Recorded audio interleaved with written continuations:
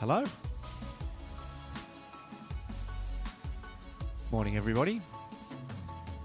Welcome back to the 2025 Malibu Australian National Waterski titles. Thanks very much for coming out and joining us. Just checking to see I'm here. I am here.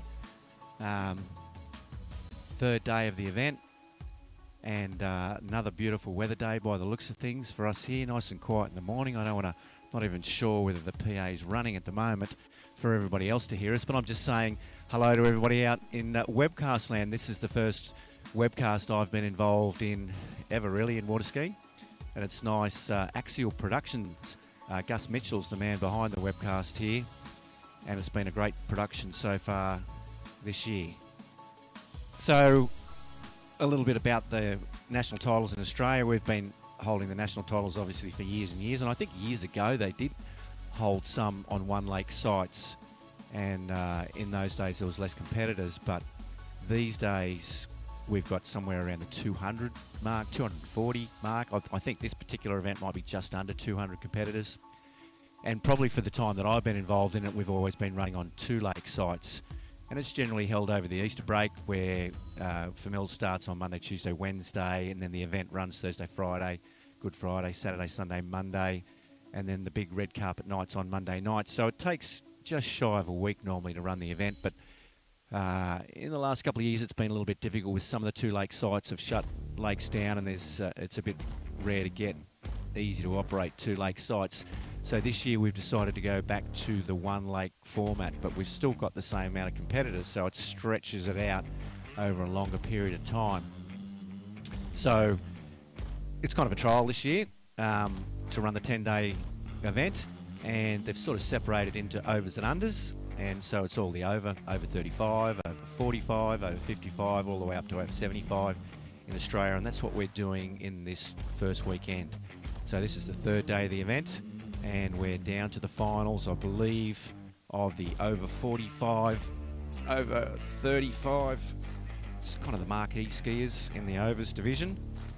And then I think we're going to have a little party tonight, so there's going to be a little presentation for the overs, because there's probably a bunch of people whose kids have moved on, and this is the only part of the event they'll come to. But you guys out there in webcast land can stick with us, because next week we've got the open divisions and the unders, and they tend to be a little snappier than us over guys. So definitely hang out for that, and we're refining what's going on here with regards to the webcast, a few different angles, and hopefully some more exciting stuff. But it's great that you guys can come out and hang out with us to see what's going on in the world. So we have got morning Quinny, that's our chairman of TWSA, Quinny over there waving to me. Where's the backhander cash that I've got today, Quinny, to keep myself going here? Yes. Anyway, we're at Stoney Park. If anyone knows anything about Stoney Park's definitely wasn't the first man-made lake set up in Australia. I think Mulwala might have been around for quite a few years, but I'm pretty sure this place has been around for, I don't know whether it might be 30 years, it would definitely be 20 years. I'm not sure what year this place was put together by Jason Stone, but it's in New South Wales in Australia, about halfway between Sydney and the Gold Coast, up in a beautiful spot here where there's lots of lovely surf beaches not too far away as well. But beautiful climate, and pretty nice rain levels as well, so they can keep this lake topped up. I don't think he does a whole lot of pumping to keep the water in there, which is a big thing with man-made lakes, as everybody knows. How do you keep the water in them? And they run a bit of a club here, and they do a lot of tournament skiing, and is a beautifully kept site. So we're lucky to have this one on the go for our 2025 Malibu National Titles. Yeah, beautiful. Just a little wispy breeze this morning. I don't know whether Gus is panning around to a little bit of the lake. If you could give us a lake shot, it looks beautiful. It's kind of quiet. A little quiet, soft start for the morning.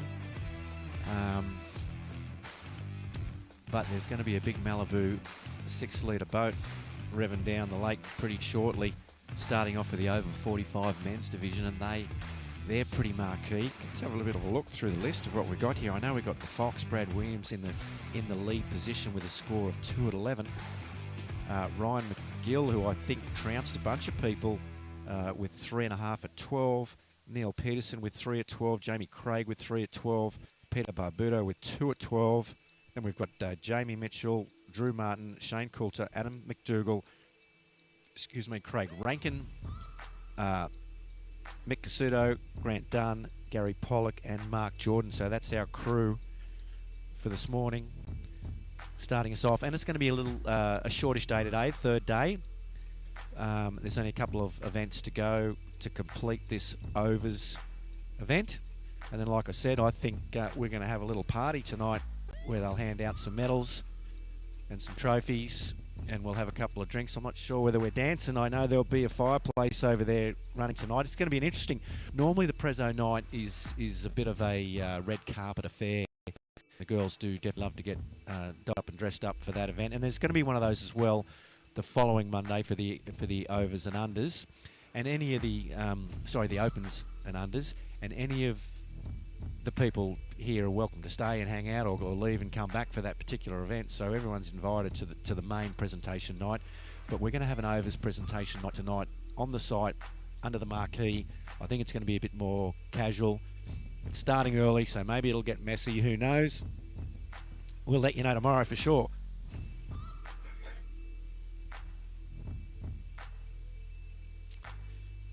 Anyway, it's been lovely that you can join us from around the countryside. We've definitely had some nice messages come in from everybody around Australia watching, and it's been a great gig so families can see the kids and grandkids ski without having to come to the event. People love to come if they're close by, but it's lovely to be able to see it remotely. And I think it's kind of nice for people around the world potentially just to have a little bit of a look. If you hear about this, maybe if you do actually hit like and subscribe to Gus's channel, to Axial Promotions channel, he's going to be covering more events like this in Australia. And I know I'm a bit of a ski junkie, and all came from TWBC. Once they started doing these productions, it was beautiful to see. And I just like to turn it on to watch some skiing from around the world. You see all different people. It's not necessarily just the pro stuff. I mean, I love watching the pros as well. And it's super interesting watching how that all pans out. It was a great season last year where there was a whole lot of different winners, obviously. But I don't mind just seeing a few of the local people skiing, what levels they're up to and what sort of conditions they've got and how their setups are. I think there's lots of nice setups around the world, obviously. This one here is pretty nice as well as far as man-made lakes go. Really nice tapered edges, little rounded rocks on the edge of the lake too to protect it from erosion, and it is skis very nicely, no backwash, perfect width. Maybe I just haven't been here with a howling breeze heading up it, but I'm sure it does get one every now and again, but I haven't seen it. So, and it's looking beautiful again today. Hopefully it just hangs in for next weekend for the open skiers and the under skiers as well. We'll end up having a couple of days off. Tuesday, Wednesday, I'm going to go for surf, I think, because there's some surf beaches around here. And then we're going to be back into it again on Thursday next week, starting probably straight into under 14s, under 17s, whatever it's going to be. We'll find out. Just a little bit of sun peeking through the clouds there now, going to shine on us to get us going. I can see a boat moving up there now, a Malibu TXI, the new 2025 hull in Australia here, and I had a ski behind it yesterday and it skis beautifully. So all good things about those Malibu boats. Lovely interior, lovely plush driver's seat. So I can't say enough good things about them and about the way they have supported us. Malibu Boats supported Tournament Waterski Australia, and we will definitely continue to support those guys as well. Now, not sure whether we need to start getting some judges in place. I do maybe wind up my PA a little bit to talk to everybody else out there, because quite often we've got to rally people to get to their judging positions. Maybe I need to turn my radio on and see where we're up to.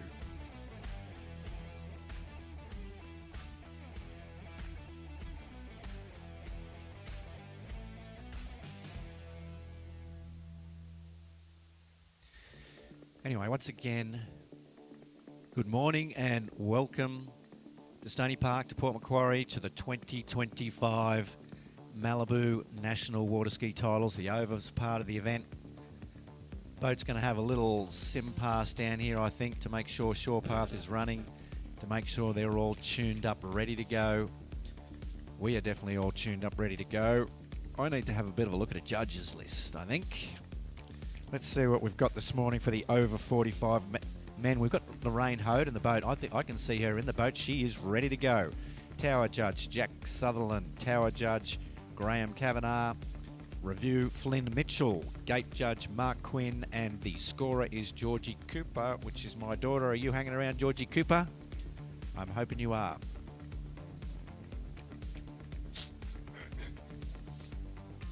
Alrighty, we are going to be starting with the over 45 men's slalom, one of the marquee events, I reckon. We've got a bunch of the marquee events here this morning. It's only going to be a short morning for everybody, so it won't take too long to get through it, I don't think. Beautiful conditions though, so everyone's going to get a good opportunity. I need to get my little calculator out here to see what's going on, to see where we all stand with regards to the over 45 men's slalom, and then the disabled slalom, and then the over 35 men's slalom is also going to run this morning.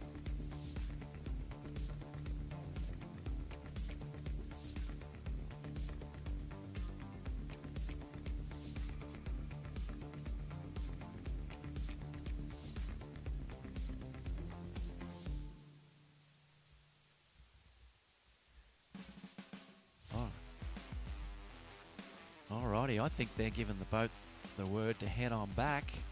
They're going to head on back and join us. Alrighty, Dan's going to come and join me. Good on you, Dan. Yes, I think so too. I love having some company up here. I reckon if you press that button, that'll put you in business. Now you had a you had a ski yesterday? Yeah, we were yesterday morning. We got our last round today. Yeah. All right. How'd you go? I skied. Fair. You're never happy. Just say fair. That's right. We're never happy until we're drinking beer later on. All right, we've got that Malibu boat heading down the course there. Looks to be Gary Wiedemann behind the wheel. He is the man. Look at that. He's got stern concentration on his face there. This is important stuff. He's trying to keep that baby right up the middle. We've got Lorraine Hode from far north Queensland. She has definitely had a bit of experience in that seat too. Makes us all feel lovely. I love it when Lorraine's in the boat and I'm skiing, because she gets so excited when you do well. She doesn't hold her emotion in. She gets excited.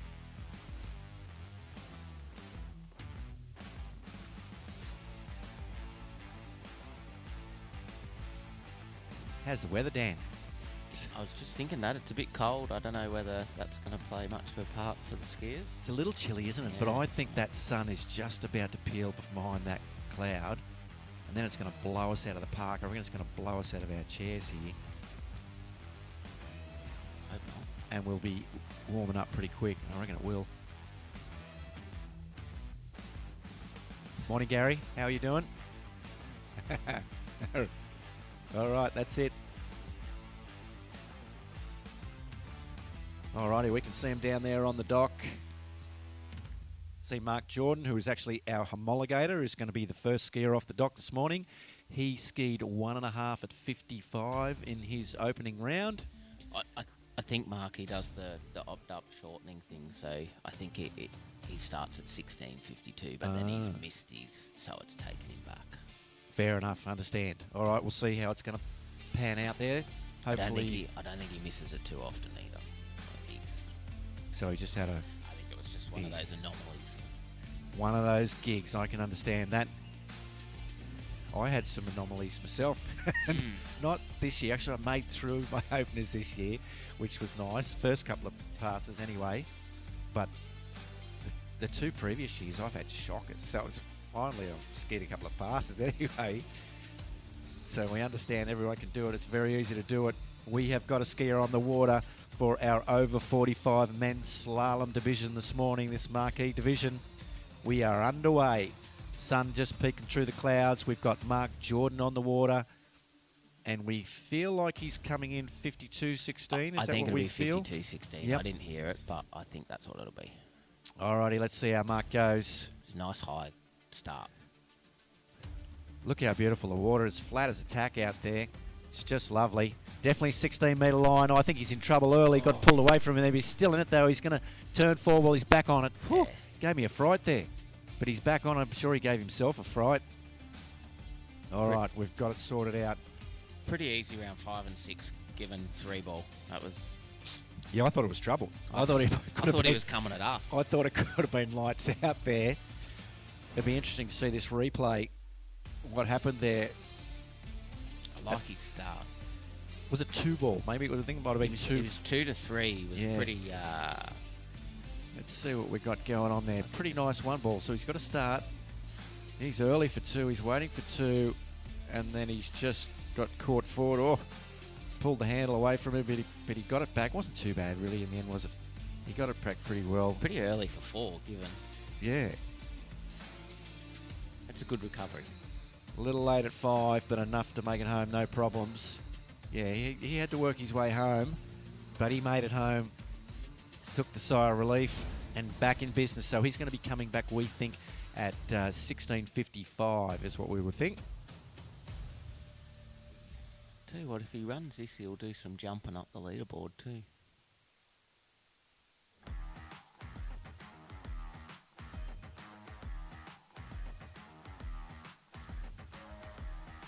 Alrighty, we got Mark Jordan from Queensland. Completed his opening pass, coming back 16:55. What do we got? He's turned 1 ball pretty nice, so he's looking good there. He's waiting for 2. Oh, a little similar to the first one. I'm not sure he's going to get out of trouble in this time. So 2 ball seems to be his bogey ball, because it was almost a carbon copy, and he couldn't get himself out of trouble this next time. Never mind, he might still be happy with that. That's going to be... That'll come down to 2 at 18 again, won't it? Because, yeah. So final score, we believe, will be 2 at 18:50.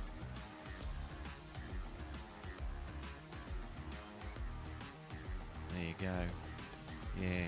Oh, he's throwing the fist. So he's happy. He knows what that's about.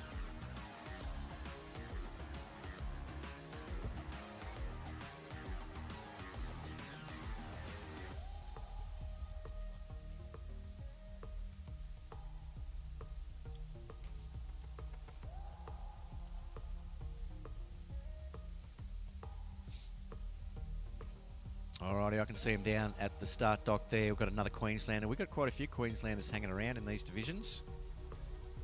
Must be the warmth up there. But we have got Gary Pollock from the Townsville Waterski Club. And he is one of the masterminds behind the bar that we're running this weekend. So Gary and Emma Pollock basically put the whole thing together. Well, I mean, Gary Smith put the bar itself together, but they've done all the RSA courses, ordered all the grog, done all the cocktail lists and things, and I'm pretty sure they're going to be busy tonight because with our little function we've got going on tonight, I think the bar's going to be hopping. So it'd be nice if Gary could get through a couple of passes here to make himself feel good about tonight. We're definitely plugging him to do well. From what I've seen, some of you North Queenslanders do dig in fairly hard. Well, I don't know. I think the fox over there isn't bad on the tooth as well. But it's not a moment for him. He's just constantly sipping away at a 4X. That's it. All right, we got Gary Pollock on the water from the Townsville Club. You can probably hear everybody cheering from the sidelines. He's looking pretty calm. Nice looking pass. So he's early. I'm pretty sure that is going to be a 52-18 opening pass. Is that a hand drag? Yeah, I think that might have been a hand drag. We're gonna have to look out for that. We'll never hear if that was a hand drag. We're never going to hear the end of it tonight about the hand drag. The riskiest looking hand drag I've seen.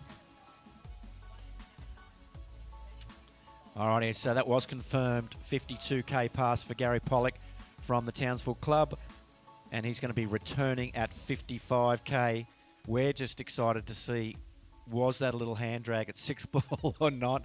We're watching the replay. Hopefully all you guys are watching the replay as well. Here he's coming in. That was 4 ball. Sorry there. He's heading over to 5. Looking pretty good. Looking calm and good. Yeah, I think he looked good. He And maybe that's why Must have felt good. maybe that's why he's done it. It Look is. at that. Can we get a still of that? Beautiful. Ooh. Quick, get the shot. It's like watching a young Randall Rogers grace the water, isn't it? Look at that. That shot should go up on your living room wall there, Yeah. Emma And then Pollock. he's almost missed the gate coming back out. That would have Bit too been much smiling. that and would have laughing. been even better if he had have, Dan. That would have been gold. Anyway, he's Tell you coming what. back. There's after a hand drag, I've done one or two. There's not much more pressure on your next pass than after doing a hand drag. Alrighty, here we go. We've got Gary Pollock from Queensland, Townsville Waterski Club coming back. I know he can run this pass too, so I'd be excited if he could run this. This is 18-metre line, 55k. This is flat out for these guys over 45 men. What do we got? He's around 3 ball. He's working now. I think he's a little late for 4, but he's definitely in it. No, he's in it. He just needs a solid 5, and he's going to get home. Oh, I don't know how solid it is. He's heading over to 6. There's no hand drag there. But it's a Oh, good pass. he's made it home. Nice job. Gary Pollock's got through 2 passes. He'll be throwing a party down there in the water now. He's having fun.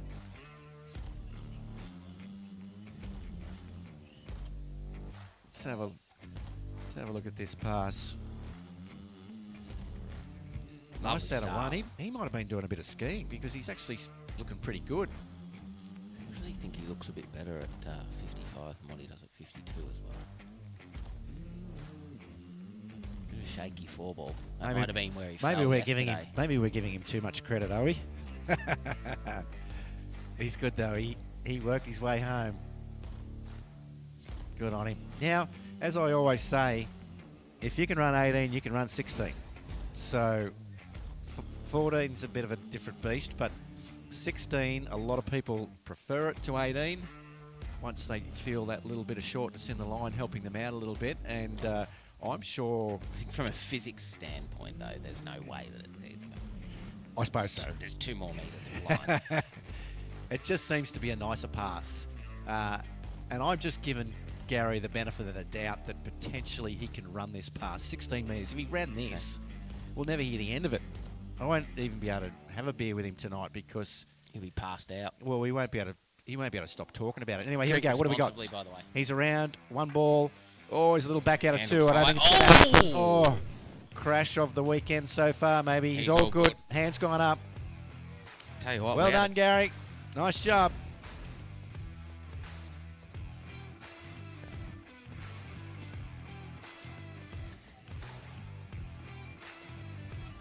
Alrighty, we believe that is a final score of 2 at 16 metres, 55k for Gary Pollock from Queensland, the Townsville Waterski Club. Doing them proud. Nice job. Yeah, let's see. I reckon I reckon Gus might be able to slow this crash down a little bit so he can get some more shots. He probably wanted to let go about here, but he knew he would only got the 1.5, so he's stayed gone in it all the way to the death. Look at that. There he goes. That's a full... He's almost landed back on the ski. So what we should do with the shot that should be on the wall will be the hand drag as one shot, and then that on the other part of the shot. Tell you what, is that that'd be perfect. Is that reflex welded on? How did that not let go? Yeah, I think he's just got it screwed to the ski. Yeah. Put it on number 10. You got well done, Gary the Pollock. loved ones down there cheering him on, and well deserved. Pretty good skiing there, Gary. What happened on number 6 on that opening pass there? You let go with the wrong hand, did you? Pretty fancy.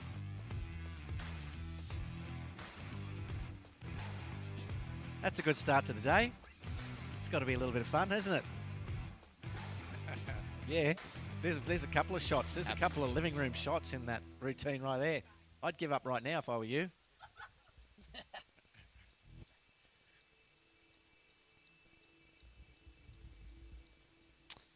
Alrighty, we've got another Queenslander on the water. Grant Dunn. And he got 5 at 16 in the first round.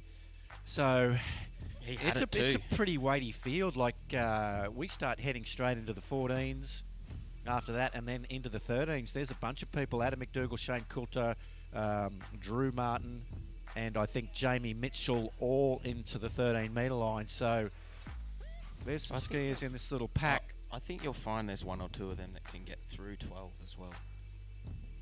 We certainly got Fox got through. He was the only one to get through yesterday. Brad Williams. I mean, the capability. Yeah, understand. So you're thinking maybe Jamie, Neil, Peter.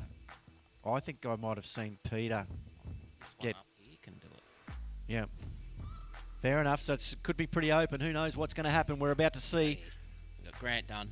Grant Dunn on the water at the moment from Queensland. Affectionately known as. Nah, he's not known as the toilet. So, I said that then, but. So where does he ski? He's a Gold Coast member. Gold Coast Ski Club? Yep. All right, excellent. He's It's a good looking opening pass. He's down there a bit. I think he does a little bit of skiing with the Sutherlands. Not too sure. Fair enough. I think. I must admit, it is actually a little chilly now, isn't it? So it's maybe a chilly start for those guys this morning. Maybe they're fractionally disadvantaged from a little chilliness. Anyway, he's definitely got through that opener. And that was a 52k opener, and he is going to be returning at 55k 18 metre line.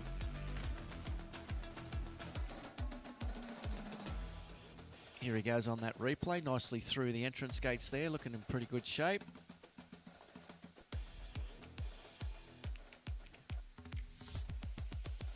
Nice one ball.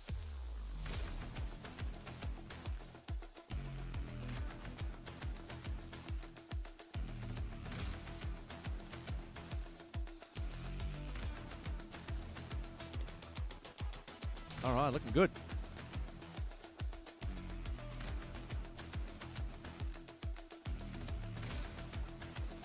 Here comes Grant back at 55. 55, pretty sure this is going to be 55-18. Could hear that boat winding up down there. Lining back up to the course.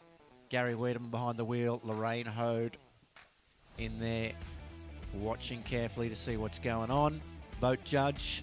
We get a good view of it here to see what the one ball's like. How did he go around one? Pretty Not good. bad. Yeah, pretty good Got one some ball. time before too. Heading down the course at 3 ball, maybe a smidge late at 3, but still well and truly in it. Actually looking pretty calm at 4. Yes. Oh, he's late at 5. He's going to be late, but he's going to get home, I think. Oh, I'm not sure he's going to.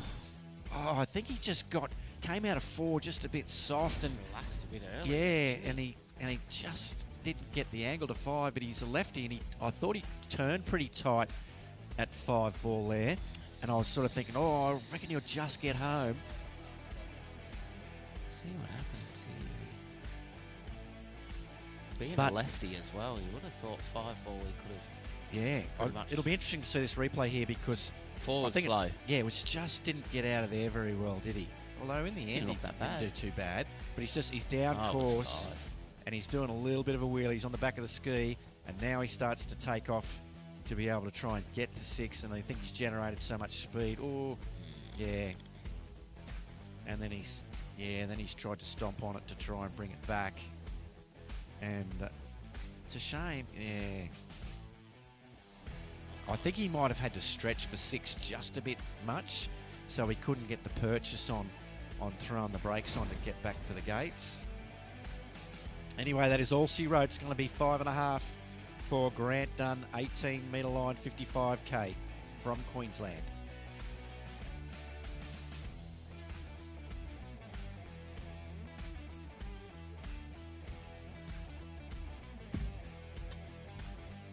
Actually, they have given it 5.25, so they have deemed that he didn't head back towards the centre of the course after he went around that ball, which is fair enough. It did kind of look a bit like that. It's pretty rare to get quarters in slalom skiing, but we will get a handful, especially when people are fighting, like more so at that top end when the quarter of the ball can really count in some instances.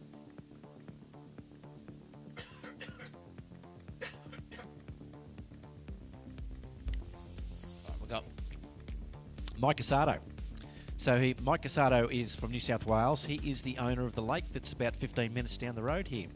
And I had a little spiel about him when he skied yesterday as well, that he's taken care of us in able to use his lake next weekend for the unders, for the overflow. All right, we've got Mike on the water anyway. He's skiing, so obviously loves skiing because he's built his own lake. Oh, no. It's not what we were looking for, though, from Mike. He'll be disappointed with that.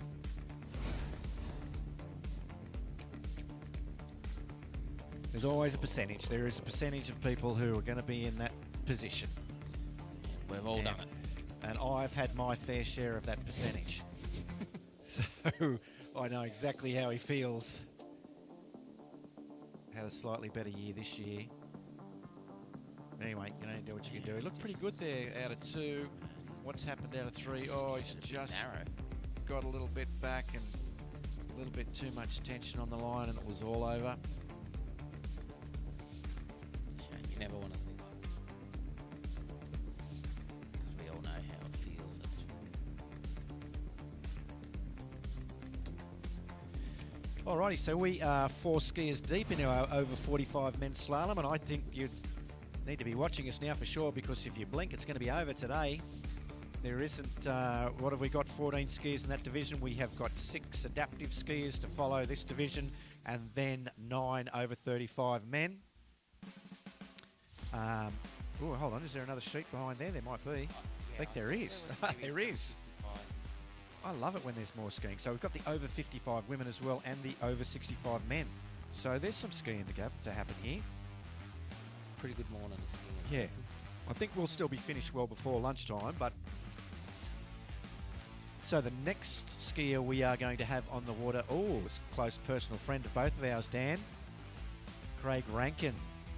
So didn't necessarily ski quite up to his regular standard in the first round, with a score of 5 at 14. I saw a photo floating around last night at dinner that looked like he was pretty clearly outside 6 ball. I saw that. The ball looked a bit funny. Yes, that's right.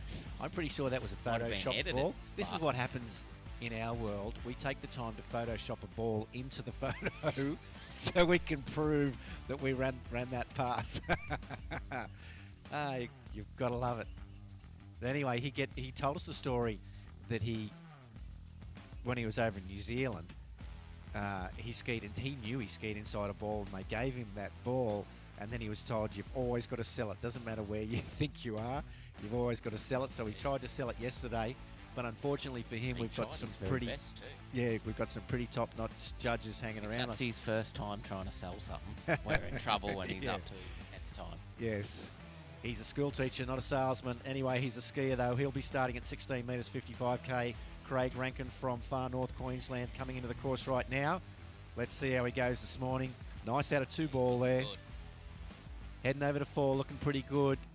Don't want to put the mocker on him now, but he looks pretty tidy on this opening pass of 16 metres, so he'll be happy to get through that.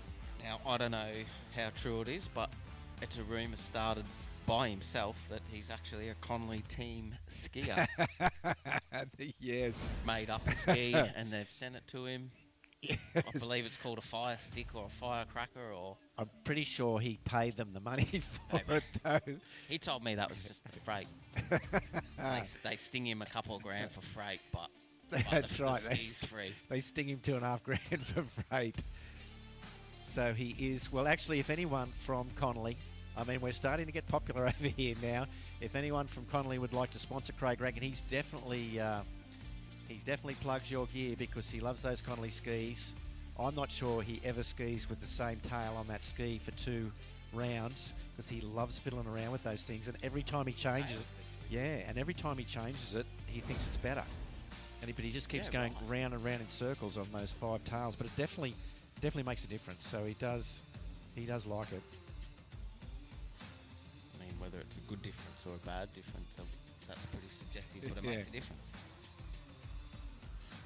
Anyway, he's coming back. He didn't get through this pass, the 14-metre pass, in his first round, and he was disappointed with that. And so we are willing him through this one. 14 metres, 55k for Craig Rankin. Can get through the next one if we can get him through this one. Let's see what we got. It's got a nice 1 ball. He's around 2 as well. He's looking on time here at the moment. Hopefully he can hold this thing together. He'll be disappointed if he can't. I think he's running a bit late. He's going to be late at 5. Oh, come on, trouble. Trouble again. Little bit of 5-ballitis. I think he was just a little late out of 4, and then he had to do too much out of 5.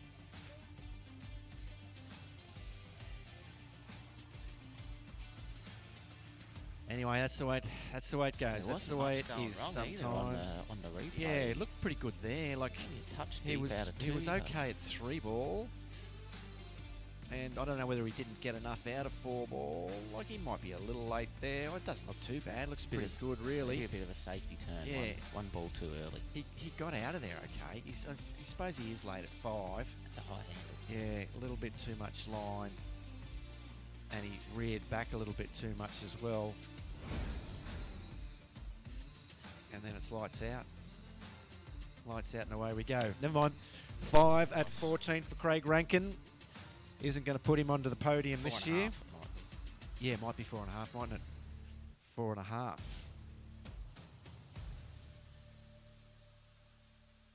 At the 14-metre line. He's, I believe he's done a fair bit more skiing this year, and as someone that sees Craig on and off a fair bit, I actually do think he's looking a lot better than what he did a year ago. So I think the score might not be what he was after, but I think as far as his skiing goes, he's definitely on the right path. Get in his ear, because he's sort of rumouring that he might have a little bit of a break now for a while because he's a bit burnt out. But he just got a Conley sponsorship. He needs to keep skiing. Yeah, that's right. He can't get off that Conley ski. All right, next skier on the water, the only skier in the overs from the Northern Territory, representing Northern Territory, Adam McDougall, who I know can ski very well. Skis up in Darwin with our good mate Craig McGlue. Lovely sight up there. I gave you a full drum on that the other day. I might even give you another drum, but Adam McDougall is out of that area, has skied up there with Craig for a number of years. Oh, he's in trouble. What is going on? I'm not even... I'm telling stories on their first pass because I'm just hoping it's going to be standard fare, that first pass, and Adam has run himself into trouble and has not made it through the first one, which is a shame. Maybe he's... it's too cold for him here. That's what it is. It is a little chilly this morning. When I say a little chilly, like it's not cold. I'm being precious there. It's not cold, but it's not Darwin heat either. And it's not far north Queensland heat. Maybe that can be a bit of an excuse for Craig. What's happened to Adam there? Oh, he's just dropped his shoulder a little bit, and that's come around tight on him and taken the handle away from him. I didn't think he looked in too bad a shape. Just looked like a mistake, really. Yeah. But like that, it's all over. You blink. Yeah. Hold your mouth wrong.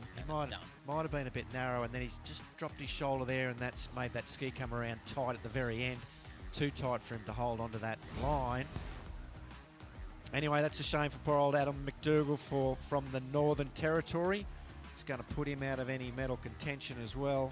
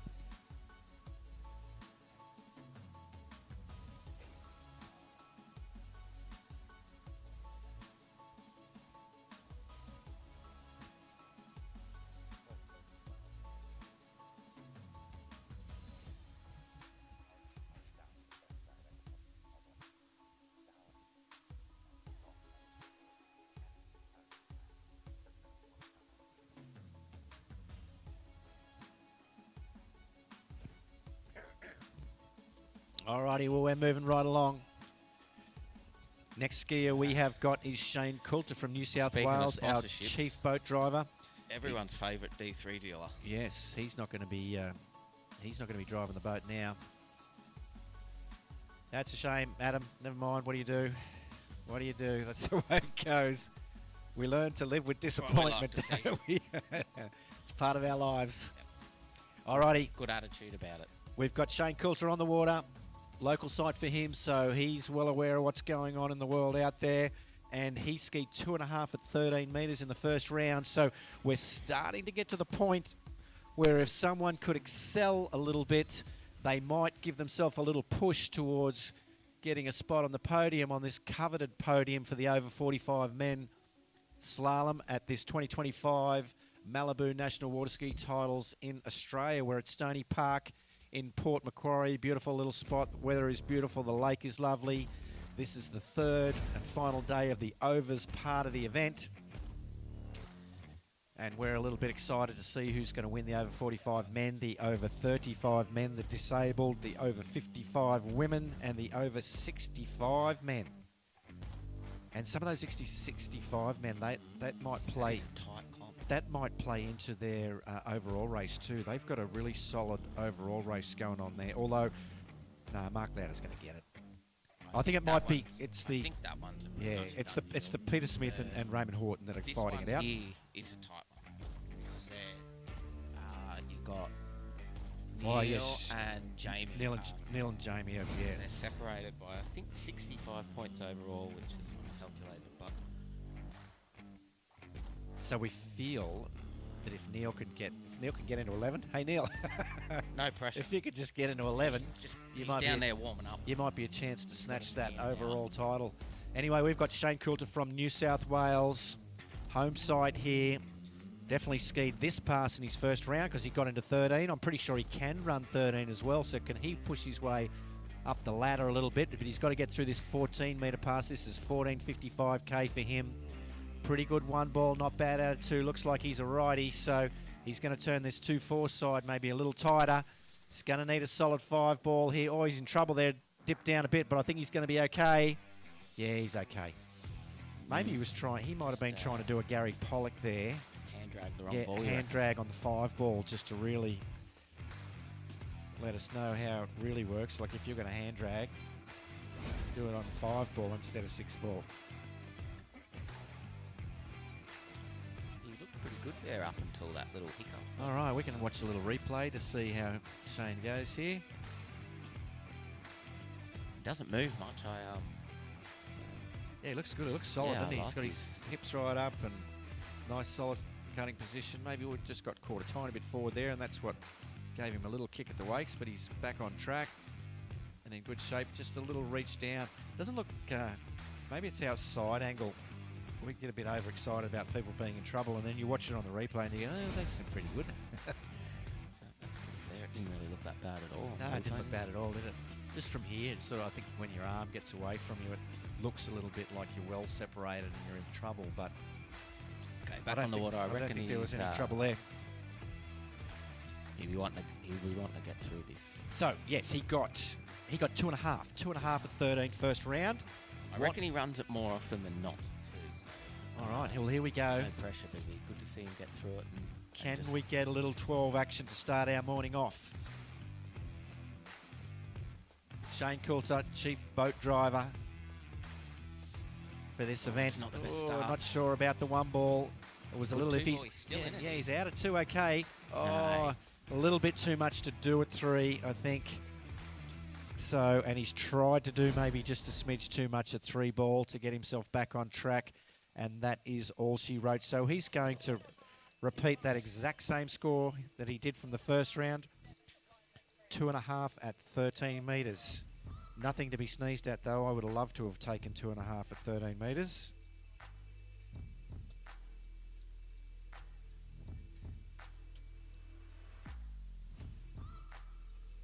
Alrighty, so yeah, I know the sun and it's heat up in a real it's almost thawing me out.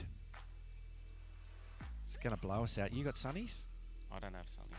I need to find some sunnies somewhere. Be in my bag in my car.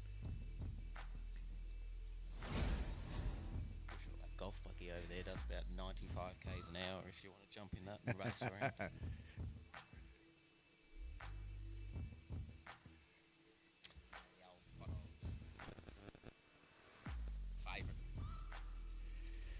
Alrighty, Dan, we've got, how many skiers have we got left in this over 45? So we've got 1, 2, 3, 4, 5, 6, 7. So we've got 7 guys. I don't think Shane's going to get it with 2.5 and 2.5 at 13. So that puts him out of contention, I kind of think. However, everybody else Drew Martin, Jamie Mitchell. I mean, those guys are going to need to run. They're going to need to get a score at 12 to be able to put some pressure on. So basically, and I think they all can because they've got scores of 3 and 3.5 at 13. Our next two guys, Drew Martin and Jamie Mitchell, I think can definitely do it, both from South Australia. They're probably down there geeing one another up on the dock. Say, let's do it for South Australia. So if they could push their way deeper into 12, or deep 12, and then a couple of our 12 skiers, you don't want anyone to fail, but that's what they're kind of hoping for. They're hoping maybe if they can push their way up and a couple of the guys above them have a little bit more trouble, then they can push their way on to the podium, and that's the way it works. In competition, can I do better than the next guy? So we have got Drew Martin from South Australia coming onto the water now. Pretty sure he might be starting at 55.16. Better check that line on the way through. That's what it looks like on the screen there. Yep, certainly looks like a 16-metre line from here. That's a nice start. Oh, a little back out of 2, but I don't think that's going to be any trouble for him. No, he's looking good now. Looking nice and slow and steady. You can tell when they're looking slow and steady that they're a good skier. It's when we're looking frantic and out of control that we're on the edge of trouble.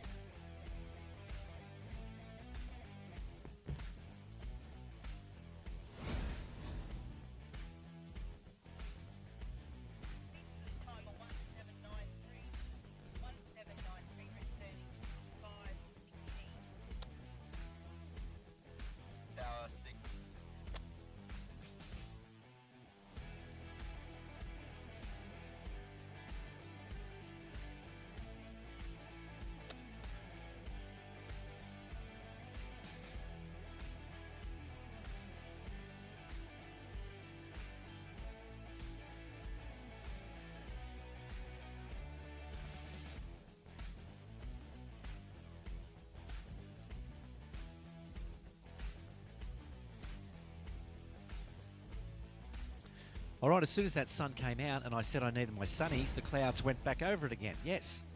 But I can run with that. I don't mind a little bit of an overcast day. So that must have been a slow 16 or 52. Oh, it might have been a 52. So 16 was still at 16, so we might have misled you, and that's maybe part of the reason that did look so slow, is because that was a 16:52 start there for Drew. Because we are still at 16 metres, and now we're going to be 16:55. Maybe better. That's a walk in the park. Yeah, that was a really nice still pass. no problems there for him. Nice pass to get him through 2 passes, and he will be coming back at 14 metres, 14:55k. Now starting to worry a little bit whether there might be a little shower hanging around. Is there? Looks starting to look a little dark and gloomy on the perimeters, and the clouds are starting to look like they might be coming in on us a little bit. Alrighty, confirmed from the tower, 6 at 55.16, and he's going to be coming back at 14 metres. He skied 3 at 13 metres in his first round, and realistically he needs to run that 13-metre line length and push himself into 12 if he's going to give himself a chance to get on the podium. Not sure where he might be personal bests wise. Yeah, maybe that 3 at 13 was great for him and his happy days. Someone in this group did get a PB, so it could have been him. Not real sure. I think Ryan McGill from New South Wales was sort of down the start list and ended up catapulting himself up the list, but I don't know whether that's right or wrong, whether maybe he skied out of his shorts as well. No, but yeah, Ryan's pretty regular there. He's pretty good? Yep. Like, that's a solid score. You've got to be a skier to get halfway down 12. Yeah. I mean, it might have been pretty close to a PB, but he's also pretty regular in 12. Fair enough. All right, at the moment we have got Drew Martin from South Australia on the water. He's run his first 2 opening passes, 52.16, 55.16, coming back at 55, 14-metre line. Drew Martin, what do you got for us? Ran it yesterday. Is he going to run it today? Pretty good looking one ball. Oh, a little bit back out of 2. Not bad. That was a little bit similar to his first pass. Oh, there's trouble. Yes, there's trouble there. So we're only up to 2.5 at 14 today. That's still pretty good skiing, though. It's not to be balked at. But it's not going to put any pressure on the podium for this over 45 men's division. Let's have a little look, see on our replay here what we got. Just looked around. I think it's just getting straight to. So 2 ball, had a little bit of slack line. Got a reasonable pull into 3. But he is late there, yeah. He might have only just squeezed around that, did he then? We go back, did he actually go around it? It's very tight.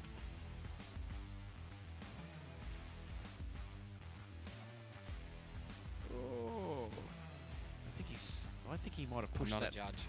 I think he might have pushed that ball down. Where's Craig Rankin when you need him? He'll tell us. Yeah, I think he might have just gone inside that, but that's a little bit irrelevant anyway. Whether it's 2 or 2.5 doesn't really matter. Great skiing though for Drew Martin from South Australia. They've called it as 2, I believe, over the radio. They have changed it to a 2. Yeah. All right, fair enough.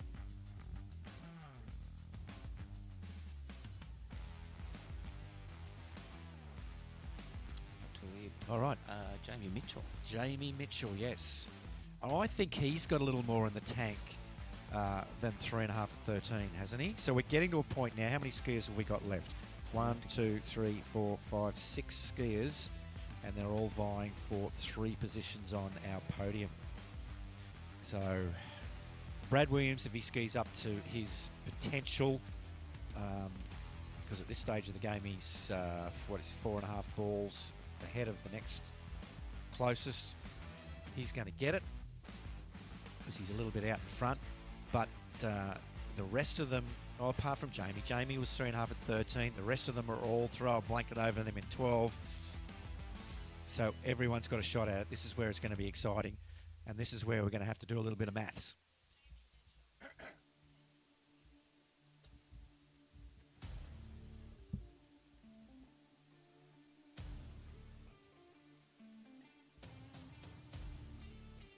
Coming in at 16.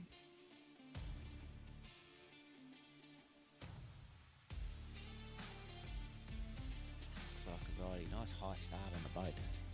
Jamie Mitchell from South Australia. What do we got? Nice around 1 ball.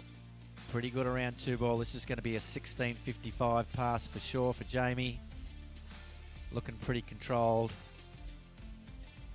And no problems. Didn't look like he skied it overly early or anything, but he never, he didn't have any funny movements. He was nice and still and happy. When you're I think around he's 7'1", I don't think. Yeah, that's right. So he was just happy with where he was at. So lovely opener for Jamie, and I'm pretty sure he can get a little bit of deep 12 action, can't he? He might be able to throw himself in the mix here. I think that's what he'll be hoping for, to throw himself in the mix.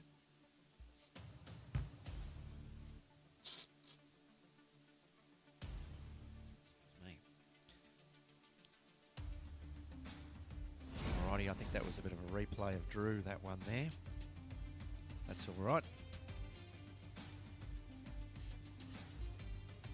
So, maybe all I've got to do is say hint of rain, and then the sun says, I'm not having that. There's no chance of that. I'm coming back out. So, the sun's out again, so it's a fight between the sun and the clouds. Hopefully the sun's going to win. We are getting towards the pointy end of our over 45 men's slalom competition at this 2025 Malibu National Waterski Titles in Australia at Stoney Park in Port Macquarie. Welcome to everyone out in webcast land for joining us. This is the Australian National Titles, the pinnacle of amateur water skiing in Australia, and we have got Jamie Mitchell from South Australia on the water at the moment, coming in for his second pass. This is a 14-metre line, 55k. What do you got for us, Jamie? Pretty good around 2 ball. Once again, doesn't look like he's overly early, but he doesn't look like he's in any trouble either, so he's looking good as gold. And out those exit gates, no problem for his second pass. All right, we've got the man himself here. We've got the legend. We heard a little squeal out of you out of 5 ball there. That didn't sound very good. You looked on time, were you? You looked on track.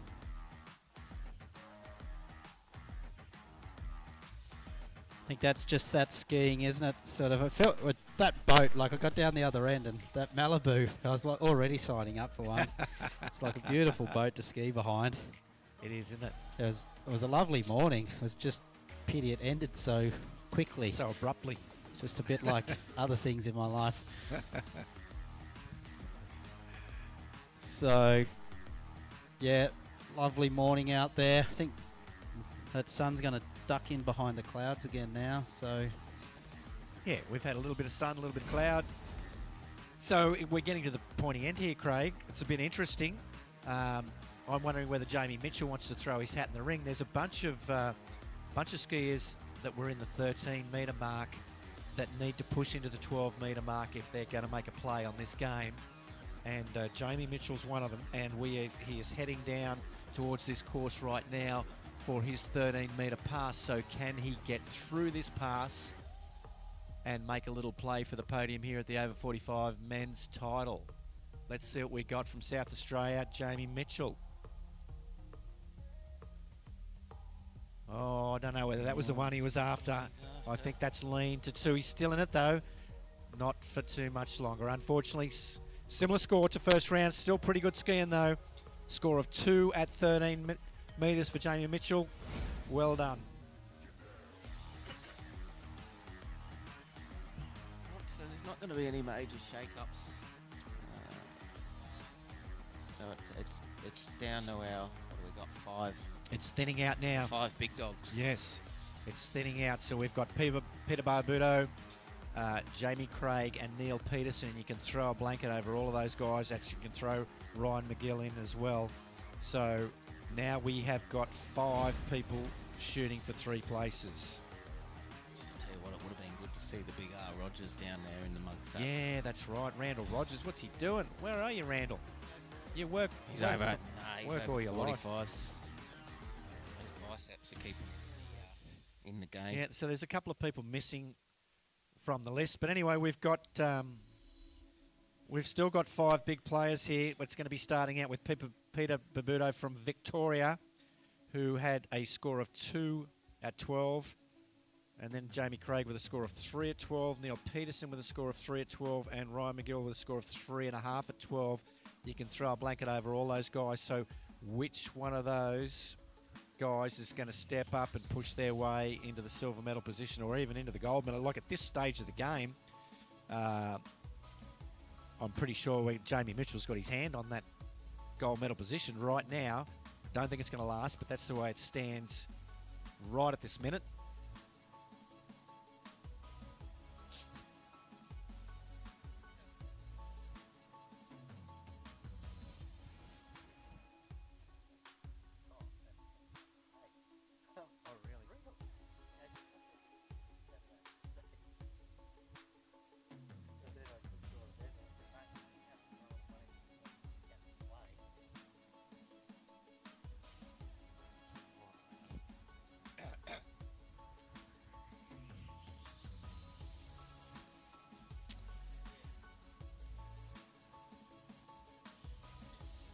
Alrighty, we are getting to the pointy end of this over 45 men's slalom competition. We've got Peter Babuto just hopped in the water from Victoria. Lorraine Hode, boat judge, just hooked him up at 16 metres, I think. Gary Wiedemann, our driver, is about to power on that Malibu boat. Here we go, going to pull us up around the island. Start speed confirmed back from the boat is 55k 16 metre line. Pretty sure they all started at 16 metres, these guys, yesterday. Apart from the Fox, who was in the lead, he likes to start on the 14 metre line. So we're going to see what's going to happen. Peter Barbuto from Victoria. Opening pass. Pretty good around 1 ball. Nice around 2, so he's heading down the course pretty comfortably at the moment. Looking on track, heading over. Oh, yeah, he was the one that's got that Omega Max that caught my eye. That shimmery green Emerald Omega Max. Nice skiing for an opening I don't know that pass. I've ever seen one then. I asked the same question yesterday. What is that? It's a syndicate ski that Chris Parrish was pumping at one stage of the game. I think it was brought out as a lower end, cheaper ski, and for some reason Chris Parrish loved it and skied it, and then a whole bunch of over 55 people in America jumped on it, and a lot of people liked it. And I bought one actually, Oh. but I didn't like it. At 2 at 12, I feel like it's done its job here so far. Oh, cool. Oh, I'm going to have a little shout out for a couple of little midget friends of mine. Bailey and Isla are out there in webcast. When so good to know you guys are out there watching me. What are you guys doing this morning? Watching some skiing. Good on you, Bailey. Bailey, and Smiley Eiley up in far north Queensland. I'm not sure how old they are. Ones and twos and threes. Twos and threes. They're having fun, and they're already starting to head around in the little inflatable skis. So we're going to see them out there in probably about a dozen years' time. The real Conley sponsorship. Yeah, that's going right. on. They can get in early on this one for sure. All right, we've got Peter Babuto on the water from Victoria coming in second pass. This is going to be 14 metres for him. Got into 12 metres yesterday, so we're sort of thinking these passes are going to be pretty mandatory for him, but you never want to say that. A commentator should never say that when someone's halfway through the course, for sure. And thank goodness he got through that past 14 metres for him. So, and he did make it look fairly mandatory, to tell you the truth. No problems at all for Peter from Victoria. Is he the one that's going to make the play for the medals here today? Probably just needs, I think Dan probably just needs to push more a 4 or a 5 at 12 to stamp your dominance on this event. I agree with that. There's a few guys coming in that you never want to ride anything down too early, but they're pretty consistent.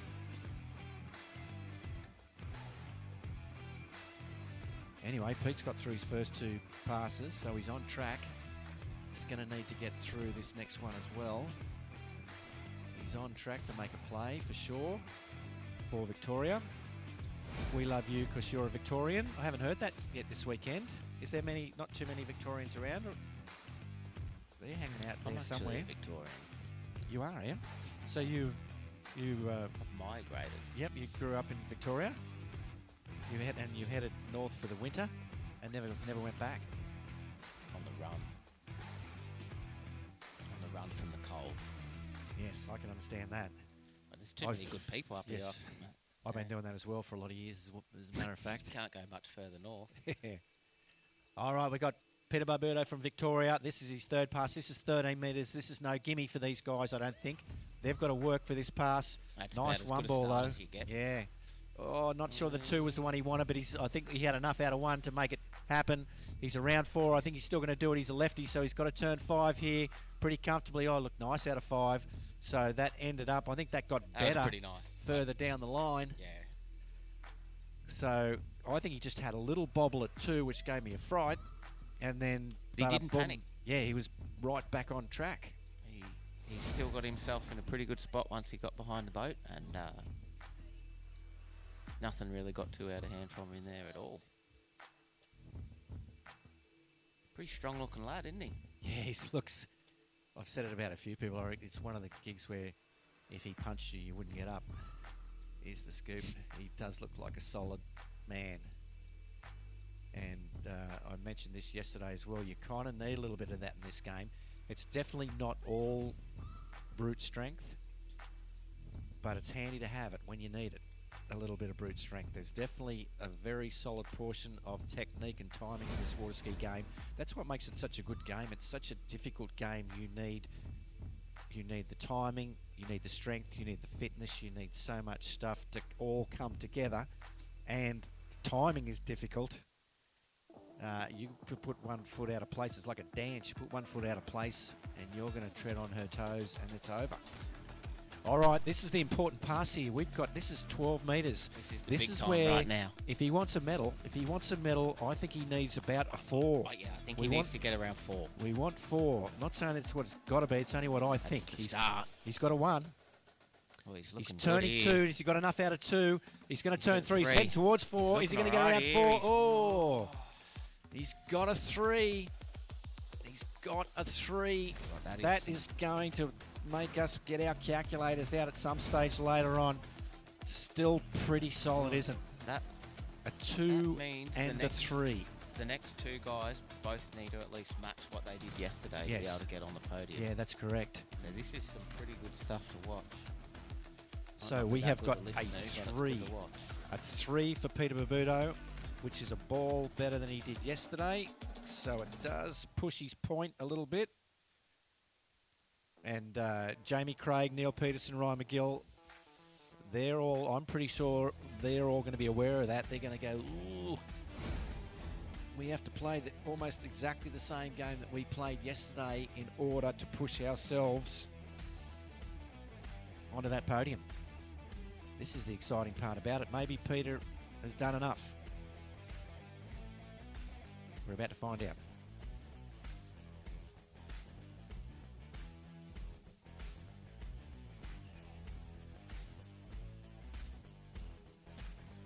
Alrighty, confirmed back from the boat there. Jamie Craig, next skier on the water. 55-16 skis down Shoalhaven Way. I spent a fair bit of time skiing down there years ago, down Nowra, south of Sydney. It is about 2 hours, it used to be 2 hours south of Sydney. That was many, many years ago. I used to go for a ski down there, but it's a lovely little spot. There used to be an old ski site called Flat Rock Dam down there at Nowra. I don't think they use that site anymore. But they've got a great big river, the Shoalhaven River, that's got a lot of nice straight sections, and you could always get out of the wind down there. Anyway, I think that's where Jamie does a bit of his skiing, but he's here today at Stoney Park, and he's going to come in at 16 metres here, 55k in that blue bib from New South Wales. Definitely a New South Wales skier. And he's doing reasonably well on this opener, I think. He's going to get home for sure. Not 100% sure whether it was spectacular or not, but he's got to the end. Tell you what was pretty spectacular is yesterday afternoon watching Jamie jump. Yeah, he's having a go, isn't he? I think I called it, Dom. That's actually the very latest cut I've ever seen towards the ramp. Diamond in the rough is what I'm calling him. He's got courage for sure. He does not hold back. I don't think he's had a lot of time practicing and working his timing out, that was what it was. The first jump that he did in the first round, he was trying to turn with a bucket load of slack, he could He have almost went in front of the jump, he was that late. Yes, I know. It looked like he was going to roll the rope up and take it home with him, and then he still tried to cut for the ramp, and he went, this isn't going to work. It was just a timing thing. I think once he gets to spend a little bit of time... Definitely wasn't scared of it either. Yes, yeah, that's right. I don't think he's got any fear. But if he can spend a little bit of time in a site like this, working some timing out, and he's probably at the 30-metre bracket, he's probably getting close to maybe wanting to pop a sling on as well and get a bit of solid coaching. I saw Murray giving him a few signals out there. Maybe Murray, I know Murray Pignan is definitely a well-qualified jump coach, and I reckon if he spent a bit of time with him... What are we on here, a Maple? This is going to be... he's on a Maple. 2014, cool. It was on his thing. 2014 Maple ski. This is 14 metres for Jamie Craig from New South Wales. Coming back, is he going to get through this one? Like I said before, we're sort of hoping these early passes for these guys are pretty mandatory, and I think he made that pass look better than his opener. Some pretty good skiing there. What do we got wind-wise? Is that... There's no... It's discernible, really, isn't it? There's hardly... Other than it being cold. Yeah. I was just wondering whether that might have been a tiny little head breeze on that pass that was assisting, but I don't. A little bit of cross. Yeah, I don't think so. Not much.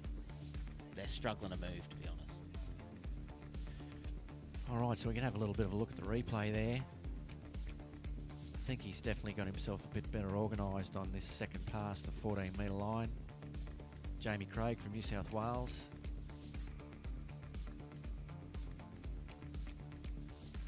Nice out of 3 ball. Pretty nice, even looking tempo there. Nice out of 4 ball. You know, all very similar turns.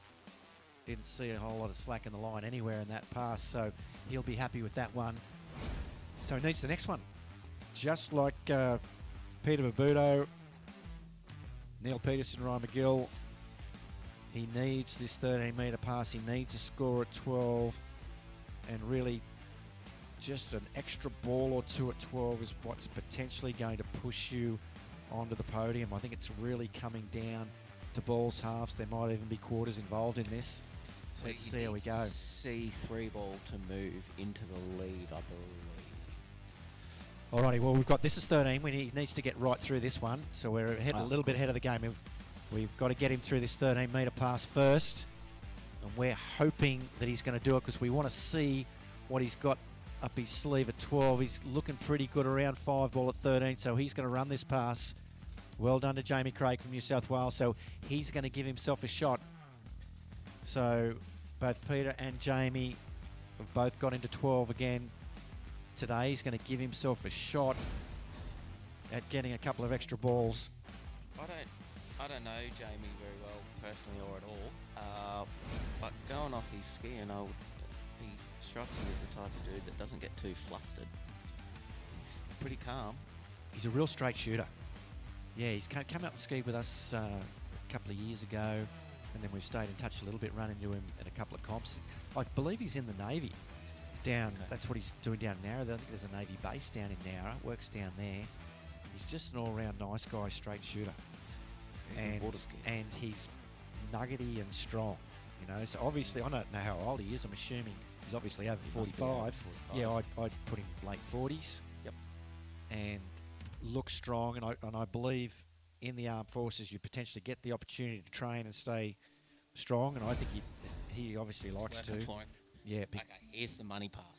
All right, so what are we going to do? What do we need? What do we think we need here, Dan? I think he needs to see. He got 3. Ball.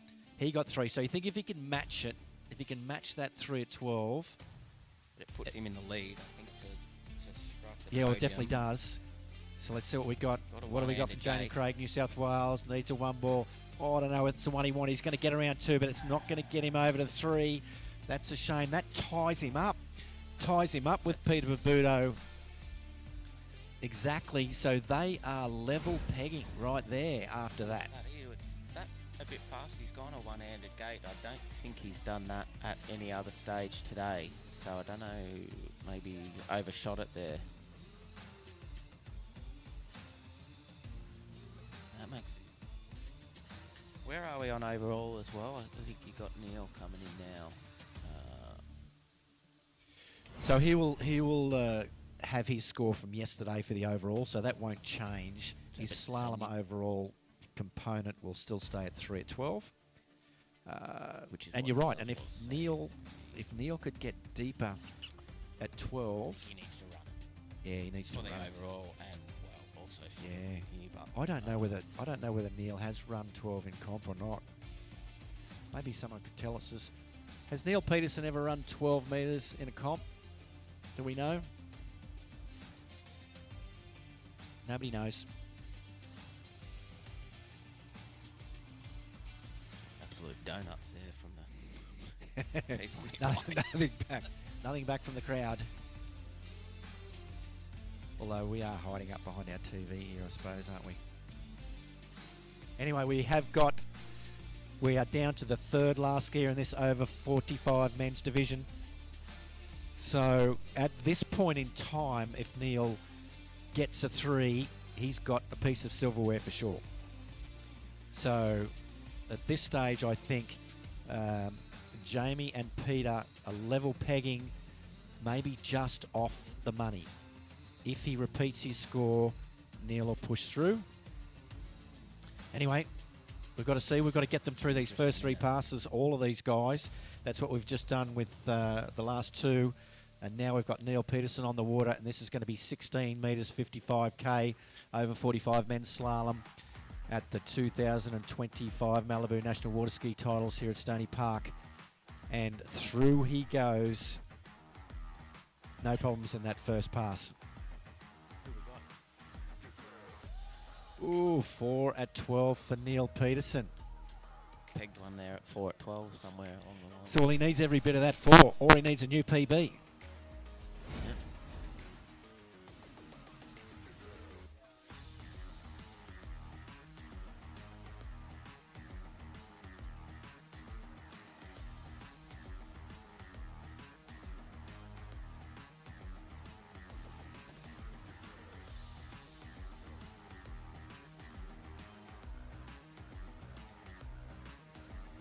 Alrighty, getting to the real pointy end now of the over 45 men's slalom. Peter Babudo and Jamie Craig level pegging. And at this stage of the game, those guys are in equal first place, but we have got 3 skiers left to go. We're pretty sure they're going to get swallowed up. Not, it's not 100%, but we're pretty sure they'll get swallowed up. But is there a chance maybe they will still find themselves on the podium? We're going to see, because Neil Peterson is heading into course now. This is going to be his 14-metre pass. Once again, we're kind of hoping this is mandatory for him, but he needs to ski it. Needs to ski this one and the next one. Let's see how we go. Let's call him through 14 metres. Lovely view of one ball from this end up here. Pretty nice one ball for Neil. Obviously a righty. You can see coming around one ball there. Looks on track. Big and tall, big character on the ski there, big and strong, and no problems getting through that second pass, that 14-metre pass for Neil Peterson from Queensland. Yeah, we've got a bio on Neil there. There's a few bits and pieces. Fun facts about Neil, or Neil-O. Skis out of Isis. Trick 1750, I feel like he might have knocked that over. Yeah, he did. He's beaten his PB in trick. He scored 19-something in trick, so he has skied a personal best in trick. And so who's to say he can't ski a personal best in slalom here? His favourite food is his wife's gourmet. I believe they pronounce it gourmet. Gourmet. Chicken pie. Oh, gourmet chicken pie. And his favourite colour is black. So he's on a Radar Pro build, and he looks to be making it work pretty good for himself at the moment. Yeah, I must admit, I kind of like those skis myself. Actually, Radar being one of our sponsors, we need to plug them a little bit more. I'm a Radar rider. Oh, Craig can be a Connolly tell you man what, all he likes. The podium could be seeing a bit of Radar action. Yes. Any chance? Well, the Fox is on a Radar too, isn't he? He is. I'm pretty sure he is. So he's got his own banner, but out on the water we've got Neilo coming back in at 13. 13 metres. Has to run it. Needs to get through this pass for sure. What do we got? Neil Peterson from Queensland. 13-metre line. Looks sort of on time to me there. Turning 4 ball. Oh, a little bit of slack line at 4 ball. What do we got? Needs a big 5 as a righty. Is he going to get it? I think he's going to get it. Yeah, he's got out of that pass. Gave us a little heart palpitation on the way there. Yeah, but he got it. So, yeah, I want to go back to that Radar thing, because Radar are definitely sponsoring this event, and they need sponsored skiers like myself. I'd be very happy if they send me some skis. I'm not sure what combinations they've got. Have they got that big fat one? You know, the Big Easy. Yeah, the big 72-inch one. That's what I need. That'd be handy, so I can slow the boat down a little bit more for myself. I got a joke for you straight off Neelo's bio. All right, we've got the dad joke. What's the difference between a bad archer and a constipated owl? A bad archer and a constipated owl? A bad archer shoots and never hits. I don't get it. Shoots and never hits. There must be a typo there. Nothing. I don't think it's got anything to do with delivery. The words are the words. Anyway, here's the scoop. We need to be thinking about what's going on here with Neil, because a piece of 3 ball is going to put him into the lead here. This is what we're looking for. Podium at 3. A piece of 3 ball. His personal best is 4. Needs a 1. I'm not sure that's the one he wanted. He's going to get 2. I don't think he's going any further than 2, to tell you the truth. Oh, Wow. man. You know what's going on now? We have got Got a three-way tie for the lead. Exactly three-way tie for the lead. Peter Barbudo, Jamie Craig, Neil Peterson. Chances are they're going to be sharing it. We're not having runoffs at What's for third place, but it won't be for second. But how are we going on it? it's a perfect draw. Perfect. I don't know whether it goes back to ratings. That'd be interesting to ask Belinda over there what we do with, because that is 2 at 12. Now I think they would run runoffs for first place, but they're not going to do any runoffs for the minor placings. So those guys might be sharing that third place. But I suppose it depends a little bit on what Ryan McGill. I don't want to put pressure on Ryan, but he's going to ski in a sec here, and he had an extra half a ball, 3.5 at 12. So if he gets 1.5, we've got a 4-way tie. Yes, That's a long way away. I think that's correct. If he gets to 2 ball, he's a clear leader. If he gets to 2 ball at 12, he's a clear leader. And really, that's all he needs to do to guarantee himself the silver medal position. That would put him into the gold medal position, but it would guarantee him the silver. It's a very big all he needs to do, though.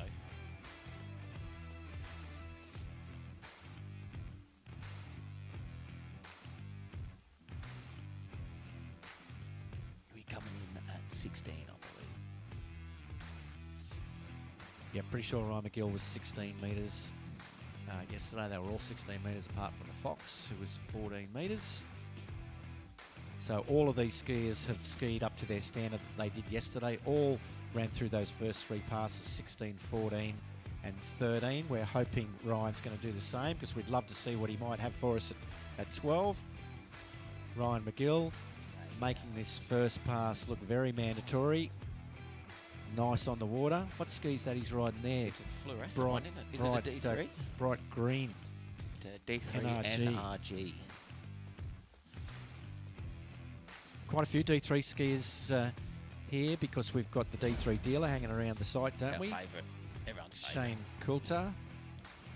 So we Shane. definitely know they are good quality skis. There's lots of guns around the world riding D3 skis. But we've got a bunch of players. We've got radar skis as well. And there's a couple of Connolly people here as well. There's all sorts of stuff going on. What else have we got? Fine. Conley's going to play a pretty big part in the Open. Yes, that's correct. Just jump in. Being a Connolly person, I did hit a bit of a Connolly story down on the dock this morning. A few skiers went over to Mike's place yesterday to have a bit of a play around, and I hear word on the street that Lucas tried the brand new Connolly. I don't know what is there if a it's new one, is there? If it's just a new C1 or the C1's done something, but Lucas tried his old ski, his old C1, and then I'm assuming it might be a new C1, or could be something we're not. Could be a prototype. Could be a Lucas Cornell model. Yes. Could be an LC. LC I like that. one. All right, we've So got Ryan on the water. Ryan McGill, 14-metre pass. Once again, we're hoping this is going to be easy peasy for Ryan. Let's see how we go. Nice 1 ball. Waiting for 2. He's looking good, you know, like, come on. I hate it when I say that and then things go bad, but he is looking really good. He just kind of looks a little early, or just a little more on it maybe than the last couple of skiers in these opening passes. Does that mean he is focused enough to want to push himself ahead? Like, he's half a ball ahead of the pack, and they were a smidge down on yesterday, apart from Peter Babuto, who skied an extra ball. Anyway, like I keep saying, we've got a 3-way tie for those 3 skiers, and we are wondering whether Ryan, it's kind of looking a bit like he's got the goods, might be able to push himself ahead of that pack. On the replay, something kind of happened at 3, it looked like, but again on the replay you can't actually see it, so maybe we're seeing things here. I've just got Craig, I think, doing burpees behind me. What are you doing? Why are we shaking? Trying to warm yourself up. I'm just getting ready for pre-season. Put me back in, coach. Shame legs like that to be taken. And finishing our chat off now that we're sort of wrapping up, this season, Nationals, having a bit of a chat.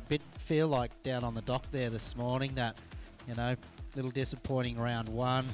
So it's like the footy team going into the grand final after a very long season and going into the last quarter feeling like we were getting absolutely pumped and just wanted it to end. Looking forward for Mad Monday. I know someone who hit a bit of Mad Monday last night, actually. Yeah, well, we've got a bit of Mad Monday tonight, hopefully. Actually, it can be Mad Monday. Oh, I'm a bit worried about Ryan McGill's in trouble here at 13 metres. Come on, Ryan, get back on it. We want to see you through this pass.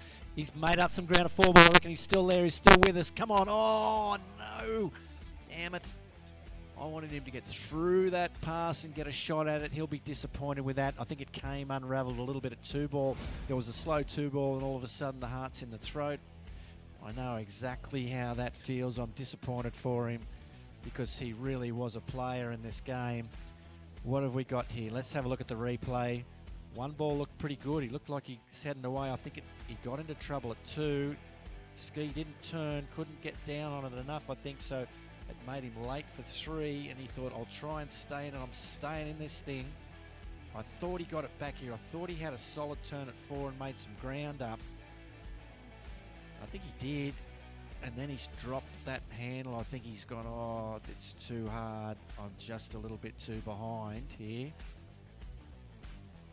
And he is a righty, so turning tight at 5 ball is a little more difficult. And then I think he's dropped that handle down and nearly skied over the line, and it's all over. All right, well, that's the way it goes. That's the way the cookie crumbles. Ryan McGill getting 4.5 at 13 metres. Still very respectable score. And what it does for us second, is we have and fourth are all locked up. We have got a 3-way tie for the lead at the moment. With the big Peter man, Barbuto, Brad. Jamie Craig, Neil Peterson are all level pegging in the lead. It says on Brad's bio that he skis at Perseverance. I thought he skied it. Now, Paladin. we've got the Fox. What have we got to get the Fox through here? So he was how many balls ahead there? He's 5 balls ahead there, isn't he? So He's got to get 3 at 13 for the win. 3.5 at 13 will win it. 3.5 at 13. I don't think he'd be too worried about that. It says here he can solve a Rubik's Cube. He can solve. Brad Williams can. He can solve it. A Rubik's Cube. I can. I never learned how to do it. Once you learn how to do it, isn't It's it pretty easy? easy, Yeah. yeah. You just got to learn how to do it. You just got to know which ways to rotate it. You do the same thing over and over, and Yep. then you flip it. And eventually it comes. All right, from Queensland, skier on the water, we've got Brad Williams, who was a clear leader in the first round. And if he skis up to his potential, he will win the over 45 men's slalom. He's got it all in front of him. Heading out there now. He'll be starting at 14 metres, 55k. Brad Williams, Queensland. What do you got for us, Brad? Looked nice out of 1 ball. Pretty good out of 3, making it look fairly standard there as he heads around 5 ball over to 6. Right, nice pass. So we don't think Brad needs to get too far up this next pass to lock it up, to tell you the truth.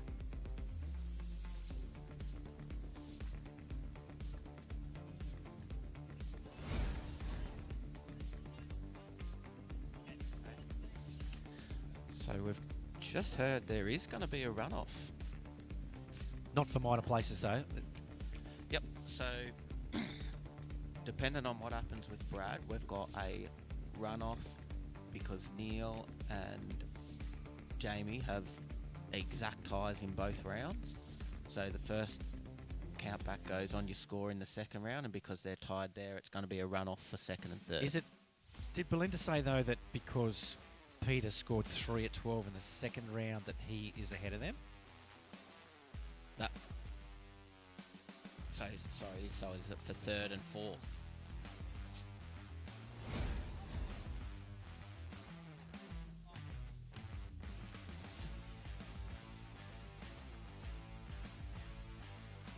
Okay. Wow. How exciting. All right. not too worried about that at the moment. We've got Brad's got to see 4 ball at 13 to actually win. Right. So it's a pretty good one. It's early for 2. It's pretty regulation stuff, I think, for Brad here. It's not too much trouble. Round 4, 5. That's about as easy. That's the best 13 we've seen all day, hands down. Oh, I think that's the win. I think that is the win for Brad. That's done and dusted. Brad the Fox Williams, he has sorted it out and he's made it look easy as well. So, yeah, it is exciting stuff. I'm still trying to work out exactly what's going on, but don't run away, Jamie, because there's a chance you might need to ski again here shortly. Yes, so I can a run-off for 3rd place. Just waiting for the score to come through, confirmed now on the radio. So we've got Brad in first. We've got Peter Babuto is going to take gotten 2nd place because his score for today was higher than the other 2 scores. So even though the aggregate is the same, the second round is prioritised. Perfect. So good on you, Peter. You're going to get the silver medal by the looks of things. We have a runoff. And there is talk that we are going to have a runoff for 3rd place between Jamie Craig and Neil Peterson. Ryan. Oh, that's fair enough. That's fair enough.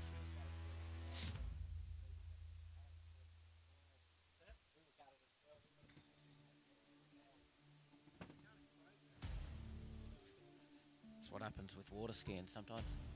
So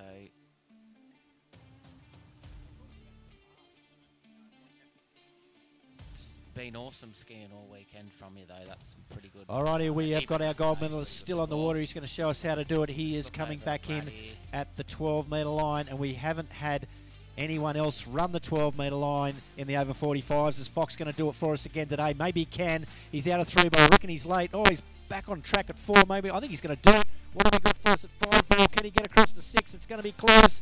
I think he's squeaked his way through there. Happy days. Pretty good. He is just I tell you what, a hammer on top Brad does look pretty good of that event. He said, I'm gonna get I own the over 45 men's slalom in Australia at this point in time by running 12 metres in both rounds, so there'll be scores at 11. Very clear leader. Well done, the Fox. Brad Williams from Toowoomba, Queensland. So I just got Ryan with me, Coops, who was that a PB in the first round? Yeah, PB for me, 3.5 at the 12. So, yeah, I can't be too disappointed, right? Peaking at Nationals. I actually thought you were in it yesterday too. I thought you were going to see the back end of it. But, I think you actually skied pretty well today. Fair bit of pressure. That's probably the first time you've been in that position. Yeah, for sure. It's only my 2nd Nationals, so I can't complain being in the hunt for a podium. I don't think you should be too disappointed at all. I probably need to go away and get ready for next year and come here with a bit more mentality that you're a pretty big chance of getting it and see what happens there. But that's pretty awesome skiing this weekend. It's good to see you. You're a pretty nice fella, so it's always good to see the nice fellas do well. Yeah, thanks, mate. Ski well later today. Thank you. Here comes Brad on 11. All right, we've got 11 metres here. Brad Williams turned around 1 ball and around 2, so that is going to be a score of 2 at 11 metres, and that is going to well and truly do it. I think he's coming over for some accolades. Likes a little bit of tunnel action himself, the old Fox. The winner of the over 45 men's slalom title in the 2025 Malibu National Water Ski Titles.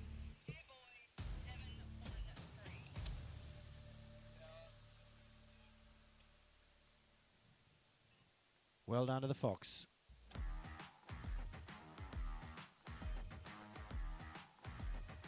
That is 2 at 11 2 days in a row is some pretty serious water skiing.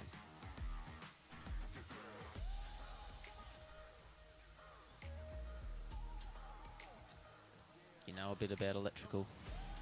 Just a little bit about the game. Actually, I just got some word back from the tower that we were distorting a little bit when we get excited. It's hard not to get excited while we're sitting around here playing this game, seeing that sort of stuff. It was so close, and I think we've got a little bit more excitement going on. I believe it is going to be a run-off for 3rd place. So the way it's panned out, unfortunately Ryan's dropped himself out of the game by not getting through that 13-metre pass, but we have got Neil Peterson and Jamie Craig have tied today because their scores are fully level. 2 at 12 today, 3 at 12 yesterday. Peter Babudo, his score is prioritised from today, so that 3 at 12 puts him into third place. So we've got the Fox Brad Williams as the winner, Peter Babudo from Victoria as second place, and we are about to see a runoff between Jamie Craig and Neil Peterson for the bronze medal position. Don't normally run off for lower places, but I think we've got the time on our hands, so we're gonna do it. It's kind of fun. There's been a bit of talk about this being the marquee division, especially by those that are in the division. I don't know that anyone else has said it, but Yes. but what a way to finish it with a. Now I think traditionally runoffs are going to come in at the last completed pass, which will be 13 metres. So they're going to come into course at 13 metres and need to get through that. It's been a little while since the pair of them have skied, probably 20 minutes or so. Apparently Neil Peterson's first skier on the water, so he's going to be the one that's going to get the first shot at it at the 13 metre line. And is it good to go out and put the score on the board, or is it better, especially in this scenario, if you never practice, if Neil goes out and can't quite get it together and then Jamie knows, all right, I just got to get to 4 ball or whatever it is. Anyway, we're about to see how it's going to pan out. I've never been in this situation. I don't know that either of these guys have either, so who knows what the best... I've never been in a runoff, actually. I've never been in a runoff. And I agree. Probably I doubt either of these guys would have been in a runoff either. So it's a bit exciting for them. So Neil's going first by the look of it.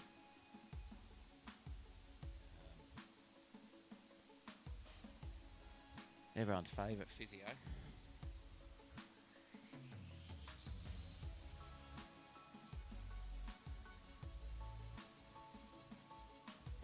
I wonder how many runoffs Gary's driven for. Probably a couple. Yeah, I would suggest Gary. Been around a while. Yeah, he's been around for sure. Even though he's young. And we can definitely get some runoffs, certainly in open divisions and so on. And first place, you're definitely having your runoff for first place. I think it's really probably just because we've got time on our hands that we can do it today. Anyway, got Neil Peterson from Queensland coming in 13 metres. Not sure whether he's ever practiced coming in at 13 metres. What's he going to do for us? He's had a pretty good 1 ball, not too bad out of 2. He's running this pass at the currently heading over to 4 ball, and if he can get a decent 5 ball, he's going to run this opener. What have we got? Heading over to 6. Did he squeak around it? I think he did. That is pretty good. 13 metres off the dock, so he'll be excited about that. That's going to put some pressure on. So when I was talking before about whether you want to go first or not, I reckon Neil is happy that he has gone first now. And Jamie Craig knows what he's got to do. That is pretty big potatoes on the man to go out there and do that in the cold. He would have been warming up since he skied. He's pretty partial to a warm up. Water conditions are beautiful too, so that helps a little bit. Like it's almost glass out there. I don't know that he had the best 2 ball, but he held it together, and there's not too much wrong with that. Yeah, it actually looks pretty good, doesn't it? Pretty good pass. It does look pretty good. He's hooking up well, and he's in a pretty solid position directly behind the boat. On a radar vapor that's getting it done. There's a fair bit to be said about those radars, maybe. I've got an old one, 2020, my radar vapor. I could do with a new one. I wonder whether someone would just send me a new one. I thought maybe if I just good Goody Waterskis were still looking at you for a... I did like the old good skis, but they're too expensive, too difficult to deal with because... But you're an electrician. You get it over here. Well, I don't think money was an issue. Anyway, we have got Neil Peterson coming back. This is important stuff. Every ball here counts. What have we got? He's around 2 ball. Oh, you know what? 12. That could even make a little play right there. We will be listening to what the radio says there because... Is that 2.5 or is that 2? I mean 1.5. Or is it 2? It is 1.5. And I'm not saying the door's ajar, but that makes it maybe slightly ajar if Jamie Craig can get through this opening pass. It is ajar, but it's also a long way away. forward there. I thought he was almost going. He's got the strength to hold that. Being a physio, though, he knows what could go wrong there if he... Yeah, it's close here. It's going to be close. Tell you what, regardless of what happens, that is some awesome, awesome skiing to go into a runoff and run 13. Yeah, definitely 1.5. I don't know what I was dreaming about too. That is, that's 1.5 at 12 metres. So basically, I think what we need, what Jamie's just got to get through this. I mean, it's still to get to 1.5. You know, when you know it's 1.5, I've got to ski around 2 ball. Then You one gotta hang on to one ball. one first. ball gets very scary. Can I turn one ball? You know, that's the deal. Anyway, Jamie Craig's going to get his shot at it, and we're gonna have a decision here. Strange. There's a small chance they could tie it up again as well. Who knows? Yeah, well, that's true, actually, isn't it? Everyone's favourite. Well, Scottish, I think. Scottish. Yeti Pullick. don't want to say that he was Welsh on the microphone and have him come over and punch me in the face. Yeah, they get feisty, those.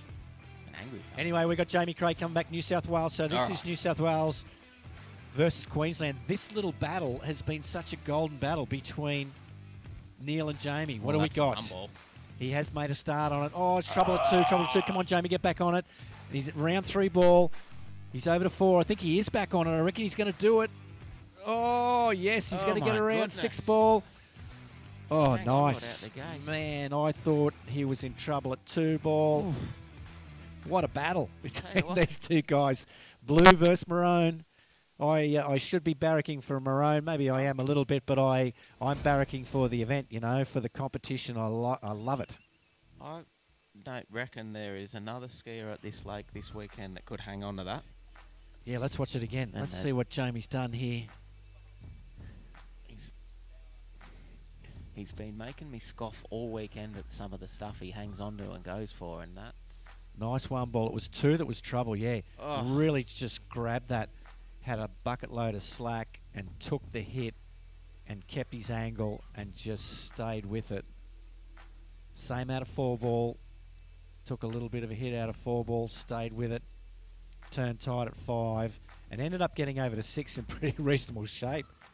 So not too bad, but then he reared back a little bit as he turned 6, gave himself a bit of a heart palpitation to get back to the gates as well. Anyway, here we go. What do we got? Well, this is where maybe it was slightly ajar. He needs a 1-2, that'll do, and that will be the win for Jamie Craig. Let's see what we've got here for Jamie Craig from New South Wales. Surely there won't be a draw here. He's a righty. Is he going to turn? He's a lefty. He's a lefty, so he should be able to turn 1 ball potentially. Oh, he's turned it. He's going to get there for sure. Stand up. He will stand that up. He's heading over to 3, is he? Oh, he's turning 3. What's he going to do? He's just going to run it just for the hell of it. He's around 4 ball, heading over to 5. Oh, I think he's run over 5. Well, he's definitely taken that event there now. He just should have done that in the second round, and he would have been straight up there. Nice skiing. Lovely skiing and a runoff from JB Craig from New South Wales. Definitely not the best gate. Must have had a lot of adrenaline. I think he was... I reckon he was going to stand up at 2 ball, and he went, God, I'm so early here. I might as well just he was pretty early, wasn't he? Turn and go. I'm going to turn and go. Like, I think any other mere mortal would have just stood up and skied back to the wakes there. Just turned 3 ball, nice tight, and found his turn 3 ball nice and tight with some line, and he's gone, man, I'm still in this. Let's have another turn. Just a little bit too much slack to deal with there at 4 ball. And it's just pulled his shoulders forward a little bit so he can't get the momentum over to 5. Anyway, that was a super exciting event, those over 45 men's slalom. That's heart in the mouth stuff. And congratulations to all those guys. We have got Brad the Fox William taking out the gold medal. We have got Peter Barbudo from Victoria taking out the silver medal. And in a very exciting runoff, we've got Jamie Craig from New South Wales taking out the bronze medal. Well done to Neil Peterson, who gave us heart in our mouth stuff. That was excellent skiing. Great that both of you guys could get through those opening passes on the runoff, 13 metres. Ever tried that, Craig, running in at 13 metres? No. No, maybe we could probably we set should. up a little comp where we have to... You have to go in at your Well, top. we're kidding ourselves. Let's just try and run our opener. That's right. Let's just try and get our deep water starts. I want that extra Surely. 15 foot of line. I'm probably thinking, no. I don't know what that final score was. It looked to me like he ran it over. Oh, he did get 5, did he? I'm not 100%, I'm not PB. 100%. I'm not 100% sure that's official. I'd like to hear that officially, because I kind of reckon he might have gone over the top of that thing. That's But pretty it was impressive, though. definitely good skiing. Righto, well, Mel's got to ski a bit later, so good luck. And who have we got up next? We've got our adaptive skiers with start list of 6. So look at the conditions. I know, what a beautiful morning it's been. It's been just lovely out here. And I thought maybe a little bit of rain was coming in. Every day here, I thought maybe there's a little bit of rain coming in. And then it just glasses out. We get the semi-overcast routine, a little bit of sun, a little bit of overcast. Like I kept saying, I can live with overcast because you're not getting baked by the sun anyway. And it's just flat and glassy out there and beautiful. Just having a look at the webcast starts in 11 minutes, 11 and a half minutes. I've been around the marquee this morning and lots of comments about how on point the telecast has been. And I think, as we know, Gus and Axel Productions, get on him. Hello, Georgie. Let's start setting the standard.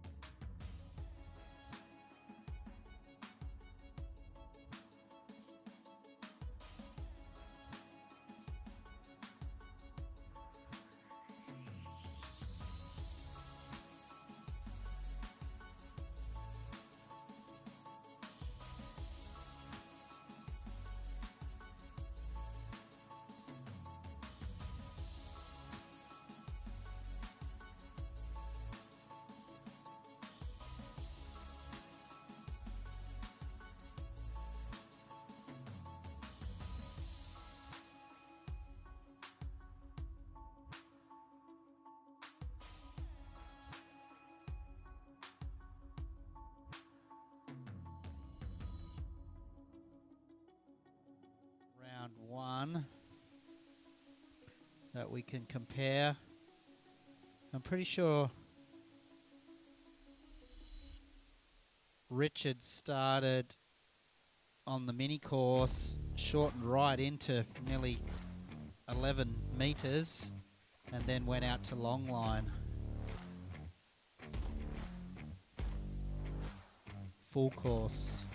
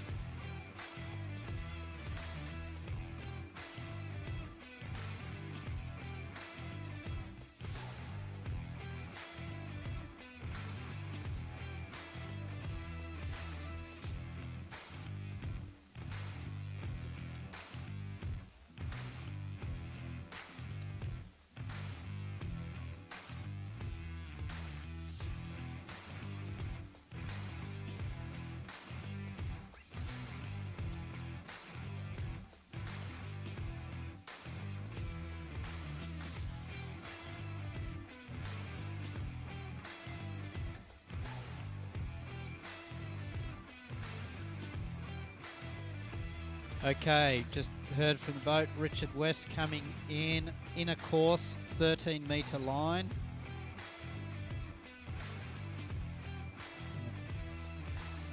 Assuming this would be top speed if we're on shortenings.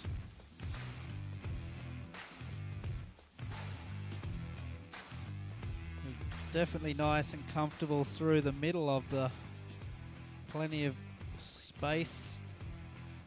Believe Richard will shorten.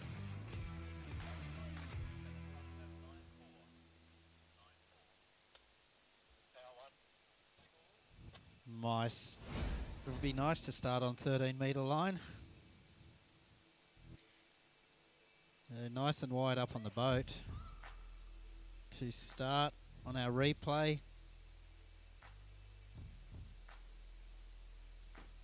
So 55 kilometres an hour, 12 metre line on the inside course. And remembering back to Saturday during the first round, I believe Richard ran through the 12, and then I'm not sure if then it went out to the longer line, to the long course, and backed off the boat speed.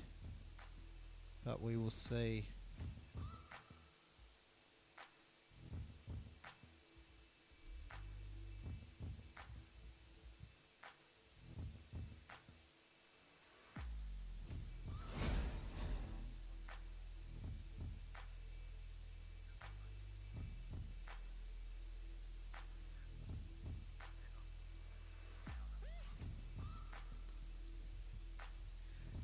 Okay, 12 metres, 55 Ks in a course. Just in through the gates. Nice and early. Nice and still on the ski.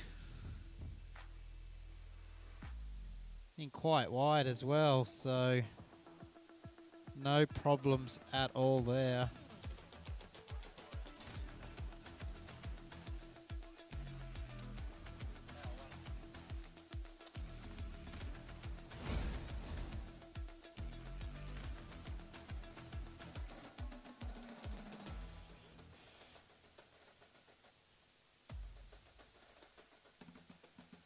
Starting to get a few of our juniors and open skiers starting to arrive on site, which is good. See young Dylan Wright down here with Lucas.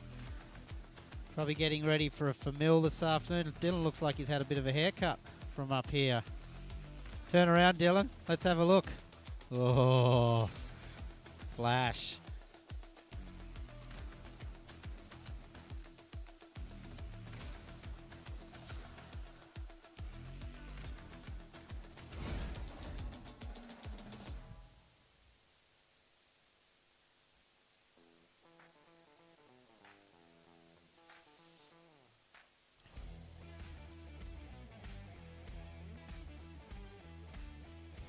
Okay, Shane in the boat.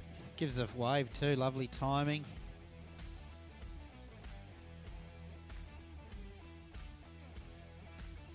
All right, coming in.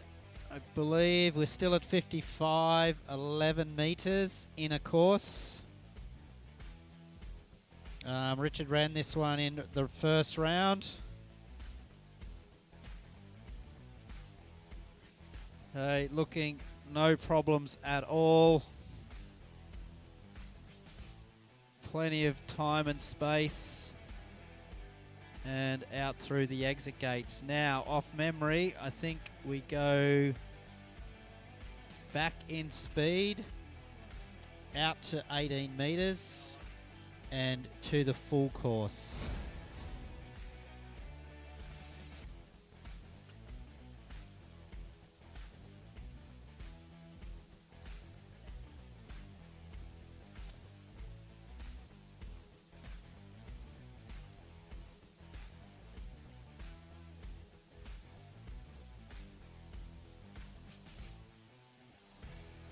Now with our adaptive skiers all skiing in different categories, but we do have Samantha.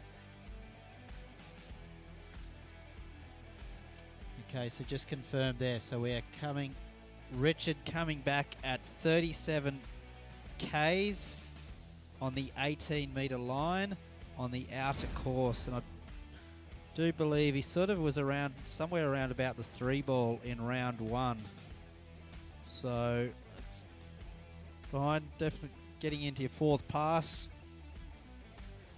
Enjoyed a bit of time on the water,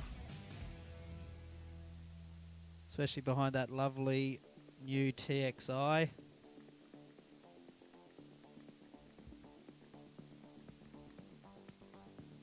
Okay, pulls out, holding his edge, staying wide.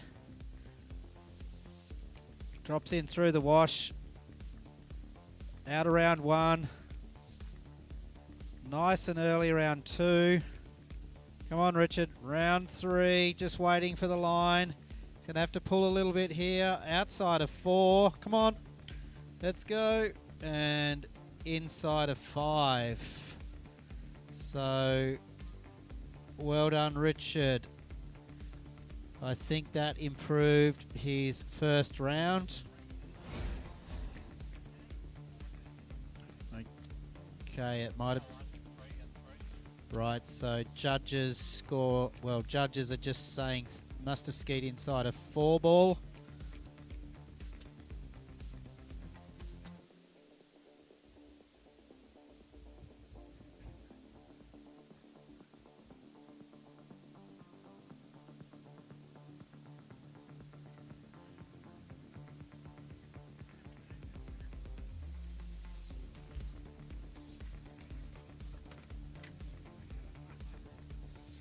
I did hear... Oh, I did...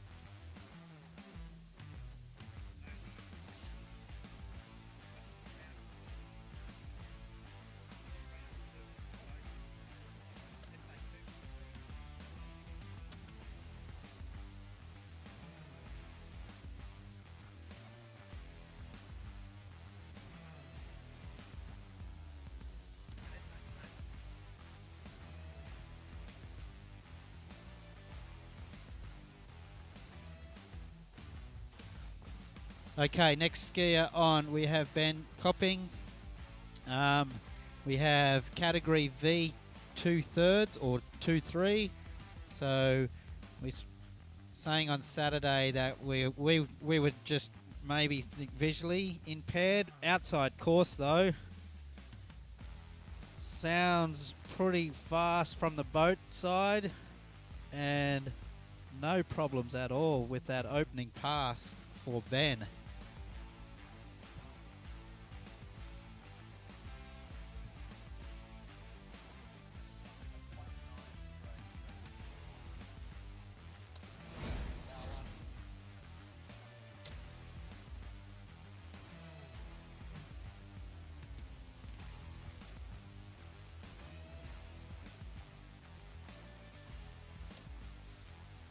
That was a start speed of 49. Ben coming back at 52. I can hear Mark Quinn in the background, which I'm quite surprised he's up so early this morning after last night's antics.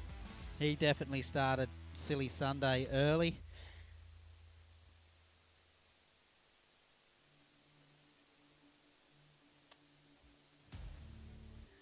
Oh, nice. See, you're low judging. That's correct. So well done. Well played.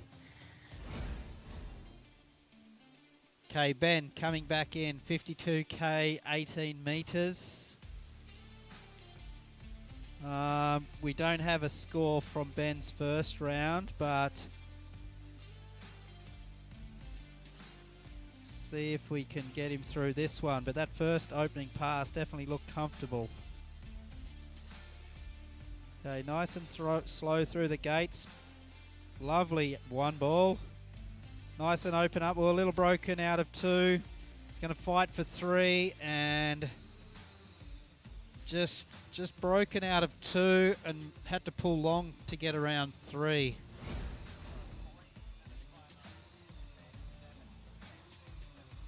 Looking at our replay, I know lots of people last night got home, checked out the replays of their round of skiing, and probably something to think about over the off season now.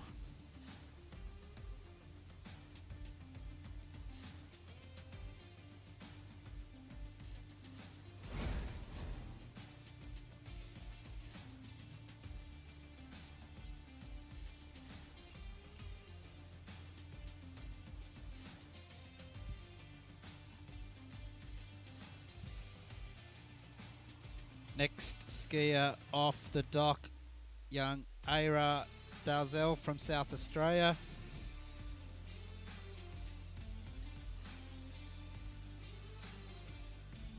I believe Ira's start speed might be 49.18. Definitely been busier over the weekend. So confirming 49 start speed.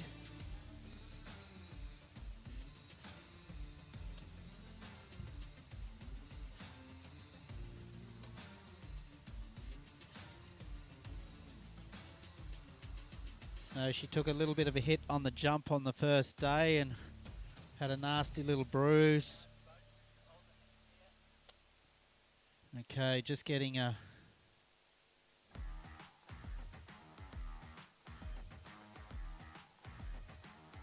pull through, so Ira pulls out.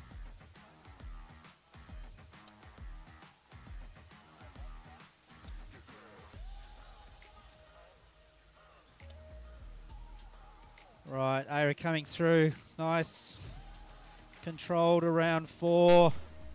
As you can see, she can release that right hand, but left hand is permanently on the handle in a little sling. Very impressive.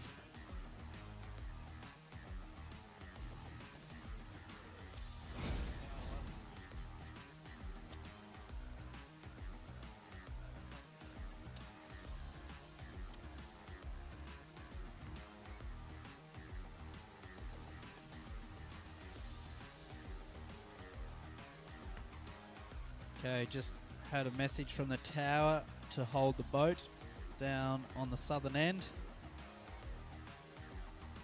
Would have been good for over 45s to have a little bit of an extra wait time.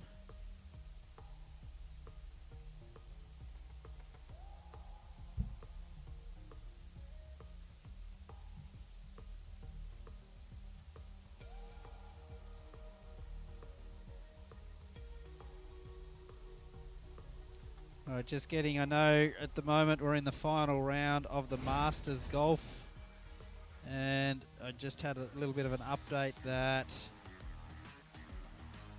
Rory McIlroy and Justin Rose were going to a playoff.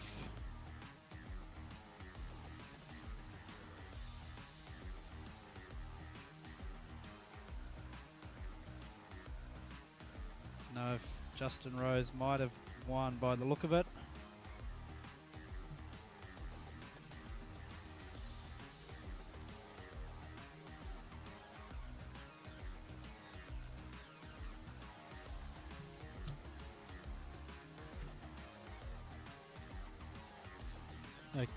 Okay, just getting the call that Aira's about to come in at 52.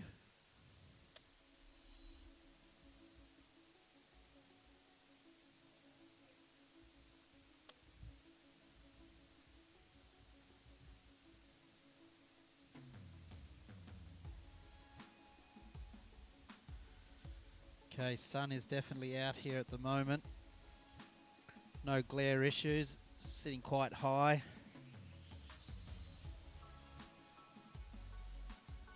Aira setting up second pass. Lovely one ball. Keeps the line at 2. Hips are nice and high, nice and strong through the wash. Dropped the shoulder a little bit around 4, but regathered herself over to 6 and out through the exit gates.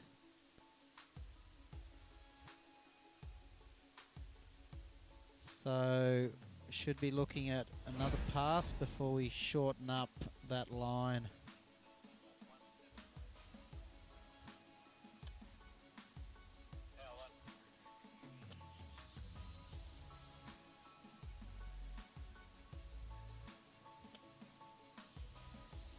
Okay, just watching the replay now.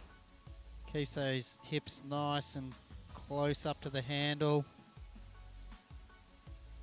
Just nice early edge change.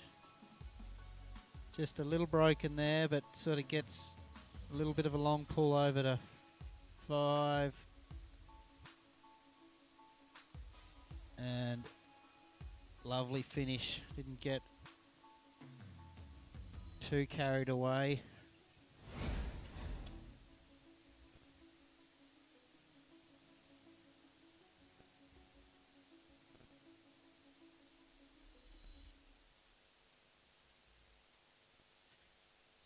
Right, pretty busy morning in the canteen. Plenty of coffees going out.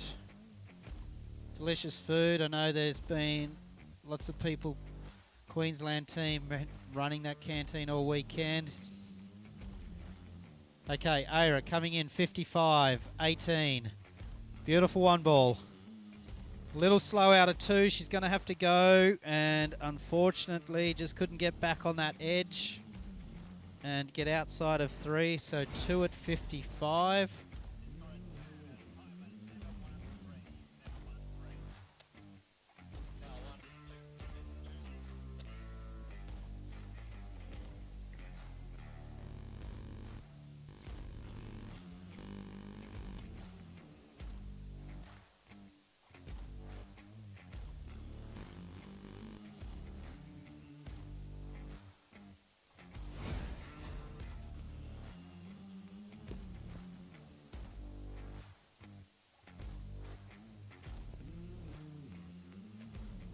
Okay, Shane on camera there, bringing the boat out of course back.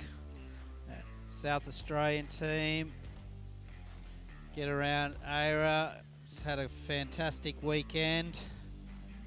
3-event skier. Probably looking forward to a little bit of a rest now. Comes the South Australian team down.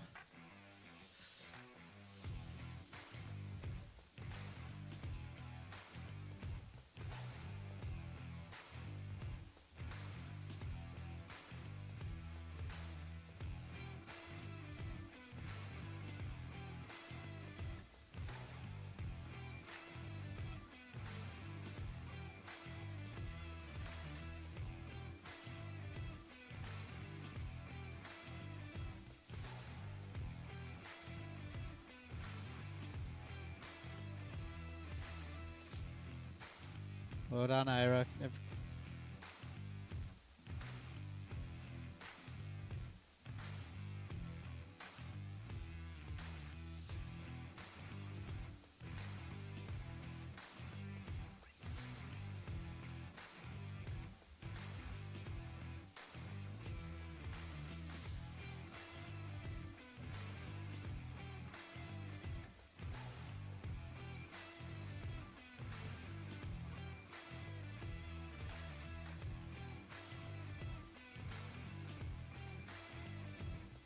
Okay, next skier getting ready on the dock. If we can look at our live dock shot. Pretty active there. Got Samantha in a sit ski.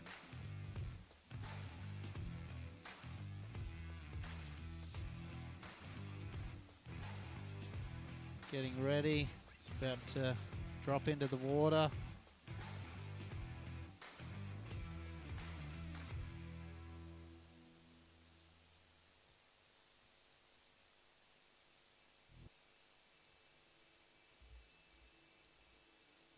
I believe we have Victorians on dock duties today, so thank you very much for those that are volunteering to make the tournament run nice and smoothly.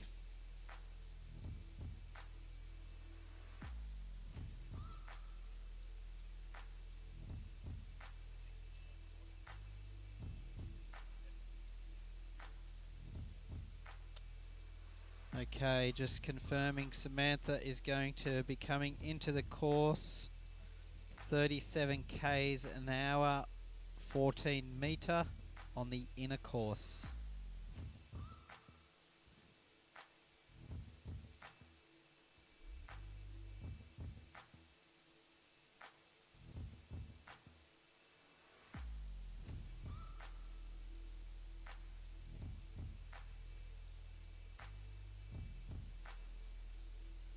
Right, we'll have our over 35 men up with our next event after our 3 more adaptive skiers. So Samantha coming in through the gates, inside course, 37 k's an hour.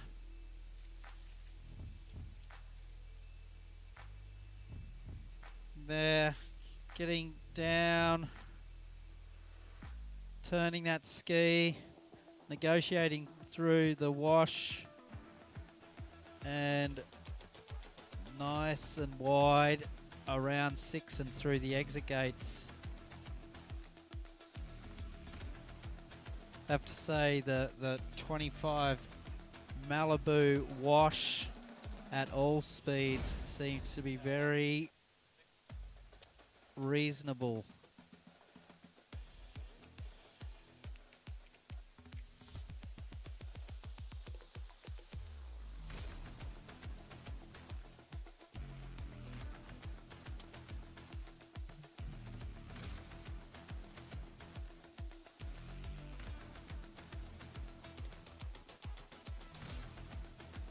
Looking at the nice clear replay in slow-mo, see that she's sort of just trying to nearly sort of little seat bounce over the wash and time it to be coming down on the other side of the trough and get into a nice little bit of rhythm. Okay, so Samantha is turning at 40 kilometers per hour. Staying at the 14 metre line.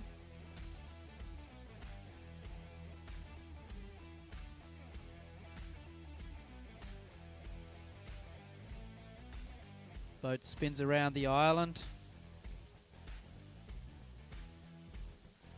Still basically glass out conditions here. A light little ripple, but just sensational. 3 days of perfect water.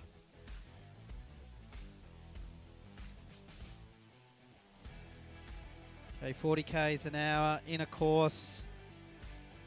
Around the outside, oh, nice and wide and early around 3. Turning early for 4. Over to 5. And no problems at all around 6 ball.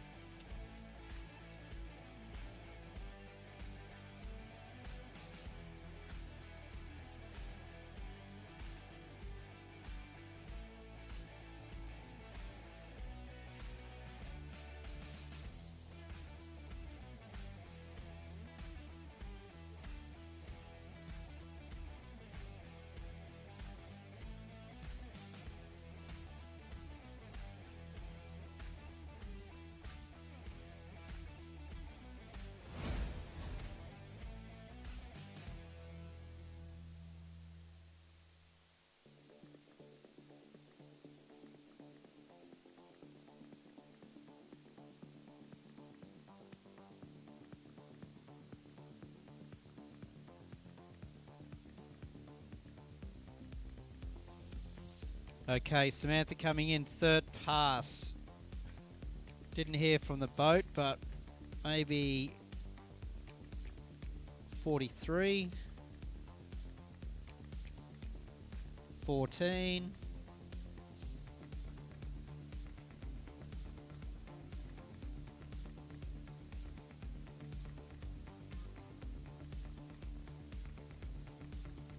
'It's a nice angle through the gate. Definitely boat has picked up in speed. Believe Samantha, can't remember if she ran into a fourth pass on Saturday, but definitely pulling out, needs to go. And yes, just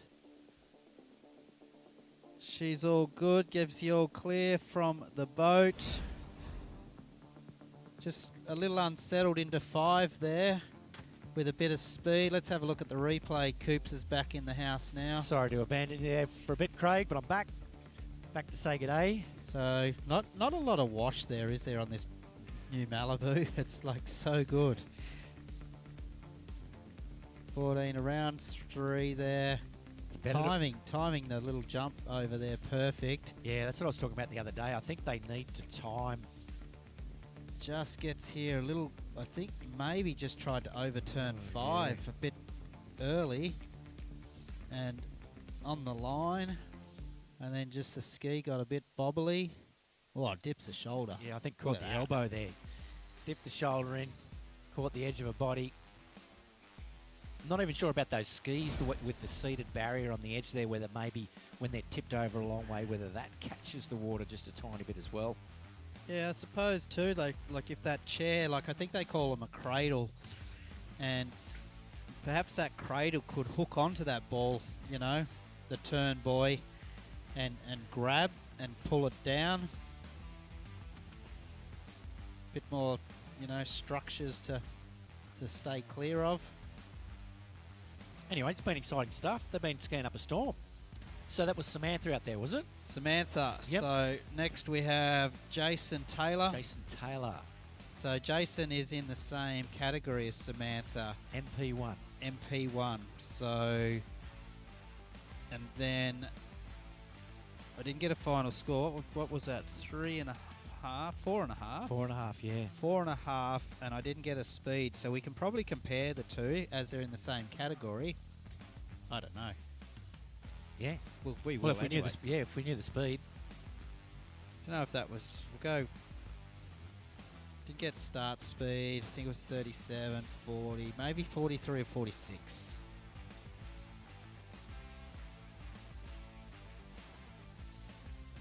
So nice shots from our little camera. Yeah, you can see the effort they've got to go to get in and out of the boat, get their gear organised down there. Stoney's got a beautiful setup with, it's dock, our skier's dock, as we call it. Nice little shade before you enter. I'm assuming that's an old jump face, fiberglass. Looks a bit like it, doesn't it? Yep. Yep. An old jump deck. Old jump deck, nice and sturdy. Got some nice bumpers so the boat's protected. Carpet. And the one thing I do like, if you look on the right-hand side there for everyone that's just watching around the world, when we, at this class, an L class, we have to, all handles need to be measured after the skier has finished their round. And on the back side, I'm not sure if we'll get our Victorian docky there at the moment, but with that little counterweight, it counterweight through and has to keep the line, the handle in tolerance, which is a nice little setup. I think maybe Ski North could. It's probably the sneakiest little handle measuring device I've seen. Through that solid, that 200 by 200 timber pillar there, it's drilled through, and the counterweight, which puts the pressure on the handle on the other side, hangs off the back of that post, and it's very convenient. We've got one that's built off those couple of ladders that's gaudy and big and in your way. And that one you can't even tell. Here we go. There, but We're going to get here we go. Live action of how it works. Put the handle in at the bottom. You pull the weight down from the other side. Yeah, it's an ingenious little one, that one, isn't it? And puts 20 kilos of weight on the handle to make sure it's in tolerance, which is what you've got to do in this level of event. I know when I checked my handle, I knew I was in trouble because I was struggling to pull the 20 kilos down. But your handle was in tolerance, I'm assuming. Well, my handle was only just in tolerance from the short side. So I think I'm looking for a new handle sponsor. I think they might have changed that rule. I'm sure recently they've changed it now. It can't be too short now. No, but as we know, any extra length would definitely help. Might have got me around 5 ball a little easier. But okay, next Jason skier. Taylor on the water. Jason Taylor didn't grab a start speed then, but looks pretty controlled. Probably guessing maybe a third. Oh, it's a shame.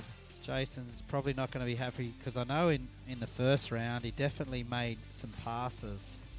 So are they on the same routine as regular skiers with regards? I would say so. It's a brutal sport. Once you go in, it's game over. Unfortunately, just look like just a bit of speed, just plenty of time. Little extra pull out and then just dipped in. Yeah. And just as you said, he might have grabbed like the cradles, grabbed the water. Pretty soft water here. I wonder whether it's because it's a slow start speed and he's going slow.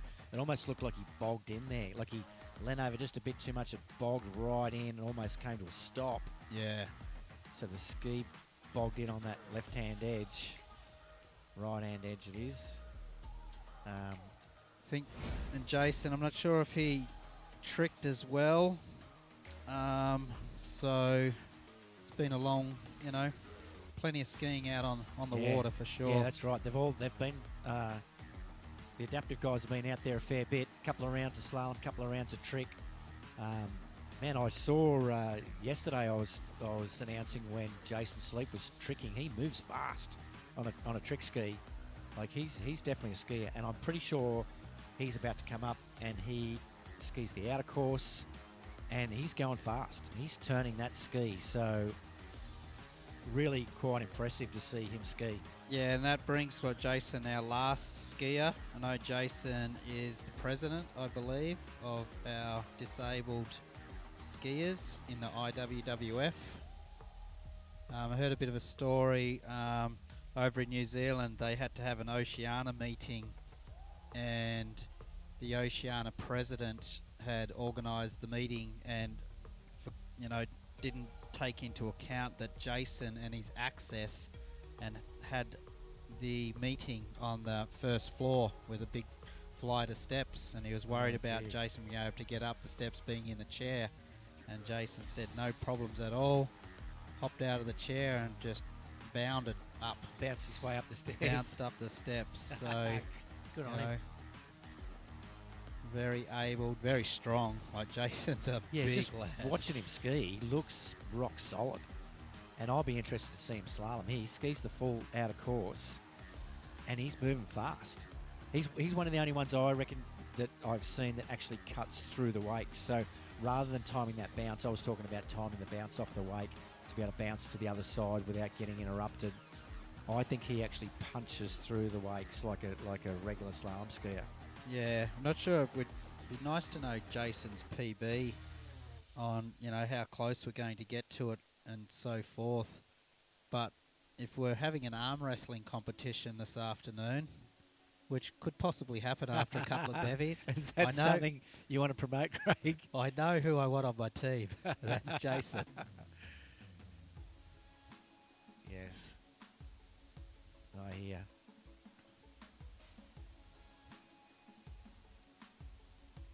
So how's the rest of our day panning out, though, Craig? It's on after.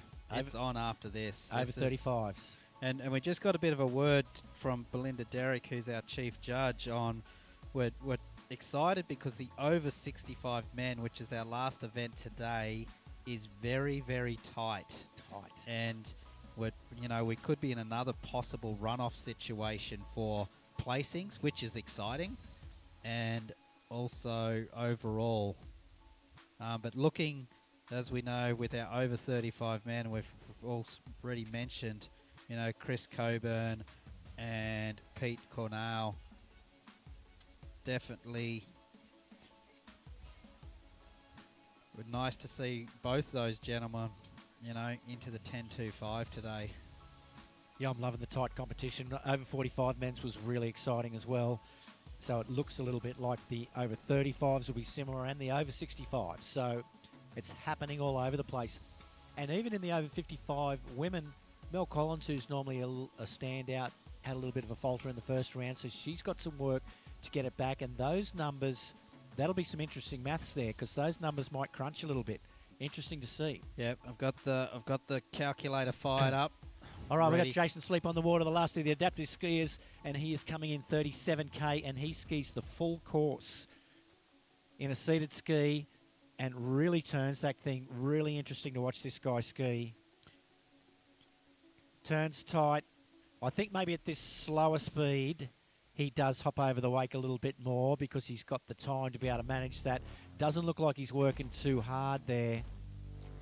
And I think when he gets a little bit deeper, he starts motoring. I mean, he made that look easy, didn't he? Lovely pass, 37K. Yeah, I know Jason makes all of the, I suppose, the what would you call it? The platform, the board, the ski itself. Yeah, the ski. And then he gets the cradles manufactured and sent over. And he has a lot of issues with cradles cracking because they're aluminium, pretty light aluminium. Yep. And just with the, I suppose, the force that he puts through them, they continue to crack. And I know he had one cradle that had a big crack in it and it was filling with water. Oh, so then you're adding a whole lot of weight. So he was worried, trying to keep the water out of it.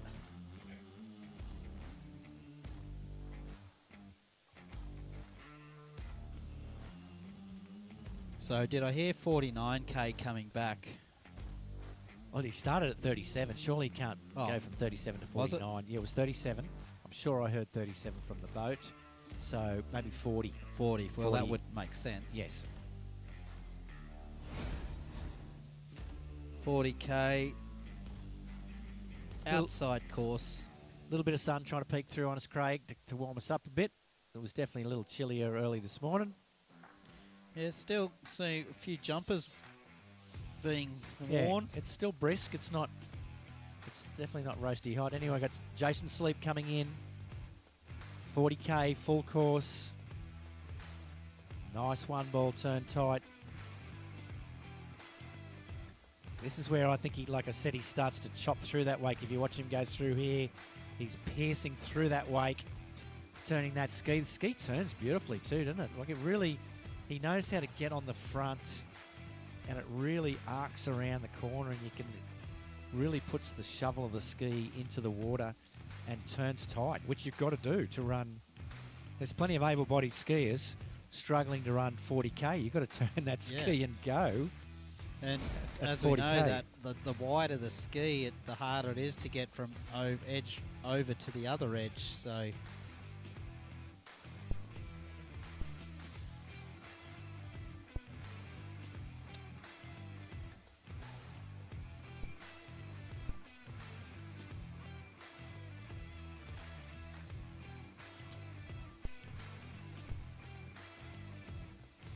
All right, just a little word through from the tower that we are getting close to getting ready for the over 35 men's slalom. So we're just going to remind those people that are doing some judging in the over 35 men's slalom if they could head to their positions.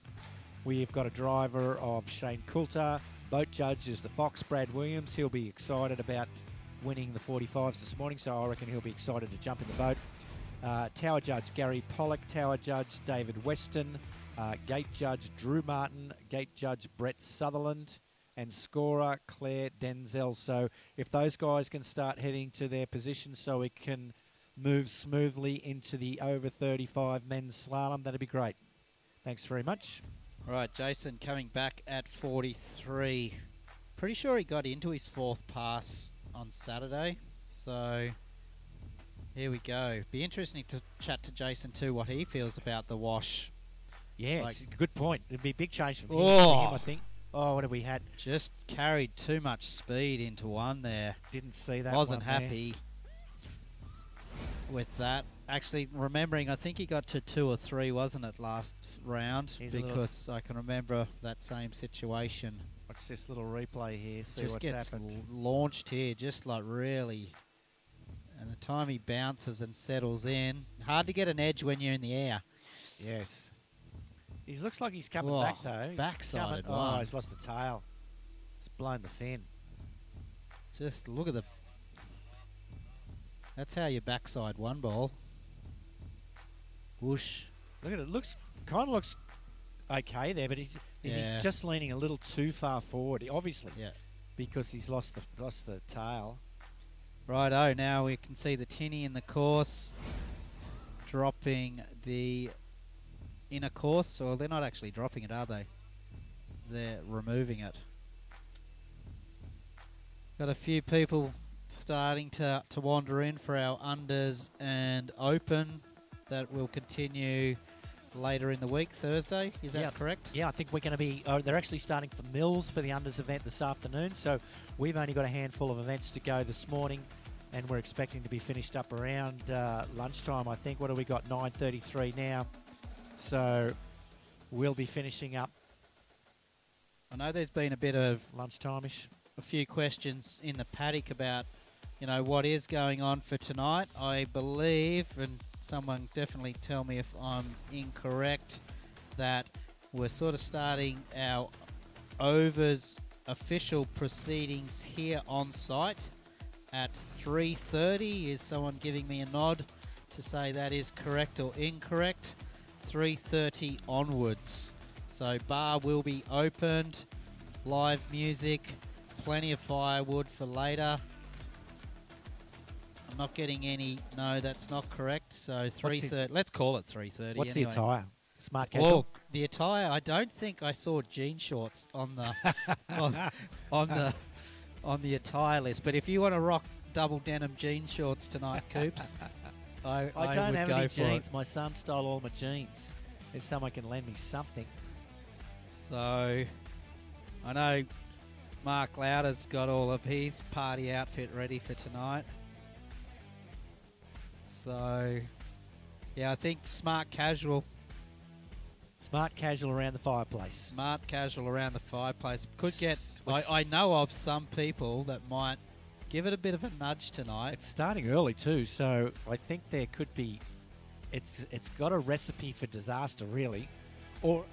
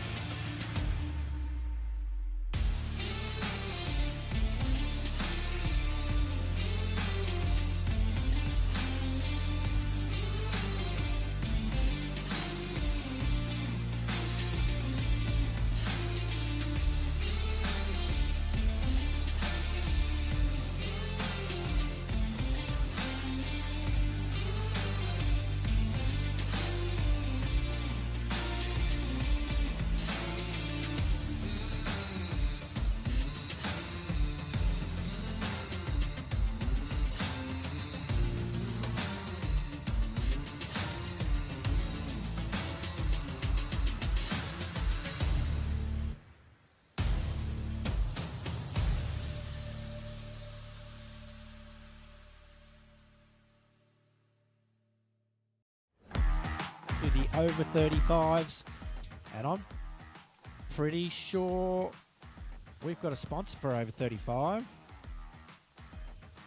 This is the JSW Power Sports Pro Shop over 35 men's title we are going to be fighting it out for here. And we've got a skier on the water, Noel Gordon. Unfortunately, Noel went down in his opener in the first round, so that puts him first off the dock today. And Noel is obviously, he's the man behind that Malibu boat there. Still looking a little scratchy heading down the course. I hope he gets through it today. Better out of 4 ball. Around 5 ball, head over to 6. I think he's just going to squeak around that. Pretty sure that's heart and throat sort of stuff. He's happy. He's got the fist pump. Just looking at the open men's start list, 14. 14 open men in jump or slalom? Slalom. Holy, that's going to be exciting. You're not going to be here for that. No, I'll be watching the webcast for sure. Wish you were here with us. Watching the webcast. So, 14 in the open men's slalom. Let's have a look at this jump.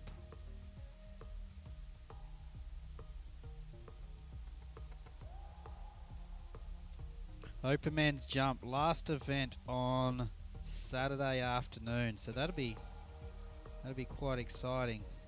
With 8 jumpers, Archie Davies, Archie's high 50s, he's up 60s. There. Yeah, he'd be on the border of 60 for sure. Yep, Scott Reeves is actually the 3rd ranked jumper. So we've got Callum Ashcroft 2nd, Scott 3rd, Corey Saddington, Joel O'Toole, Jacob Saddington, Lucas Cornell and Lockie Butland. So, bunch of big jumpers there. That's going to be a fun afternoon sitting out watching those guys jump. But at the moment, we are into the over 35 men's slalom round. We've got Noel Gordon, first skier on the water from New South Wales. Had a bit of a tricky first round. He's run his opener on second round. Now he's coming back in 14 metres. So he run the 16 metre pass. He's coming back 14 metres. Around 2 ball. I think he might have settled down a little bit now. Ski's a bit jittery there. Heading over to 4. He's running a little late. Is he going to get around 5? I think he is. Going to get over to 6. 5. Hard to tell from here, but I think he has made it around. He'll be happy with that. It may be just a smidge stiff on the ski. Yeah, is the way it sort of looks. A bit jittery, wasn't it? Around 3 ball. Might have stood on it a little bit early. Let's have a look at the replay. He got it done, though. He got it done. Nice little look away, 2-handed gate. Nice hooker, beautiful, beautiful through the back of the boat, through 1. Beautiful, over to 2. Oh, a little broken off the second wash, but just waited for the line a little bit. Nice and early to 4. Just safety a bit. Hooks up. Stood up a little bit, had to go for a second dip. Stood up a little bit at 5, and that's what put him under pressure coming out those gates, but he did okay. Was comfortable. Yeah, there was no problems there. He's probably a lot happier. Yeah, well, I'm sure he's probably, I'm not sure where he's up to. Maybe he can run this next pass. If he had put a little score on the board in the first round, he might have been a player in this game here. Yeah, I think we've got a bit of a step between, first and second. Pretty tight, and then we've got a bit of a gap, haven't we? Yeah, but you still do need to be into 11 in order to place in this event. We've definitely got a solid top end here. Chris Coburn, Peter Cornell, Mark Hooper, John Adams. Right, so here we go. Dropping in 13 metres. Nice 1 ball. Oh, a little slow out of 2. He's still in it, though. Just... As soon as I said he's still in it, he's out of it. Okay. So 2.5. I'm pretty sure he'll be fairly happy with that. Definitely a big improvement. 2.5 at 13 metre line, 55k for Noel Gordon from New South Wales. He's our main man and our main contact with Malibu Boats, producing those beautiful boats for us on this site. Good on him. Right, so yeah, just looking, we've got the next, I suppose, 1, 2, 3, 4 skiers. All very close on that 14 metre line. Benjamin McCarthy from New South Wales. 1.5 at 18. So I'm probably predicting he possibly started at 52 in the first round.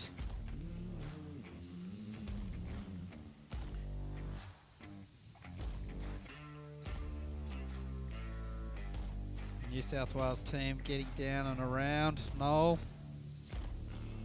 Maybe we should get down there if we want a that's Malibu right. deal. That's right. I'm going to grab his ski, run away with his ski, so he's got to come and find me. I'll swap. And we can have a chat. Yeah. Yes.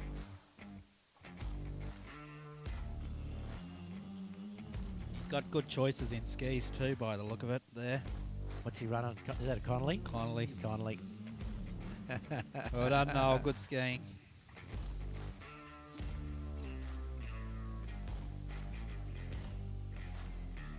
Righto, it's busy down on the dock. Yeah, there'll be a few hearts pounding down there for sure. Who we got up next there, Got Craig? Ben McCarthy. Ben McCarthy, New South Wales, also skied 1.5 at 55.18 in his first round.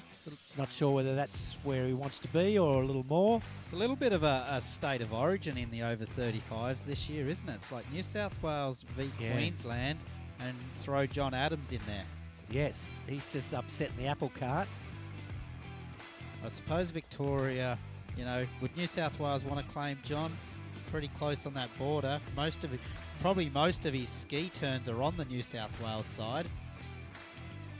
Skiing there on the Mudamir's Murray, is it? Or I think he's a pretty solid Victorian though. yeah. He's actually a Kiwi. Did you know that? I think I did. Yes, I think I did hear that originally. All right, Benjamin McCarthy, New South Wales coming in here. Didn't hear the start speed, but skied 1.5 at 18.55 first round. So it's 52 because he had a 18 in the first round. So It's definitely 18-metre line, looks solid. and it sounds 52-ish to us. Anyway, he's got through it for sure, so well done to him to get through that opening pass in the second round here of the over 35 JSW Power Sports. I better get that right. Is that Power Pro Sports? Shop. Yep, Power Sports Pro Shop JSW. Sponsored the over 35 men.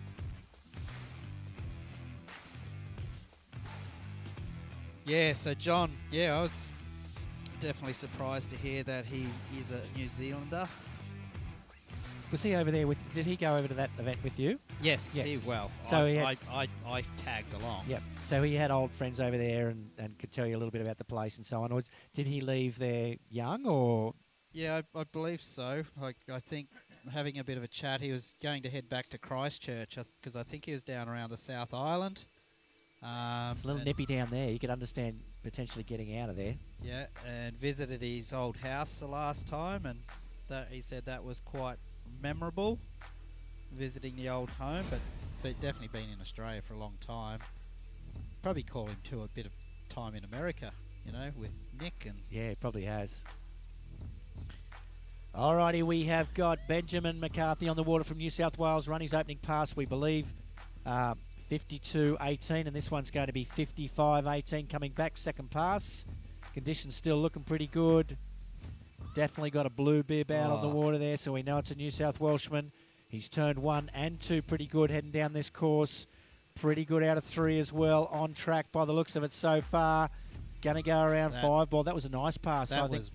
We don't nicer say than anything yet, but nicer than his opener. That was beautiful. I tell you what, that's a good start from our first 2 off the dock. 1695, so it's definitely 55. So he has not run that pass in his first round, and he ran it easily. Yeah. In the second round, so this score is going to improve for sure. What's his PB? Righto. Right, we're just getting the intel that we've got to start reading a couple of skiers' bios here. Righto, Ben, let's have a look. So we love when skier bios are filled out by not the skier themselves. So it's usually a little more entertaining. Right, so we've got a few of the kids coming through later in the week. We haven't got one.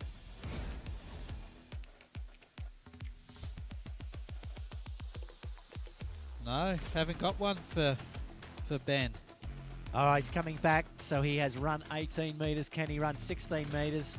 Probably can. That's what I always say. We're thinking, feel a little taily, maybe.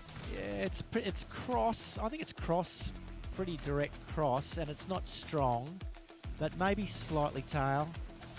All right, Benjamin Nice and McCarthy high. from New South Wales. This is a 16-metre line at 55k. What do you got for us? Looking pretty controlled. Looking Yeah. like he runs this quite regularly I by the know. look of it. I'm definitely starting to Gotta think that- go. Oh, Oh, trouble. He's going to... Oh, that folded him fully unfolded. I thought he was still going to make it because he was so early and tight. And obviously, he broke in half. But every now and again, you can break in half like that and still just squeak over to the next ball and dip it in. And I think he was thinking that for a second, and Yeah. then he realised, oh, I'm not going to get outside this ball, so it ain't going to happen. Let's have a look here on the replay, Craig. 4 ball, just folded in half. He's coming out of 2 here now, pretty good. Like, he's right on track. Nice out of 3. Let's just see how this unfolds out of 4 ball. Just a little bit of slack and just, wow, right over the front. And just really couldn't hold any angle over to 5. Never mind. He's probably pretty happy with that. I reckon he could have got a bit more, but he's pretty happy. Yeah, I think he definitely, the way he turned those first 3.5 boys before he got to 4, definitely runs that regularly.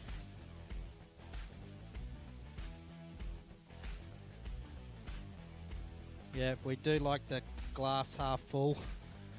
Yeah, that's I think that's all we've got left. Have a look at these graphics on the TV at the moment. Yeah. Just like current air temp 22, lake temp 19. Where are they getting that from? Where's Gus getting our lake temp from? Has he got his thermometer out He's there? got something out there. There's something. Look for cables going into the water. He's got something on the Have go. a look. Got a slight breeze. This South-southeast, 6 kilometres an hour. it's I so love good, it. isn't it? Like Yeah. I think, I've said it plenty of a time. We've got to get this happening more often. If we want to grow the sport, we've got to get it out there. A bit like the Netflix F1 series, F1 spectator was dying until the Netflix started their Formula One Netflix series, and now every punter wants to go to watch F1, which is quite boring. I'm going to be honest. I think there would be a lot of people like to get involved in this game, and that's what the Pro Tour is showing that a little bit, where we now know the Freddie Winters of the world and the Will Ashes as far as where they're going tournament-wise from season to season, who's winning, won particular events. We can have it a little bit amongst our own clan here in Australia, amongst our own skiers here, and hopefully a few people from the sidelines see the fun we're having, because that is the main thing. Righto, Everybody's here we've got having our lots Central of fun. Queenslander up here, Anthony Spelter. They do some driving to tournaments. So Anthony coming in at 16. He's been pretty consistent in our, far north and central tournaments. 1655 or 1652? 1655. 1655. Oh, well, Nice. that's a good question, but I think he is 1655. Anthony's been quite consistently getting into 13s. Yep. Confirmed back from the boat. That was 55-16. Yeah, I know he would have been a little disappointed to go in pretty early at 14 yesterday, because he definitely can run 14. 2 at 14 the score for him yesterday. And we've also got we've got a whole row of Queenslanders up next. Dan McManus, who was joining us this morning, watching the skiing. Peter Darby, who's been our main site contributor down here to all our infrastructure. He's down on the dock, going to have a ski. And then we move into probably the top 4. Probably got a clear top 4 there. John Adams, Mark Hooper, and then kind of a clear top 2, Pete Oh, Cornell yeah. and Chris Coburn. I actually just forgot about that. That's going to be a pretty tight little who can get that 3rd place on that podium. And I know, Mark and John just got back from our Oceania, and John pipped Mark over there. There's only half a ball in it at this stage of the game, so Mark got him by half a ball in round 1. Yeah. So he's got a half a ball head start on him, but that's not very much. Righto, Anthony coming back in at 14 metres. 14 metres, got 2 in the first round. Let's hope he can get through deeper into this. Oh, Nice start at 1 ball. On track now, he's out at 2. Looking good at 3 ball. He's still in this game. Everything is looking good so far. He's headed around 4 and over to 5. He's I can just see it. There. I tell you, I just had visions of someone else this morning. There's been a fair bit of 5 ballitis, and I had 5 ballitis in my first round, and my second round I tried to have 5 ballitis and still squeaked around 6 ball. Obviously you had trouble at 5, and I don't think you're in too bad a shape when you got to 5 this morning. I wonder if we had ASN help us out with some of our little event, skier bags this year, and we've got a bit of cougar juice and some hydrolytes. I wonder if they've got a cream there, like 5 ballitis cream. What are we going to rub it on, Craig? On our skis or on ourselves? That's a good point.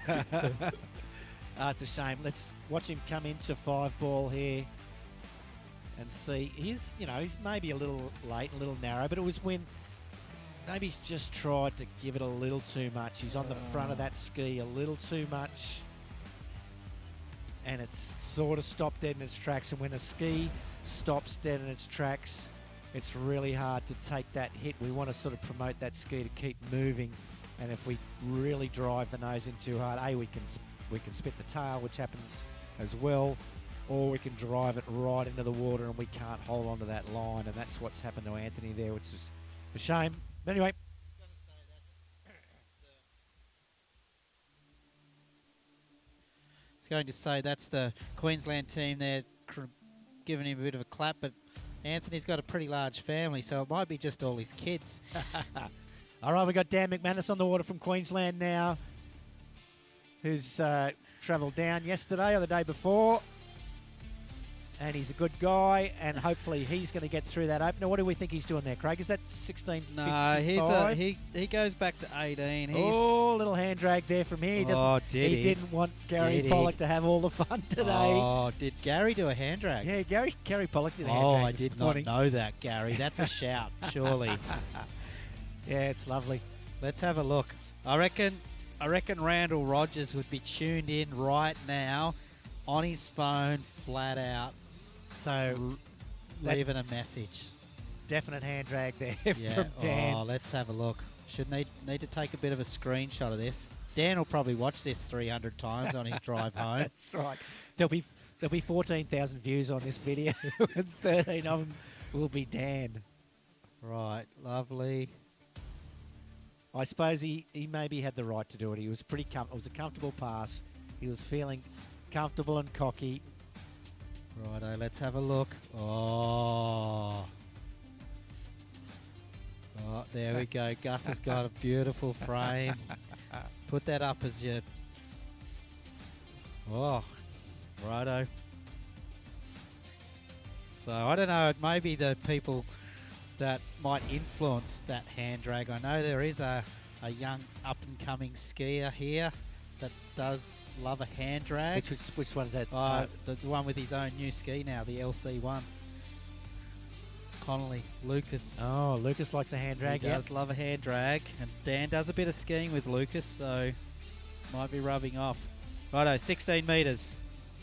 So this is 16 metres full speed now, 55k. So that was a 52k pass to start with. Dan's in it here, round 4 ball, heading over to 5. He's not totally comfortable, I don't think, but I reckon he's going to get through it. Around 6 ball, yep, got that pass under the belt. I think he had a couple of little shaky moments in the centre of that pass, but held it together and has made it through and is going to get a shot at 14. What did he get in first round? Got 2.5. 2.5 at 14. Yeah, Dan's, probably like everybody, a good 6 boys behind, what he would call par. He's been pretty consistently, deep 13s training. I know he was talking about a new ski possibly at the end of this season, so I reckon if Shane gets on over there after this, could get a sale because he's been riding the KD. Oh, is that another hand drag? Did he? Is that a double? That's a double. That's a hand drag in the second pass. Oh, I He don't might know. be outsmarting himself now a little bit. I think. Oh, I don't know. That's a big call. Bit of When- Joel Poland going on these days. I suppose in the way, if you're feeling confident and cocky, and you can get away with it, happy days to you. Yes. Righto. Hopefully he can This do is- one at 14. This is the one though. Yes, that's right. Let's see. Let's watch out for that. Let's watch out for the hand drag at 14. I think if he gets to the end of this, he's going to have two hands solidly on that handle. All right, what do we got? Oh, a little slow out of one. Yeah, one was funny, wasn't it? But he back in got it. back. Oh. Oh, he's in trouble into 3, I reckon. But he's Back. holding it together. He's still there. He's back on track a little bit at Oh. 4 and a pretty good turn at 4. So maybe it's going to happen. He's out of Oh. 5. I reckon he's going to get around it. Oh, that Oh, was a he's- hand drag. That was another inside hand drag there, Craig. Wow. At 6 ball. He will be happy now. So let's have a look at the replay.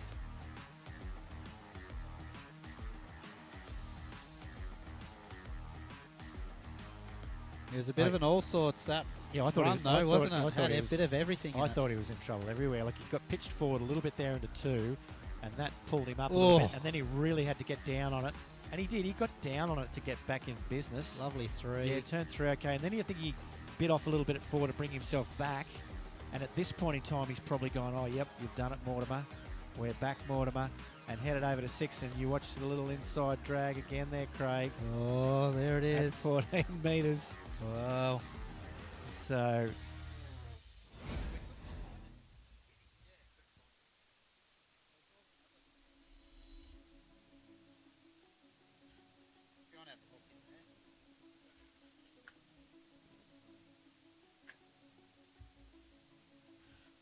All right, Dan will be happy to Yeah. be getting into 13. Does this make a little impact on anything that's going on with the over Oh. 35 men's? Maybe, maybe not. Well, he'll have to be When- hand dragging 11 to Yep. get up there, but Fair enough. this Here has we go. definitely pushed him. Yeah, he'll be excited. He's skiing well, and he'll be excited to perform at the 2025 Malibu National Titles. What do we got? We've got a 1 mint ball. 1. Yep. He's waiting for 2, Oh. and he's out of 2. He's Oh. folded like a cheap suit at 2, though. That's going to be Oh, he's trouble. still got going. around 3, and he's going to around Oh. 4 as well. He definitely stays in there. Yeah, that's some good skiing there. Like, that was a beautiful one. Folded in half out of 2 ball there. Folded like a And- cheap shirt. And but he still made it to 3 and turned it. Yeah. So he tried to scoop it all up. Let's have a bit of a look. Oh, that So one. there's your 1 ball. Good. Little So he's turned tight out of 2. super early for 2. And it's grabbed a And just- hold of him and bent him right over. But he still made it to 3. And he dragged himself together and came out of 3. Oh, half reasonable. I reckon Dan does love putting up a couple of shots for How's My Spray on Facebook and getting some advice from the 300 Americans that want to Oh, give really? advice. So I reckon he might give that image back in and say, what am I doing wrong? But 3.5 at 13, I think he'll be happy with that. Yeah, it's a good score, isn't it? That is a good score. 16 metre. Peter Darby coming in 16 metres. So the next skier, another Queenslander. There's a little row of Queenslanders there.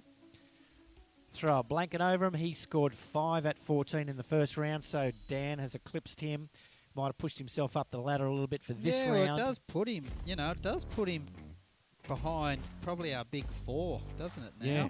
Like Peter's Probably in going to have to do some skiing. but Probably in the 5th position, yes. Yeah. But good skiing, Dan.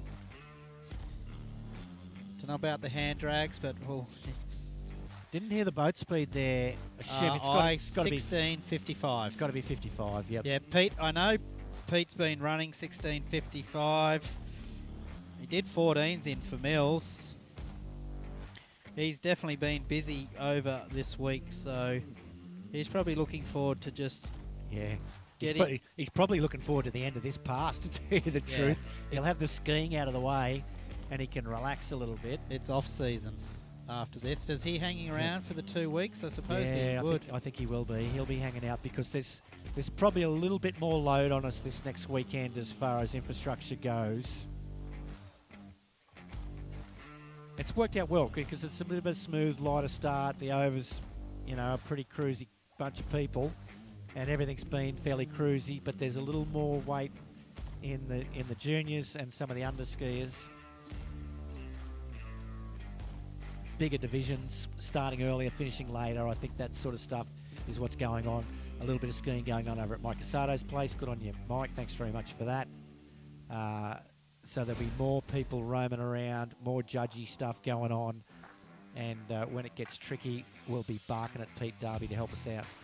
Righto, so Pete was up here doing a bit of commentary yesterday, and I know he was not that happy about not running 14. So where did he get to yesterday? 4.5? Oh, he got to 5. That's why.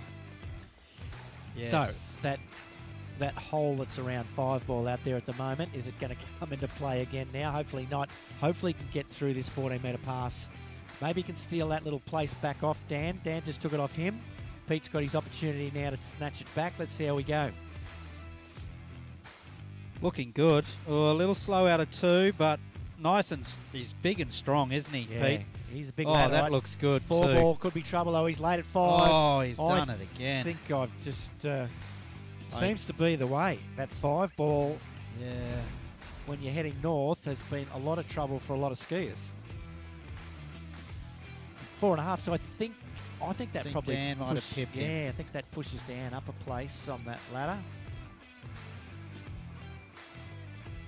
That's still not bad scan though. He looked pretty good there. He did look quite good for a while there. I think he just 4 ball actually came out a little funny. Cracked there, didn't quite get the angle, so he's late for 5. So he's really tried to chuck it in a bit there.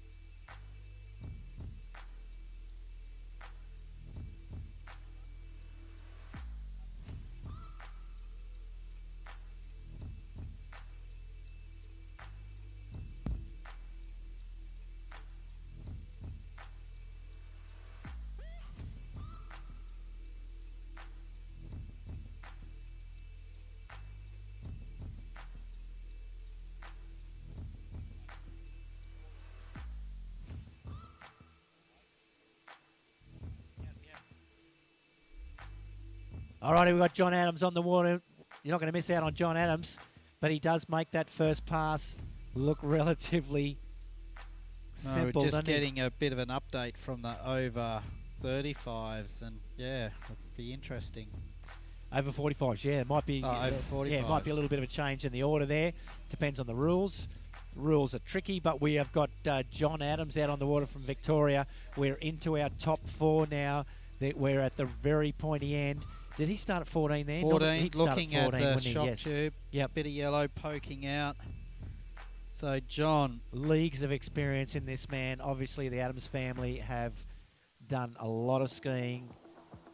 John and Nick, and what's the other brother's name? There's another brother who's I think he shredding as well. Just haven't seen him around for a bunch of years. John was saying he just broke his leg. Oh, really? In Skiing or skiing? Yeah. Yep. Just a nothing sort of stack as well, and It'll slow you up. ankle. So, and it was that sort of situation where we're just, I'll just have one more pass, and that was enough. And I believe John's coming off a broken ankle last year. Like I say, he wanted to go up to the Rusty Edge in Northern Territory, but couldn't because he had to move house. And so he's a bit dirty about moving house when Rusty Edge was on, and then happened to break his ankle moving That's a house. shame. Anyway, here he comes. Let's keep an eye on him this time. This is going to be 13 metres, 55k in the over 35 division for John Adams from Victoria. Pretty sure he's going to make this look clinical as well. He's got a lovely style, very even rhythm, little double pump sort of action, which was the way we used to do it a bit more in the old days. A little double pumping. There's still some modern skiers that like that action. I kind of like that action. When you've got time in front of the ball, you just come off a little bit and then you pump down right at that nice timing. And I see some skiers. I saw Catherine Gordon skis a little bit that way as well. She's got a bit of double pump action in her style, and so does John Adams. Right, so this is where we start to watch it a little more closely now, because I know, looking at Mark and John are probably really fighting it out for that third place, and it's going to be pretty tight. But currently we got Mark with that half ball advantage, and I can't see John. Well, we won't put the mockers on him. Let's just call 12. Yeah, that's right. 12's never really a gimme. I think you can make one mistake at 12, and it's big trouble. But the guys that run it all the time, they can make some mistakes at it. Fox can make a mistake or two and still get away with it. And I think both Mark Hooper and John Adams are the same. They can make a little mistake at 12 or 2 and can still get away with it. But you can't make a big mistake, because you get out of rhythm here, and it definitely still is trouble. So we have got John Adams from Victoria competing in this over 35 men's JSW Pro Sports event. And he's coming back into the 12-metre line, the blue line at 55k. Let's see what John's got for us at 12 metres. Lovely out of one. They just wait for that line, don't they? Just wait. Oh, he's got to go here a little bit. No. I heard a little squeal from him out of 4-ball then. That's what I heard him go, no. I think he realised just didn't get the angle out of 4. Let's have a little bit of a look. It kind of looked like he was on track there, wasn't he?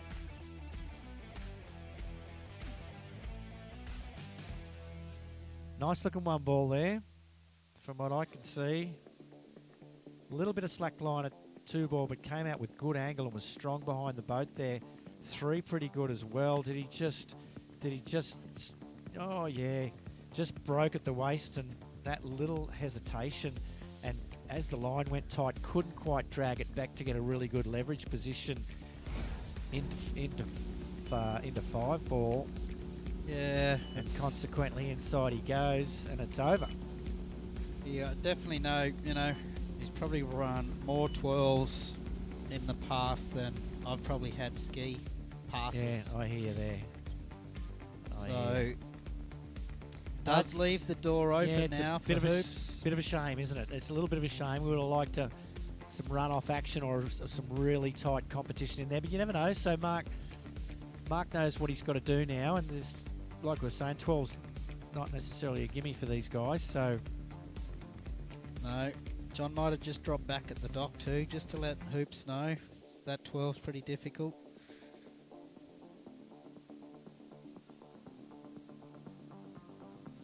Mark probably has maybe a slight advantage with this site being basically his home site. He's involved in a lease arrangement here as well, so spends a fair bit of time training up here. And I go back to when you're on your own site, there's just a whole lot of other keys that don't really come into play, but almost subconsciously come into play with the way you go around an island, the way what you're seeing as you go past it to pull out in your particular spot and where you are in the course. Just from years and years of skiing at that same site, that's that real comfortableness. Yep, see the boat, Shane and Fox in there. Fox would be loving this. Yeah, he gets front row seat, so he's won the 45s and he gets front row seat for the 35s. Surprised he hasn't got a red can in there with him, to be honest. All right, we got Mark Hooper from New South Wales on the water now. He's going to have his 14. shot at it, 14-metre line.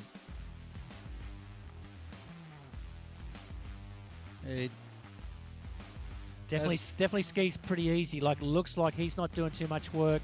Lets the body position work for him and makes it look pretty easy. And like I said once before, if they look like they're doing it easy, then they're in control and they're generally in pretty good shape to go a lot further down the line.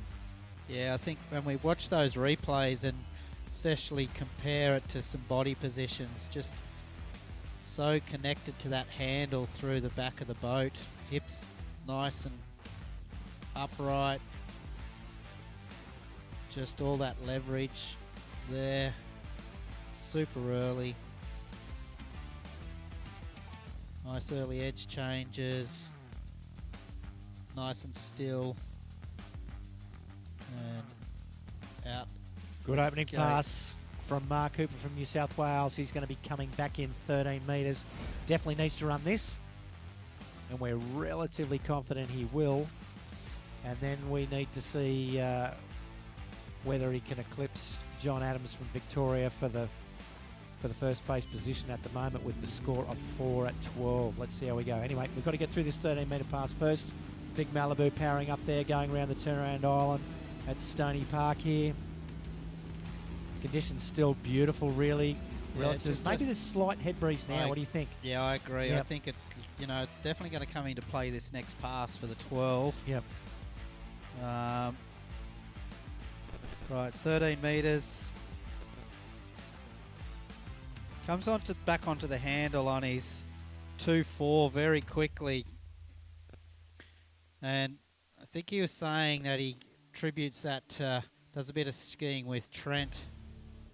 And something that Trent's given him is to not take that arm away from his sort of body on his 2-4 side. If we watch on this replay, really opens up on 1 and 3 with that back arm, where he sort of gets it away. But this one, you watch when he comes over to 2, hardly takes his hand away at all, keeps it down on his hip. And he said it's definitely a conscious thing that he does, with sort of padding his pocket, so to speak. Deep at 4 ball there. That's pretty good. Came out with good angle.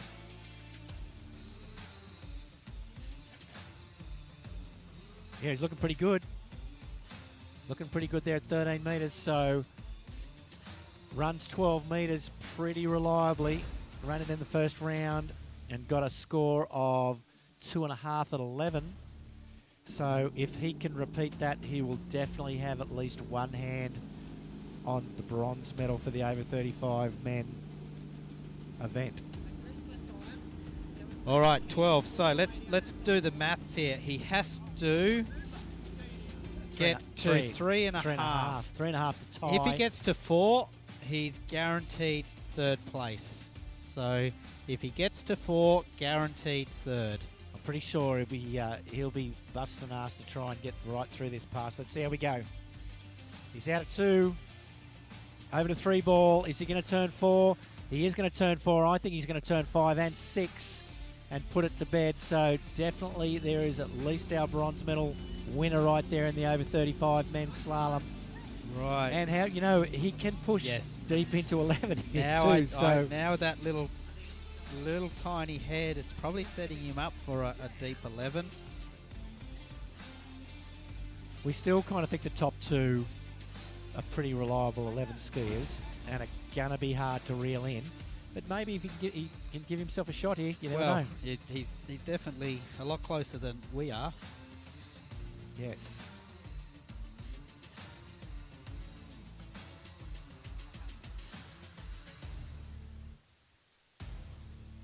Yeah, par, we agree. 3, but I think he wants more. I think he's been skiing up a lot this year. He wants to run it. He's run it in practice, hasn't he? I'm pretty sure Mark has run it in practice. Righto, so Georgie's calling it. So, right, let's get him through, because I know he would be pumped if he ran 11 here. So,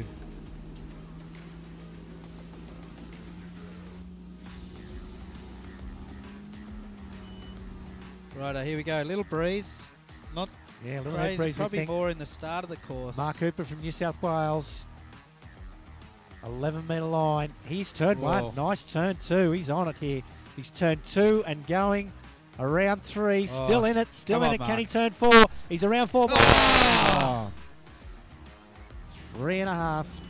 You Boy, I kind of were thought there. I kind of thought if he was going to 5 ball, there might have been a chance. So he got us a bit overexcited and couldn't quite hold on to that line out of just looking at this replay here.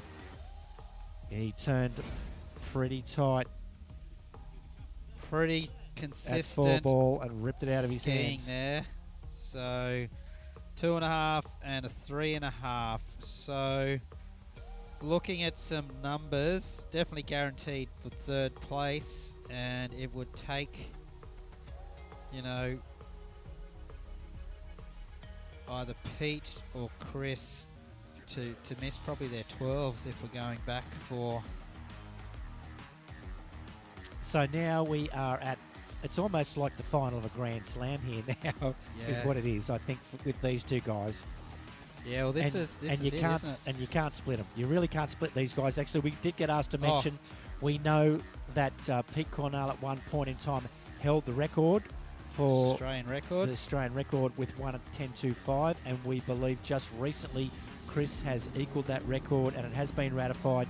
So they are equal record holders now with a score of 1 at 10.25, which is rock solid, crazy town skiing.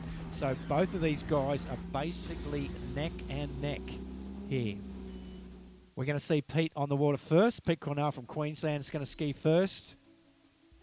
Righto, Both Pete. with the potential to run the 11 and the 10.7 and get into 10.2. Right, I know what I might be doing over the winter break is watching a lot of Pete Cornell's replays, because he is just so nice on the ski. Yeah, he looks so Just- smooth. He releases into his edge change nice and slow, and the ski is tracking on the water so beautifully, and sits up waiting for the ball and just brings it round tight at the end of the Have a look ball. at the replay. Just does Yeah. so, just stacked The s- every second And the of the ski pass. is just always on the water as well. Drives that knee through the wash. Look how much time he's got. So tight out of there, and then how much time he's got into that next ball. Edge changes nearly through the back of the second wash. And he just bites off a little more on his onside there, just at the very end of it. Watch this one. Just Whoosh. bites off a little more angle. You know what I didn't see there? Oh, I didn't see a hand drag. Inside hand drag. There's no mucking around. Probably With told. Pete Cornell. Yeah. He's leaving the show pony to the Lucas Cornell of the family. Right, let's go for 12 metres coming back. How's this going to set up? If we've got this little wind, you know, Yeah, it's an interesting point. Like we kind of 10.75 into a head. we kind of feel there's a little head breeze from the northern end, don't we? Yep. So I don't think there's much though, because you look at it now, 1 and 2 ball, we're almost glass out. There's a shimmer on the water once you get to 4 and 5. Yep. Anyway, Right. this is going to be 12 metres coming back here. Well, Um, this 12 metre line will probably seal a minimum second. Lovely out of 2 ball there. Just comes out of his onside so beautifully. No problems at 5 Oh. ball and over to 6. So nice to watch. Yeah, well, so that would definitely seal second place with clearing the 12 metre with his sort of With his 2 at 10.7 with in his the six, first round. Yep. six sort of in front of hoops, 5.5 in front of hoops in the first round. So seal second, but I don't think he'll be thinking about that. I think he'll be not even. I don't even think he's thinking about this 11, to be honest. So I think the probably wanting to just be wanting to run yeah. 10.7. He'll be thinking about making sure that he runs it for sure, but you're right. Where he's going to win or lose this is at 10.7. And I reckon it would be nice, Pete or Chris, with, you know, setting a new Australian record for this year's nationals. That Yeah, I would be, mean that'd be there's sweet. there's potential here, isn't there? Like it is skiing well, and you're. So what have we got? We've got 10.7 into this little head breeze, we think now, don't we? So that may well play into their hands for sure. I reckon it's just picked up, you know, we have our little wind radar measurements, and we're probably looking at maybe a 1 tail, we'll call it. It's just a slight little tail, where before I think it might have been just a 0.5 tail. Anyway, this is 11 metres. This is no gimme as well. We need to get Pete through this pass from Queensland in the over 35 men's JSW Power Sports event. He needs to start at 11. I think he may have got it there.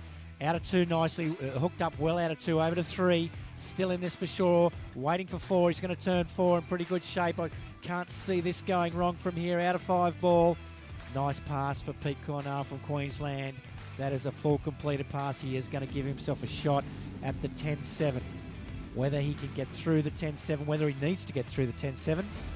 Chris Coburn from New South Wales scored 4.5. Yeah, it's a good point. We do need to bear in mind that Chris does have a 2.5 ball lead, so that will be playing into Pete's head for sure, and Chris will be aware of that as well. So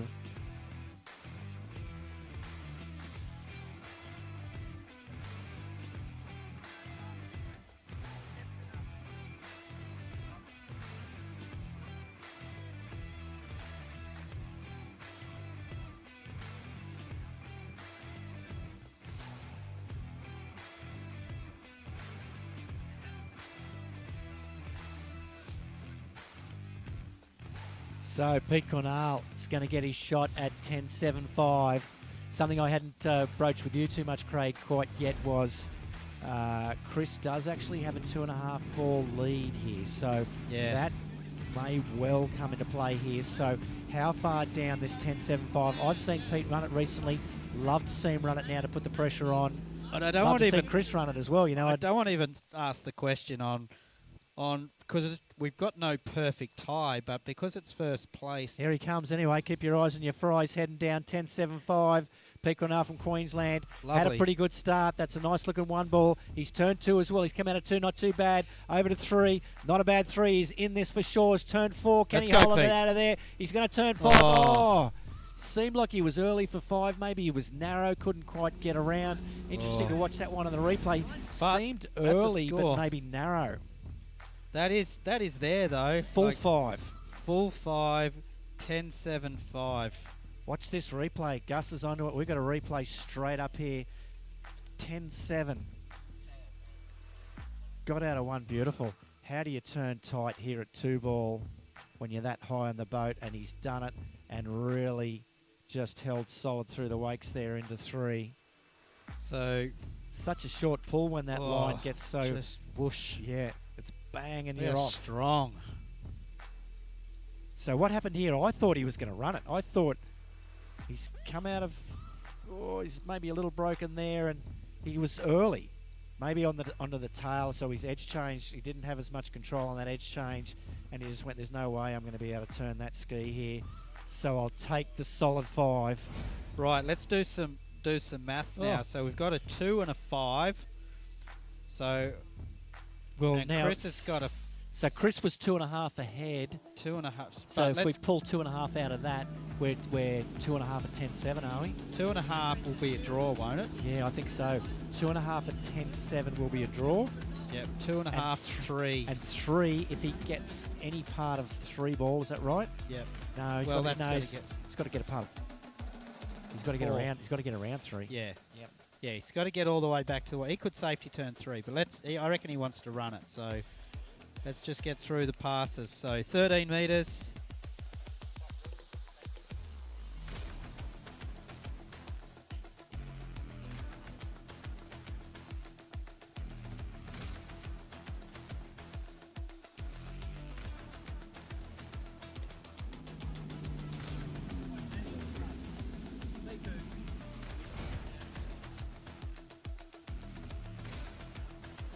Right, just getting a few queries on this afternoon's activities. So for our overs, and I know Nikki just come up to confirm, so for our overs we do get a bit of a rest. So as soon as our over 65 men are finished, you will have a few hours to just chill out, relax, and then no presentations till after 3:30.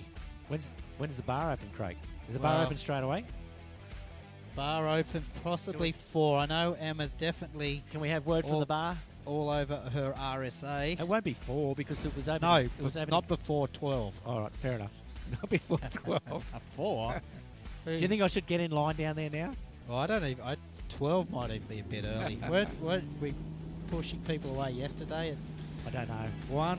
Anyway, so we've still got a bit of skiing to go. Yes, 10:30. Yes, what we've got Chris Coburn on the water from New South Wales here, and he has got a chance to take this event away. He's got some work to do because Pistol Pete has just scored a full 5 at 10.75, but Chris did have a 2.5 ball start on him. So we are thinking the number is 2.5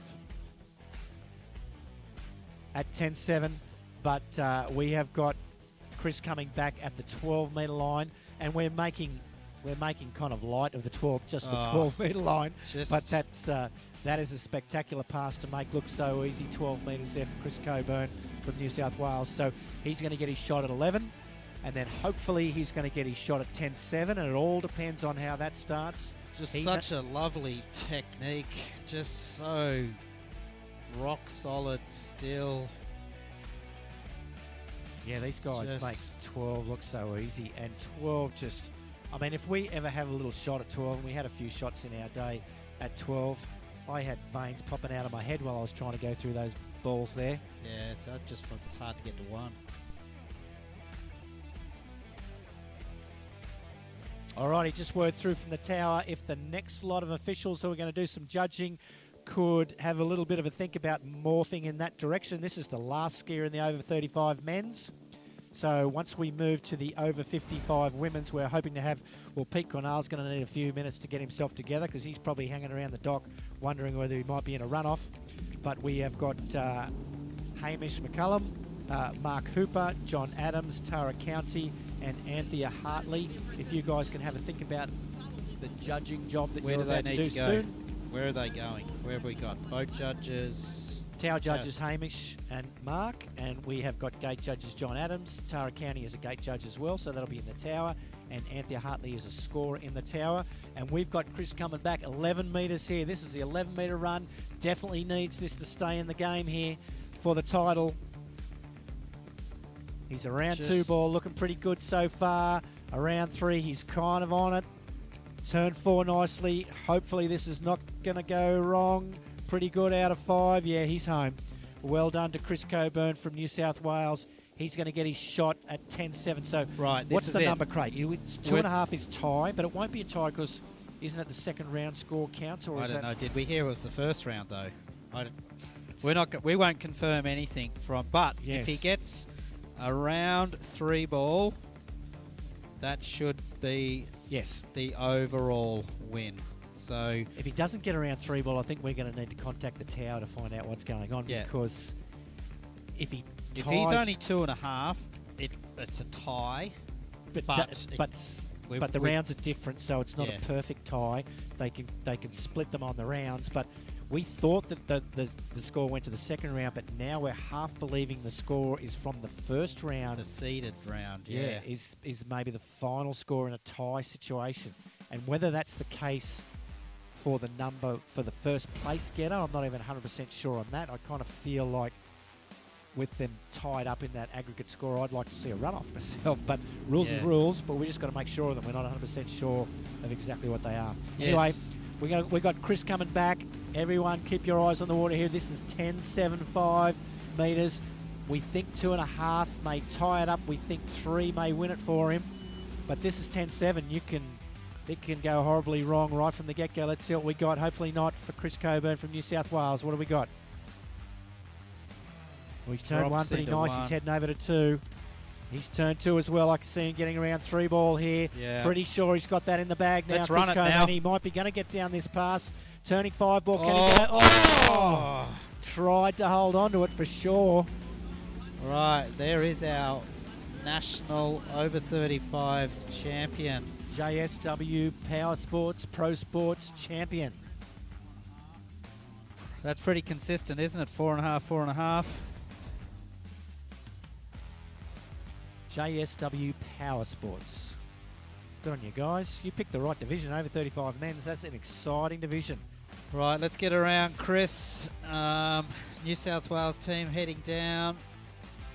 give him some pretty... Well, we were expecting those two to go head-to-head. Oh, you can still throw a blanket over them. If that was an old traditional format of prelim and final, Pete would have got him in that case by half a ball. We'll take anything But as Queenslanders. But because it's an aggregate, and that's we all know the rules of the game. Chris has won it, but I'm just saying they are close. Those guys are close, Yep. and Chris has got him this year. As we know, And Chris was good definitely luck and good on turning. him. Chris was definitely turning 5 ball then to head to 6, and just couldn't hold that rope at that. Couldn't even imagine that power. So, and then looking at the Benyon, how's it pronounced? Benyon, Bayon. Yep, the Benyon Shield. That would give Pete a few more points because he was a bit closer to the national record with the half a ball. Yeah, it's a good point. I need to know a little bit more about the Benyon Shield, how they actually pick the skiers, and I don't know whether it's 5 skiers or 7 skiers, and I do believe they're now picked automatically, so it's the best ones that you've got. Right, well done, Chris Coburn. 2025 National Over 35 JSW Power Sports Pro Shop Champion. That's That's a mouthful, isn't it? Pro. Can we get that on a banner? He needs that on a shirt. I reckon they should all be just an acronym, JWSPPS. You know what we probably should have done? We should have produced shirts with the sponsors' names, just a one-offs for those particular events, so you could hand them out to those guys. Yeah. Yeah, the day, JSW Power Sports Champion, over 35 men's champion. Would have been nice. That Victoria might jump on next year as the hosting state. Is that what it is? I'm not 100% sure. Well, I don't know. I don't know. I think there's a rumour of that, but I think that might get announced at the. Have we said too much? Well, I don't know. I don't think we know, so we can't have said too much. Well, there's not many states to pick from. We're not really sure where it's going next time. I've heard a rumour that it's going to be at Mulwala next year, but I don't know that that's true.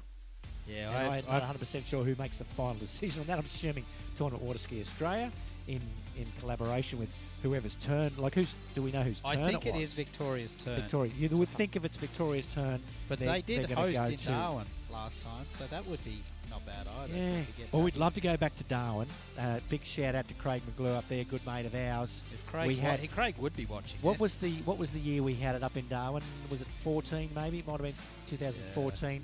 Beautiful event up there, and when Easter is a little bit late and it's starting to get cold down south, Darwin is a perfect place to go to. And Two Lake site, beautiful slalom conditions, beautiful jump and trick lake as well. Also, it just all really meshed together up there. He's just got some issues with a partner in crime he's got up there who's not so into water skiing as Craig is, but I think he's working through that.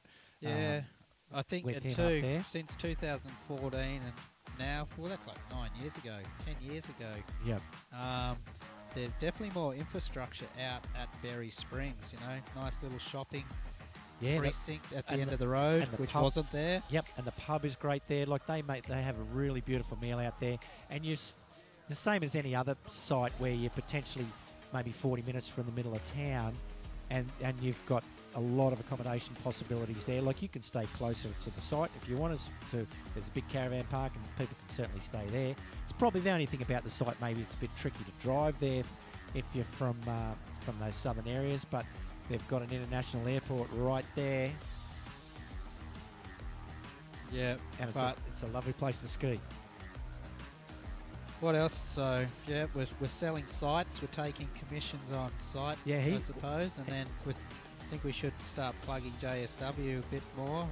Probably get a Malibu sorted out. Be nice. Now, Craig McGlue, just to add another little tidbit, what I'm going to say here. Yeah. I'm not even 100% sure what his hours are up to there.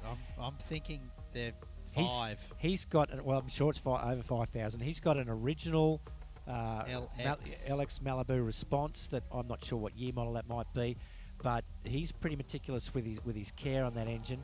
But it has done over 5. I reckon it's approaching 6,000 hours. Maybe he can text me if you're listening to me now, Craig McGlue. You can text me with how many hours you've got on that boat. It skis beautifully.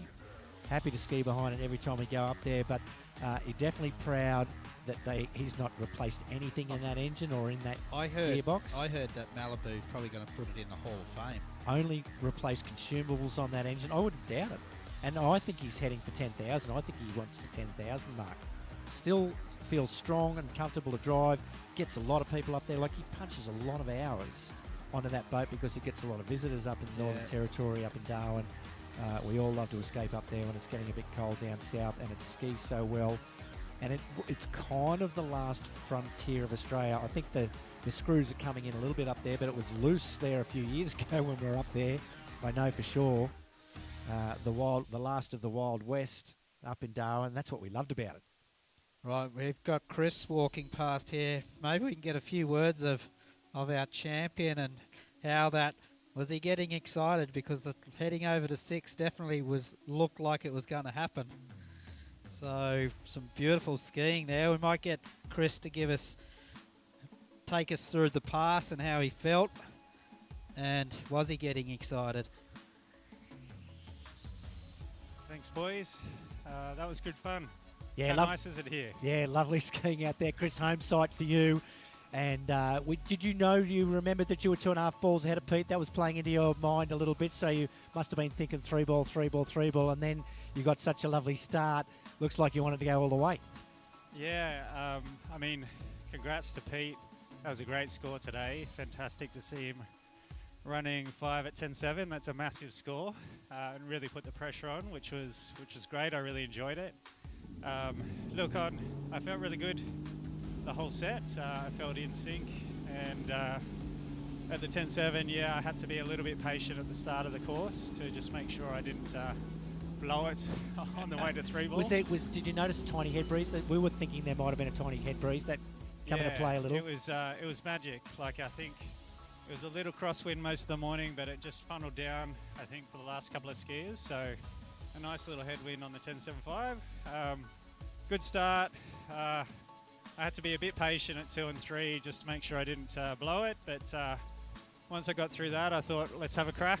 We were all willing you around 5 ball, and you were going. We could see you were going, and it just stole that handle out of your hand, pinged it back to the boat, so we could see you were trying to hold on to it. So well done with that, mate. Yeah, thank you so much, and thanks to everyone. I mean, Queensland's done a massive job to have this event and have it over 2 weekends, and it's been really enjoyable. You guys are a credit to you guys. Well done. Appreciate that. Thank you very much. Good on you, Chris. Alrighty, we snuck into the over 55 women, and Mel Collins, who had a bit of an abysmal for her first round. She would be disappointed with that. She's run through her opener in the second round. She's going to have to do some skiing here. You know. I think, doesn't that catapult her straight up there? That was, like Rose ran 4.5 at 16, so you know we have to take Mel's score all the way back to half at 37. Oh, that's some and balls, I think that's like 20 or 30 balls that she's got to make up. She's going to have to probably run into 10.7.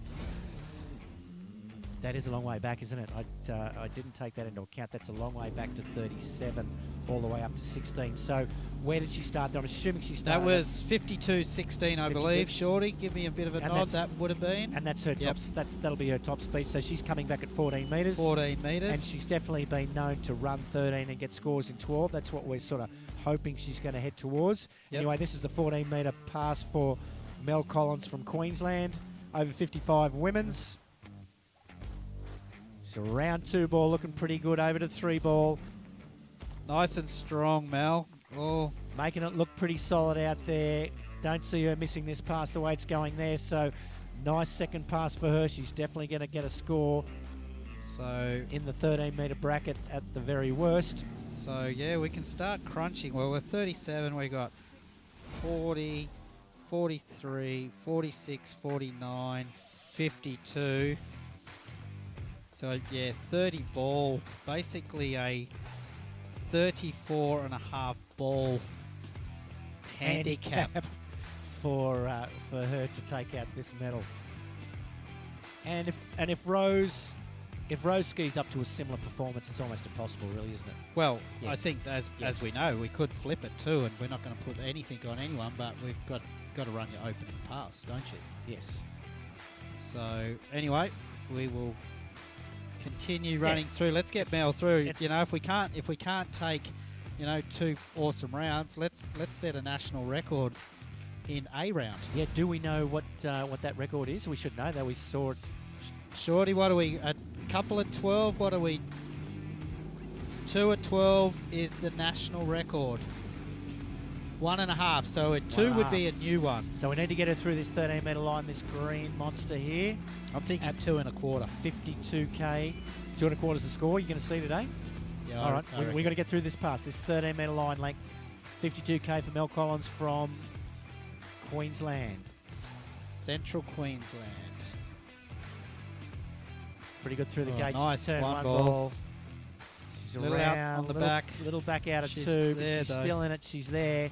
She's gonna. She's late at 4 ball. I think that's trouble. I think that's going to be all she wrote. 4 ball. That is still excellent skiing. Now a score of 4 at 13 metres for Mel Collins. That's kind of what she wanted to do the first round, I think. Somewhere at deep 13 or early 12. So that puts her 11 boys in front of Rose's first score. That score So we subtract 11 off the 34. gives us 22.5. So I think Rose has just got to run her opener. You would think so. Yes. But next on our water Yes. is our Big personal Queensland. favourite Let's ours. give Mel a round of applause. Good job, Mel Collins from She's Queensland. been pretty busy Central this Queensland. weekend. 3 eventing. And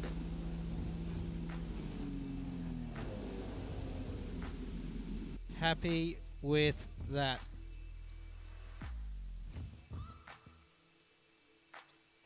We are. I've got my shoes off here, Yeah, Shane. that's right. I run out of toes as well. We both took our shoes Yeah. off.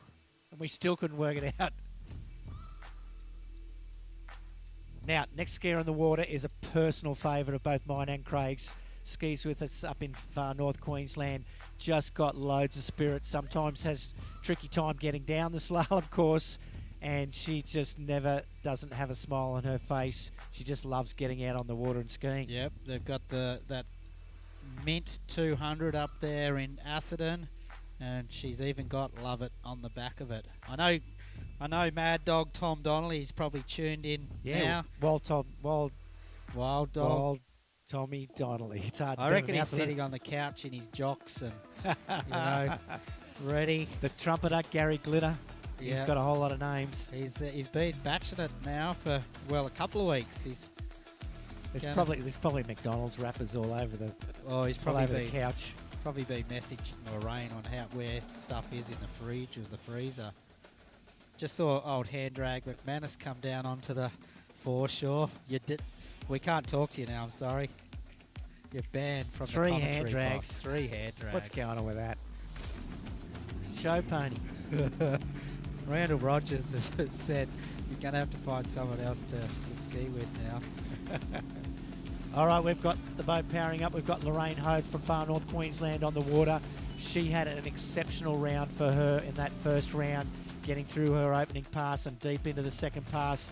Let's see if she can replicate that again. Pretty sure it's going to be 40k, 18-metre line Let's for go, Lorraine. Lorraine. Let's get it behind her because she's D3 definitely skier, full of spirit. If we can get through this opener, that would be lovely. Pretty good through that entrance gate. Nice. She's never mind. That'll happen to you every now and again. That one ball can be tricky. And today it was for Lorraine. Right. So She had all Lorraine her fun is- yesterday. yeah, well, she's Fooled definitely it all for yesterday. right. And then let's get around Lorraine. She does a ton of work, not just for our far north clubs, but is our treasurer for the Yeah. Queensland Waterski. She's been the treasure for all those mobs. And for years, she's been siphoning away money perfectly for retirement. And good on her for that. I reckon she deserves every penny. Yeah, she's definitely puts a power of work. She's down here for 2 weeks to help out, giving up her own personal time, as a lot of people are. But I think she'll be happy. Like if you asked her before the tournament, give her an opener, she would have taken it. So look at Marky D in there. Marky and is it John? Yeah, I think John John Adams. John in Adams there. is in the boat, so Marky and John. It's a bit of skiing between They've got those that two. pretty sorted. Where did Marky end up in the over 55s? I didn't see I that at think the he end. third place. Third place, good on him. He's right up there, Marky D. He's been training pretty hard. Look, he's a solid character, Marky. Pretty happy over there in Radar Town, across the way with the Fox taking the gold. Is he a radar skier? Is he? I'm not sure whether Marky skis on a radar. I think he's D3 man. He's definitely D3. Yeah. He loves them. So Alrighty, so this is the pivotal ski. All right, we're Yes. half thinking if Rose from New South Wales, Rose Mikowski from New South Wales, can get through her opening pass. We're relatively confident that she's going to take out the over 55 women's division in this 2025 Malibu National Waterski titles at Stoney Park here in Port Macquarie, New South Wales, Australia.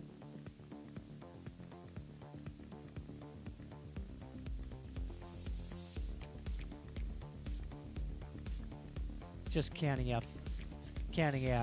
fingers and toes again.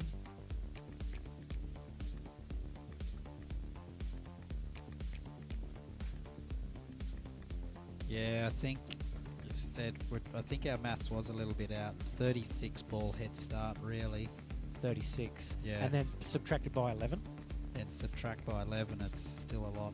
25. 24 and a half. 25 balls, which is four solid passes. So, and she's at 16 there at 52. So, I don't know where she starts, but Well, she's here probably we go. she's probably going to start at 49 or something. Maybe is she, or I don't know. Well, I don't know. Or This has 46. never been in this position Yeah. where, but it's the same again. She's got to run this pass. Okay, let's go, Rose. Coming into the course, let's call it. Didn't hear from the boat what that start speed was. Actually, would have really loved to. Sounds. It's definitely firm. Okay. Let's hope that she gets through that pass. She's around Looking 3. on track so fast. Round 4 ball. Round 4 Heading down. over to 5. Round 5, and that you would I think that's got to be it for sure, hasn't it? Because that did sound fairly firm. Like that sounded like 49 potentially to me. 49. We'll listen to the time coming back from the boat, and we're going to know where we're at.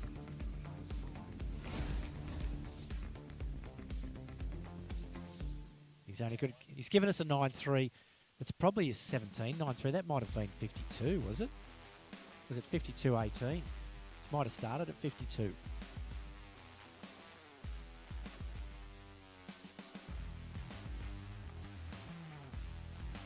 Yeah, just waiting for the boat's call to confirm. Yeah, 9.3 has got to be 52k, so I think she's just run a 52.18 opener, and that makes sense. And if that's the case, then she's definitely going to be the gold medalist in the over 55 women's slalom event. And I'm pretty sure Mel Collins is going to come in second place and Lorraine Hode in third. Right, so okay, that confirms it. 16-metre return. I reckon that wind swung around, Coops. Yeah, I so do reckon it's I. a bit taily, Yes. and we're probably going to call it a 1.25 tail. Yeah, now. I think it actually has done exactly that.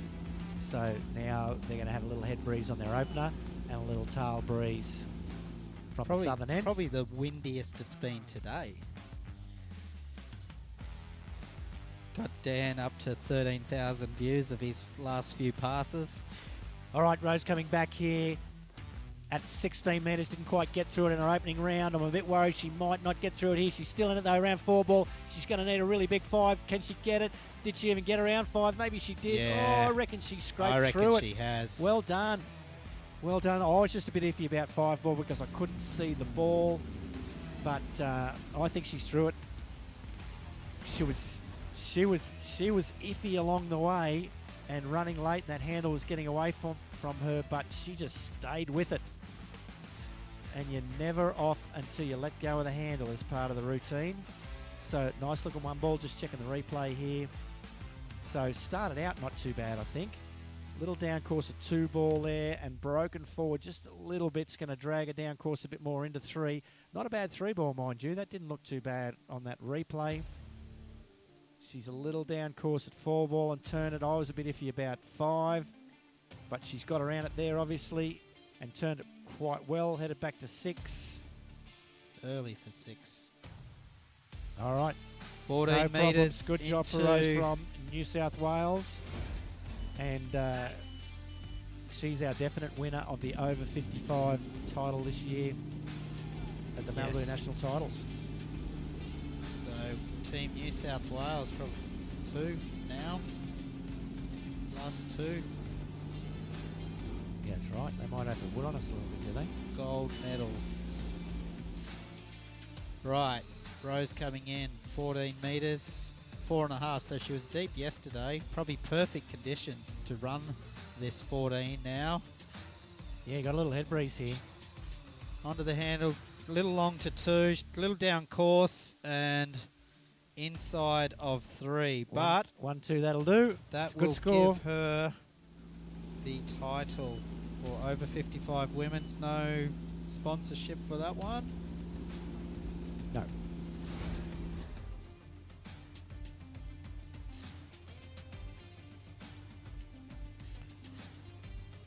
Right, now, our last 11 o'clock. How are we going time-wise? I think we were looking at predicted time. We're supposed to be starting over 65 at 11:11, and it's just about to tick over to 11 o'clock. So, time with a little bit of a no crew change, straight into it. So we're right on schedule. I think we're going to be finished possibly 11:30, but we could have a runoff situation because it is tight. We've got a perfect tie for the leaders, Mark and Gary. 5 skiers in the over 65 men's division.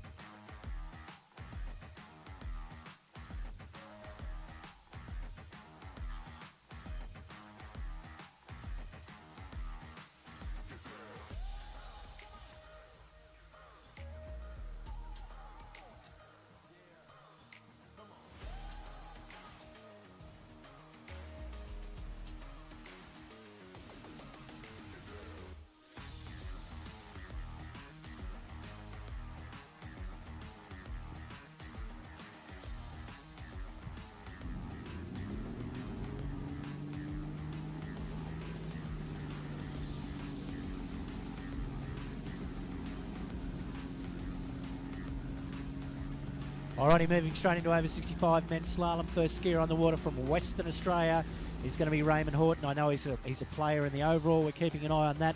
Heard the call back from the boat starting at an 18-metre line, 49k, Raymond. And here he comes in for his opening pass from that northern end. We think there's maybe a tiny little head breeze I from reckon that end now. he's going to probably be a bit like Mel Collins and wanting to throw a big number out there, because he was probably a little disappointed in that round 1 going in early, but not today. Alrighty, so he's got through that opening pass, 49k, and he is going to be coming back at 52k.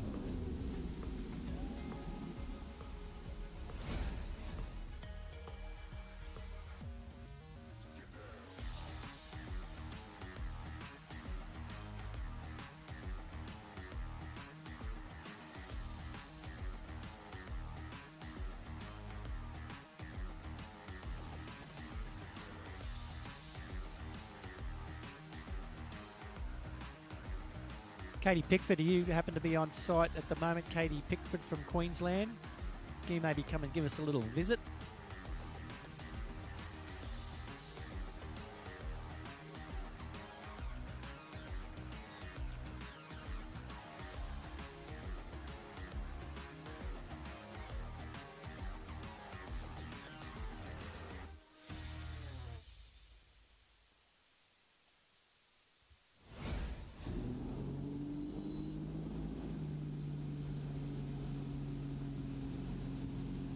Gary Pollock might know.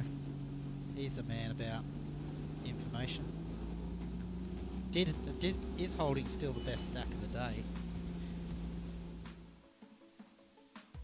Okay, here we go. So we have Raymond coming back in at 52 k's an hour, 18 metres. Beautiful one ball. Nice and early round 2. Waiting for 3. Over for a little jittery out of 4. Waiting for 5. And, oh, nice. And out the exit gate. Safety turn 5 a bit. I wouldn't say it was the most spectacular pass that he's had. Was up to 4. But he definitely ran it, and he didn't run it yesterday, so he's going to be excited about that. Yesterday scored 3.5 at that speed. So we will and shorten today up now. He's run through it. Yeah, Is that right? Yeah, he's chopping the line. So it's interesting. Like, it's not the third place. Third place is 3 at 4 now. He's got to get through the next one as well. It's probably a tall ask, but he's Raymond's throwing his hat in the ring, that's for sure.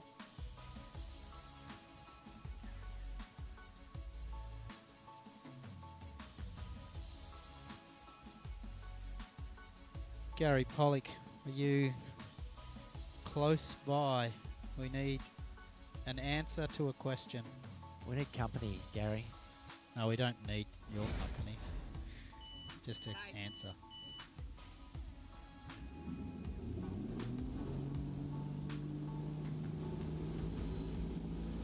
Alrighty, I can hear that boat powering up. We've got Raymond Horton on the water from Western Australia, over 65 men's division. Has already outskied himself from the first round yesterday, or might have even been the day before. I'm not sure when that over 65's first round was. Might have been the day before, I think. Anyway, he's coming back at 16 metres now, 52k, which is the maximum speed for these guys. And he is coming back at the 16-metre line, the first shortening here at Stoney Park at our Malibu Nationals. Round 2 ball, heading over to 3. I think he's late, but he's still in it. He's turned 3 ball. He's heading over to 4. Oh, he's really late, but he's turned 4, and he's still there. He's still going. Around 5. Will he make it to 6? I think it's a struggle to get to 6. Oh, man. I reckon this is going to be good. We're going to have to watch a replay on that. No, I think he did do a hand drag down McManus, so he's definitely dropping down there like he's run it. But I'm a smidge iffy. Oh, they're calling 5.5. All right. That maybe he didn't get out the exit gates. We need to watch on this replay there. I think he was in trouble from the onset.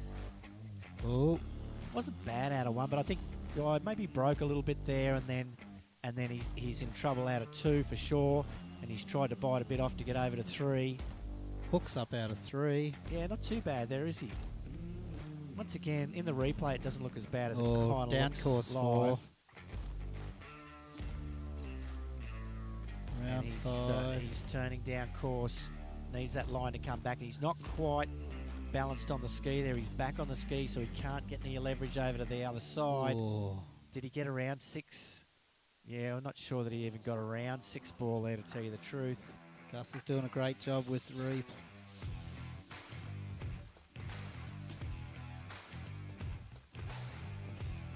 Doing a review.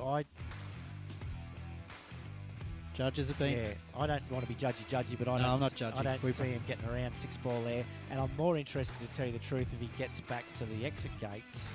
Yeah. If you let it roll for a little bit there, Gus, and we'll see whether he makes it back to the gates themselves Ooh. to get out of the course. He's got a whole lot of slack line there.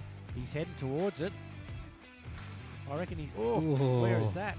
It's hard to tell. Oh, that's a double banger. That'll be on the next level 2 judging. I think he actually... Video. I reckon he might have got back to the gates. Oh, no. Oh, well, they'll have a better view of that because they'll have a physical gate camera. Mind you, watching the skier go out the exit on the gates is more difficult to see, but they will have a designated camera at the correct angle on those gates, so they'll get a better shot at that to see if he made it. I'm very interested, though. I'm sort of feeling pessimistic as to whether he's going to keep skiing. Oh, holy, they've given There it you to go. him. So he's got a full score of 6 balls there, and he's going to be coming back at 14-metre line. Raymond Horton from Western Australia snuck through that one by the hair of his Right. chinny chin chin. And we're happy to see some more skiing. I'm always a firm believer that if it is that close, give it to the skier. It's a tough enough sport. My theory as well is if you can't definitely take it, then you've got to give it. Yeah. And they could definitely take it, so they gave it. So 6 coming in at 14. This is now going to push him up. Definitely. Could be PB territory. What do we got? Lovely one ball. Yeah, he's around one. He's going to. I was going to say he's going to turn one. 2, but he's happy enough just to take one ball over Well 65 done. men's slalom. Well done, Raymond Horton. And I also feel that might not hurt his overall score a little bit there as well. So there's going to be some extra points thrown into that. I know it's. I'm pretty sure Mark Lauder's got it wrapped up, but Raymond and Peter Smith have got some neck. If you guys want to get your fingers and toes out again, I'd be very interested to see what the overall routine is doing.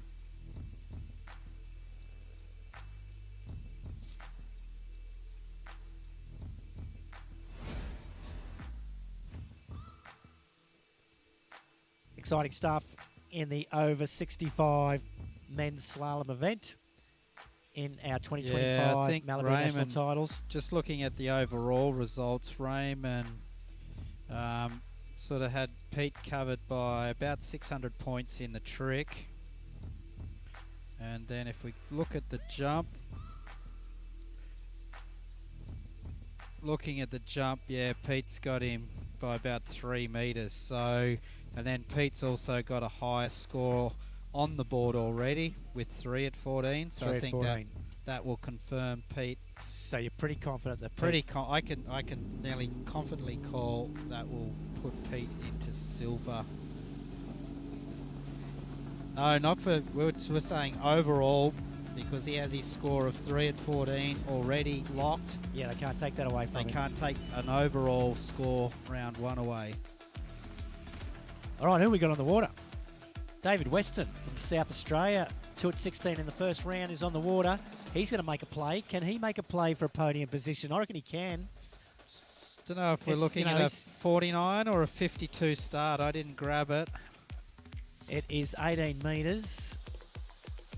Doesn't look like 52 to me. I think it's a little slow, unless he's just making it look slow, and that Well, that was a nice pass. they can do that. But he got a score of 2 at 16 first round, which puts him in range of Peter Smith potentially, and also maybe Gary Wiedemann.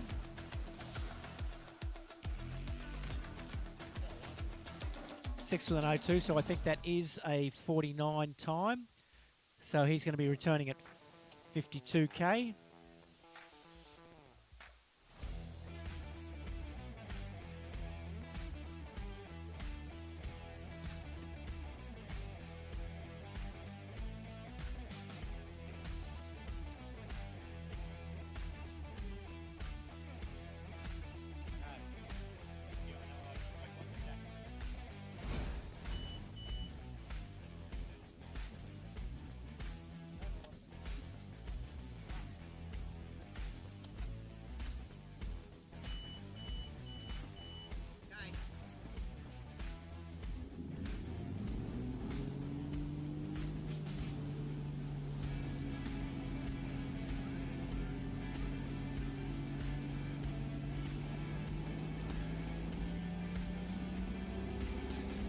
Alrighty, David Weston on the water from South Australia, over 65 men's division. Ski 2 at 16 first round, coming back 18 metre line, 52k, top speed for him on his second pass. I think that wind's faded away almost altogether now, so conditions are looking nice on the water. I don't think any of the overs have been able to complain about the physical conditions or the boat. So everyone's had their shot at it, including us. And David is going to get through that. Oh, damn it. What's going on there? He must have been a little late on that one. I thought there's a Malibu flag in our way for 6-ball there. I thought he was home and hosed on that, and he's just come up a little short for some reason. Whether he's clipped the ball, I'll be interested to see this replay, because I thought he was in pretty good shape.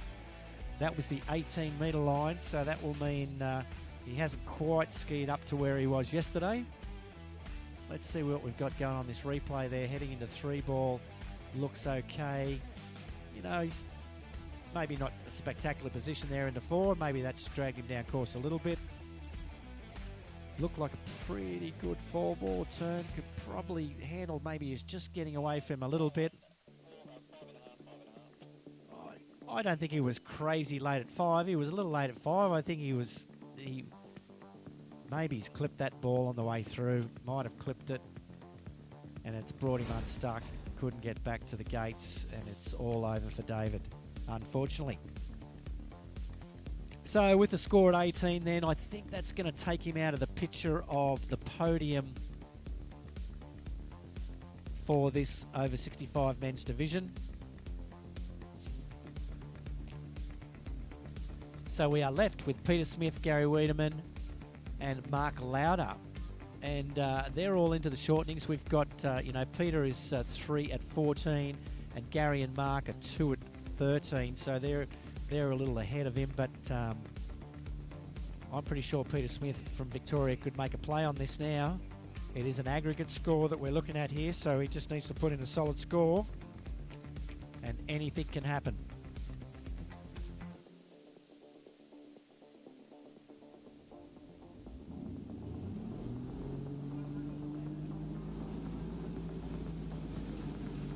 Alrighty, 5 1/4 for David. So they did say that he got outside the ball line.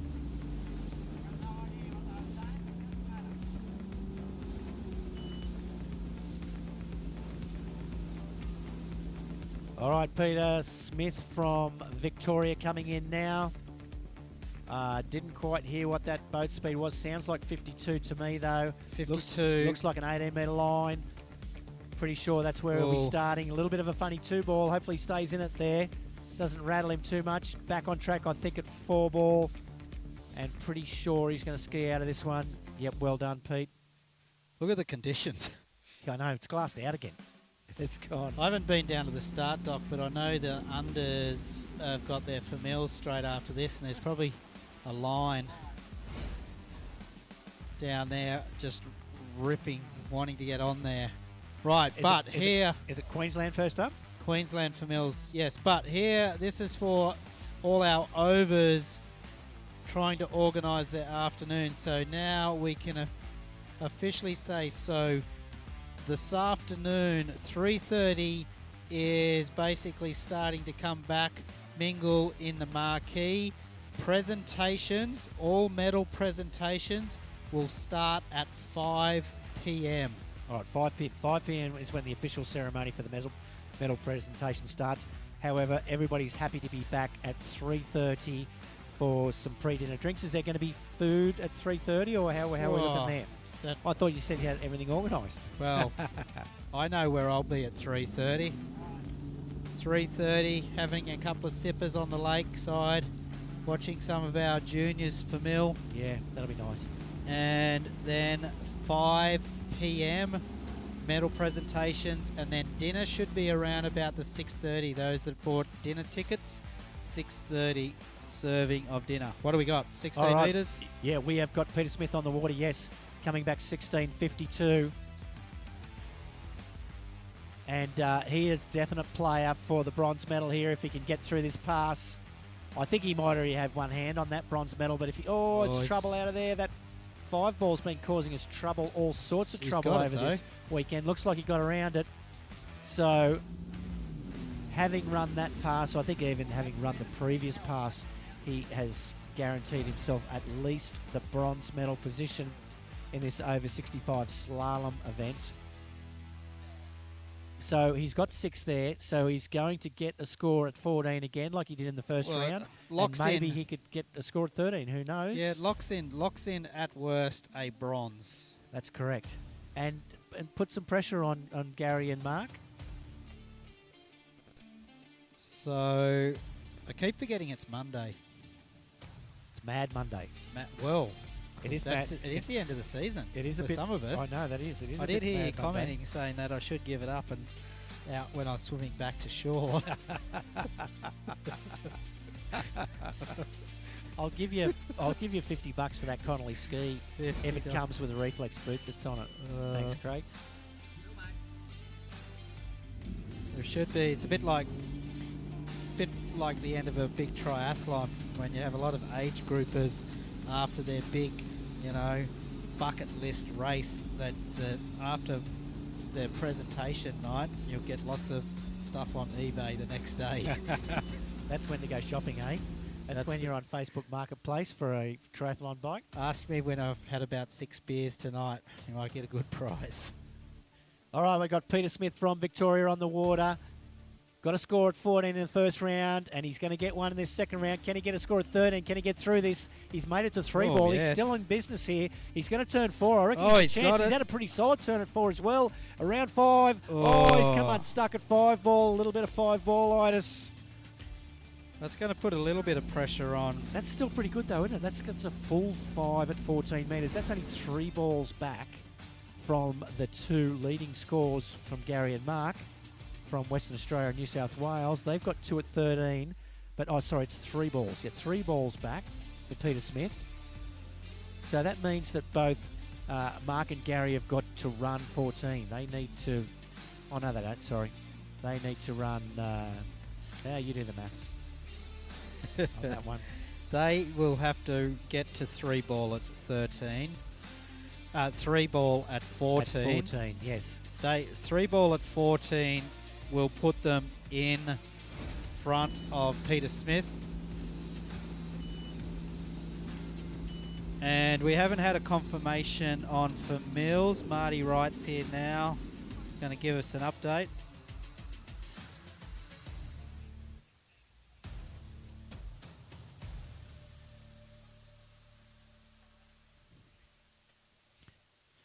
Yep. Right, so just getting the official unders. Yeah, there's some.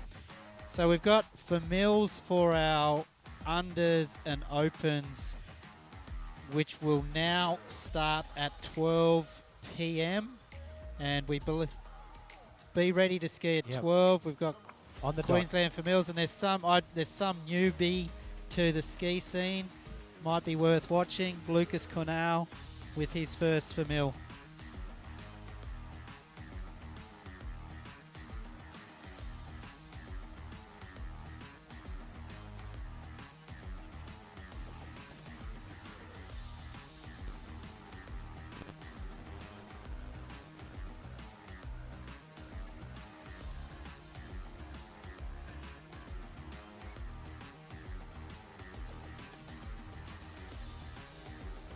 Right. All right, 52 Maybe red. I should put my name on that for Mill. We heard it back. Get actual skiing Gary this Wiedemann weekend. from Western Australia, our next skier on the water, and he is coming in at 52k 18 metre line. Right. So 2 at 13 first round. Needs, what do you reckon he needs, Craig? Well, he needs 2 at 14. Well, he needs 3 at 14. So he's got to get through his 16. He's got to run these first 2 passes. That's to simplify the world. Got to run the first 2 passes, Gary. 3 at 14's the bubble at the moment. To hold on to your position at the top of the pile. Yeah, and then we've got a perfect tie. So having a good chat to Gary over the weekend. He's going to head back to Texas. Head back to Texas and live the dream. Lakeside community, San Marcos. He's got a lake there, eh? Oh, that'd be lovely. Yeah, I think he said there's 4 lakes at San Marcos. Pretty hot and dry in Texas, I think. Probably got some rattlesnakes there, do they? Oh, don't know. Don't have to worry about rattles. But had a bit of a chat all the way from WA. No, Gary's one of our, probably, would we say he's up there as one of our most proficient drivers here? Yeah, well, he's Australia? been the chairman of the driving on the association, on the Australian Association, up until recently. I believe that he might have resigned that position, and it might be open next time around. But yes, definitely been a driving force behind tournament driving over the last decade in Australia for sure. Right, so we're coming back at 16. So we're thinking the bubble to take first place is 3 at 14. So he's going to have to run 16. He's got to run this pass. 16 metres, 52k for Gary Wiedemann out of Western Australia.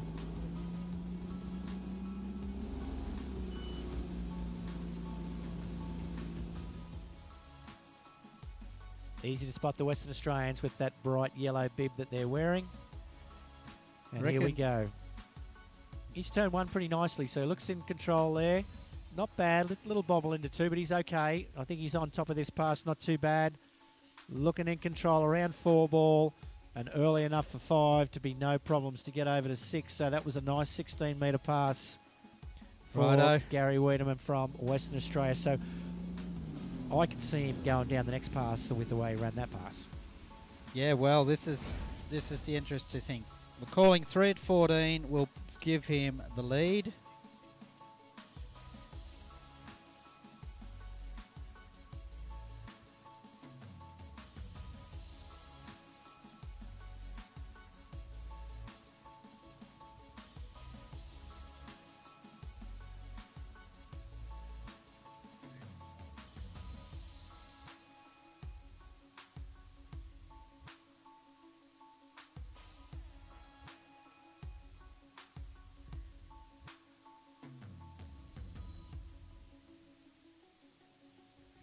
Righto, so we've just recalculated.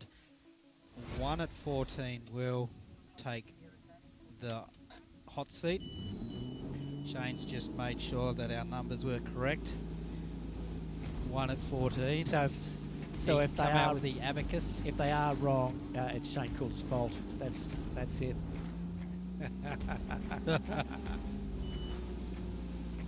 Alrighty, we're pretty sure 1 at 14 is going to catapult him into the lead at this stage of the game. Gary Wiedemann from Western Australia. He got halfway down in the first round. No, he ran it in the lovely first one. round, sorry. Got Nice and halfway down the relaxed next too. pass. This looks so nice. Yeah, he looks on fire here, so he's just got to turn 5 ball and come home. Come on, Gary. Yes, And he it's has. So putting a Ooh. little bit of pressure on... a little bit of a bubble. This is putting now, some pressure on Mark Lauder here is what he wants to do. Because if this is potentially Gary's last Australian national titles, he'd love to take the title on the way home. Yeah, are you allowed to take it back to the US? I don't know. Well, I think it's only a medal, so you can Yeah. take it.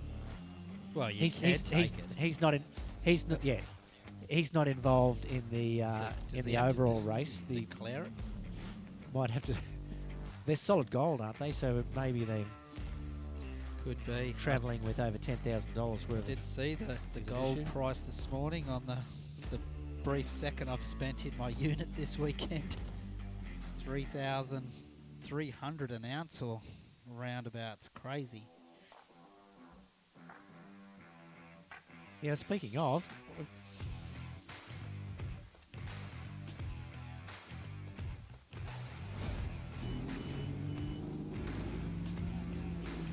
Righto, so just getting word from the canteen that they are ready to pump out lunch. I know I What had do a we- burger yesterday. Yeah, what have we Actually, got? I'm going to get a burger. Was there toasted sandwiches? Well, I had a hot dog yesterday. It was lovely as well.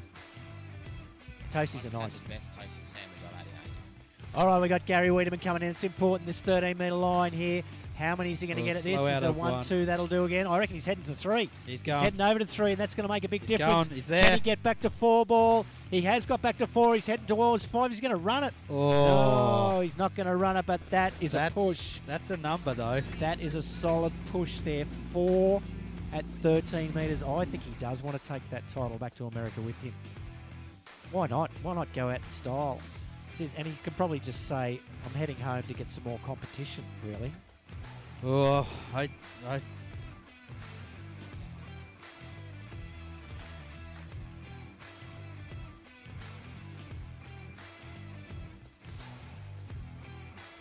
right. 4 13 meters. That's going to be that's down there. It is. And it's this one's easy to calculate because they were even. So Gary and Mark Lauder were even at 2 at 13. So basically, Shorty Mark- would know. What's Mark's PB? Mark Lauder needs 3 at 13. He So needs- he's going to have to run a PB. he needs to get around 5 ball. At He can 13. do it. He can do it. And I do believe this is our last skier Yep. in the so overs event for this 2025 Malibu Australian National Titles. Yeah, this is it. This is for this portion of the event, for the overs portion of the event. It is all one event, but we've got a little gap in the middle and we've got a little bit of separation. And this is going to be the overs. It's going to be over and out after Mark Lauder skis. And I hope Mark Lauder gets through 14 and gets a shot at 13. I'd like to see a run off to finish off the so would I. overs. Anyway, we've got to get through opening passes for sure. What do we got there? Is that an 18-metre line? 18.52. For Mark Lauder. Pretty sure that Mark's got the overall stitched up because he jumps a long way, and I think he took it out in tricks anyway, so probably really stolen the overall pretty comfortably, and he has run his first pass for sure. I know he's pretty happy with his jump yesterday, wasn't he? 30, was it 34.9, something like that? Was it somewhere there? Oh, let's not we won't let facts get in the way of our Another good commentating. story. Got Dan here. Onto it. Oh no, he's on another app. Is he swiping left or right? No, he's not. He's supposed to be at work today. I think he can't go on camera now because said to his boss that he was sick. Can we let his boss know? Who is his boss? He's got a sick hand drag, that's what he said. He's got 3 of them.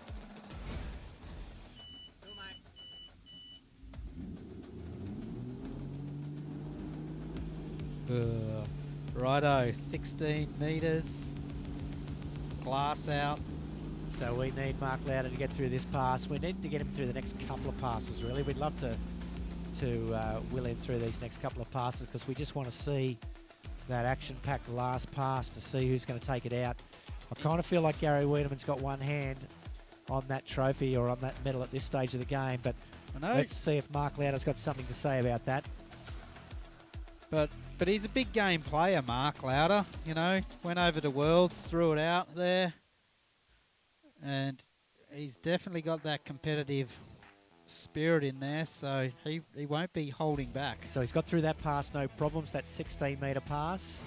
The next one, the 14-metre pass, that can be a little make or break.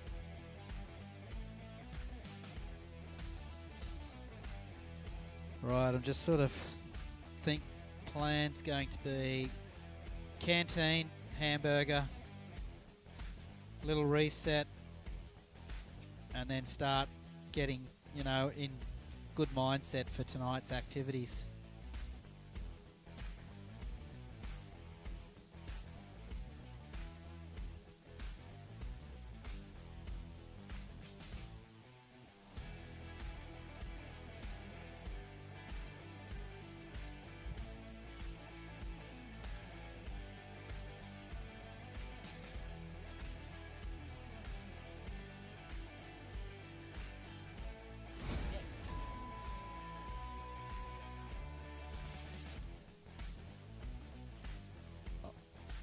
Yes, Gary Wiedemann, just hang at the start dock, obviously. We could have a perfect tie here.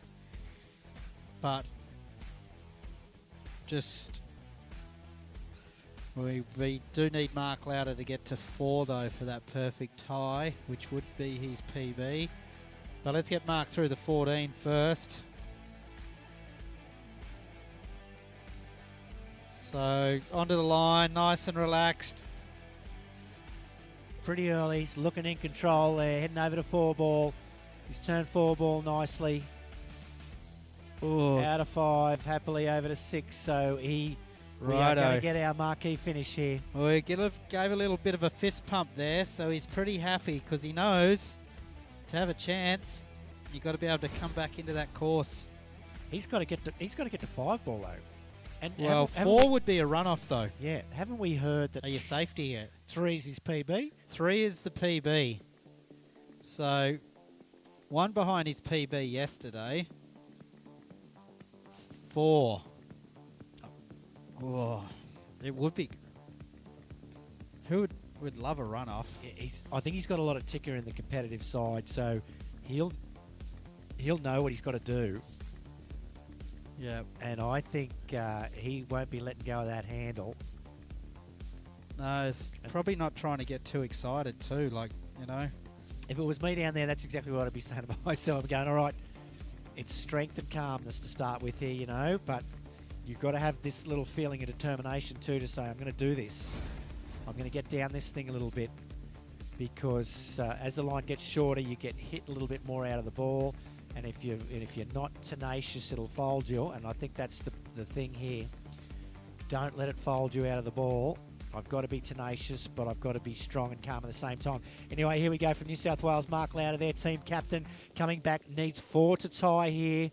Otherwise, Gary Meader from Western Australia is going to take it out. What do we got? Oh, He's turned bent. 1 ball pretty good.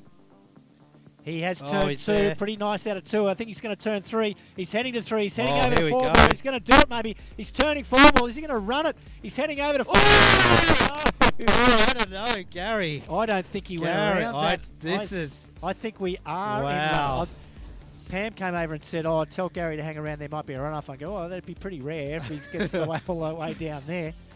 But I think it is. Wait on, let's I get think the it call is. here. We're going to make sure. Oh, here we 4. go. Wait on. We'd like to see it. We're watching the replay right now. Right, we're getting 3 4s at this point. He's turned 4 there, heading towards 5. Oh, And definitely inside. Yes, inside it. Inside it.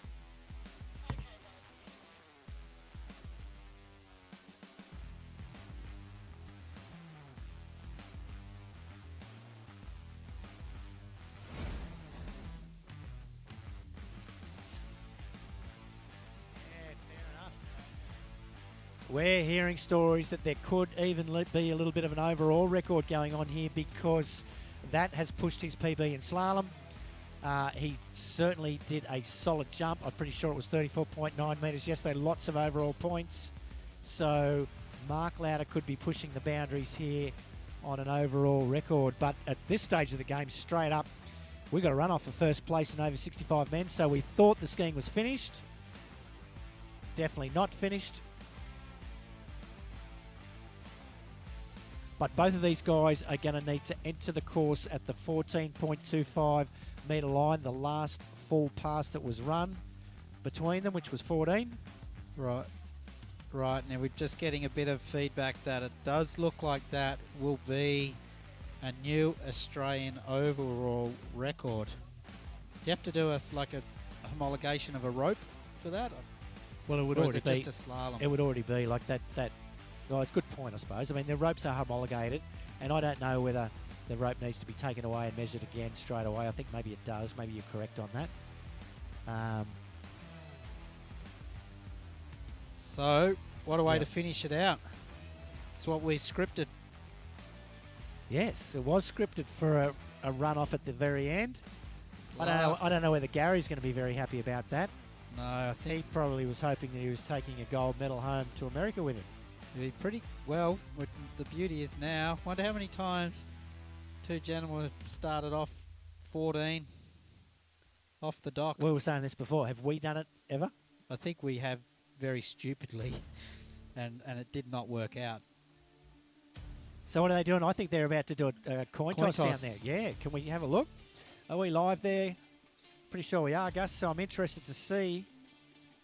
Do we get like, do we get like a little spell? Like Mark could be, if he was like, well, he's a lot fitter than I am, so probably not blowing at all. But I'd want a little 5-minute break. He might be happy to run straight back in because it's so fresh in his head, you know. He's just done it. And Gary's had a little bit of time to cool down. Rightos.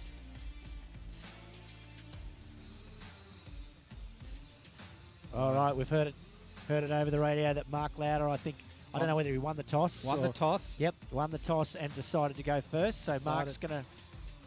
And that's probably a good idea because he's so fresh off the water. He's going to feel like he's just made a little binding change That's or something. interesting, though, isn't he's it? going Like, back out. what would you do? Like, is it, do you go out there, put the pressure on, or do you go out there knowing what you have to do? We were talking about this before for the first runoff that we had today. Who was that between again? Jamie and Neil. Jamie and Neil, yes. And it's great to go out there first if you really feel like you can run that opening pass, and both of them did.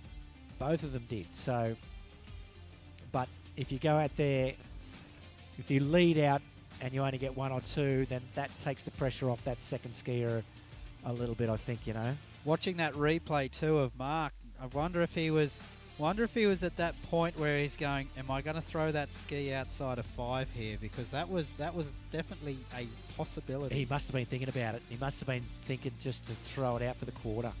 Like, really, you know, obviously he couldn't, otherwise you would.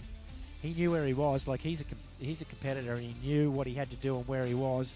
If he had have been able to reach out and just get it around, he would have thrown it at it.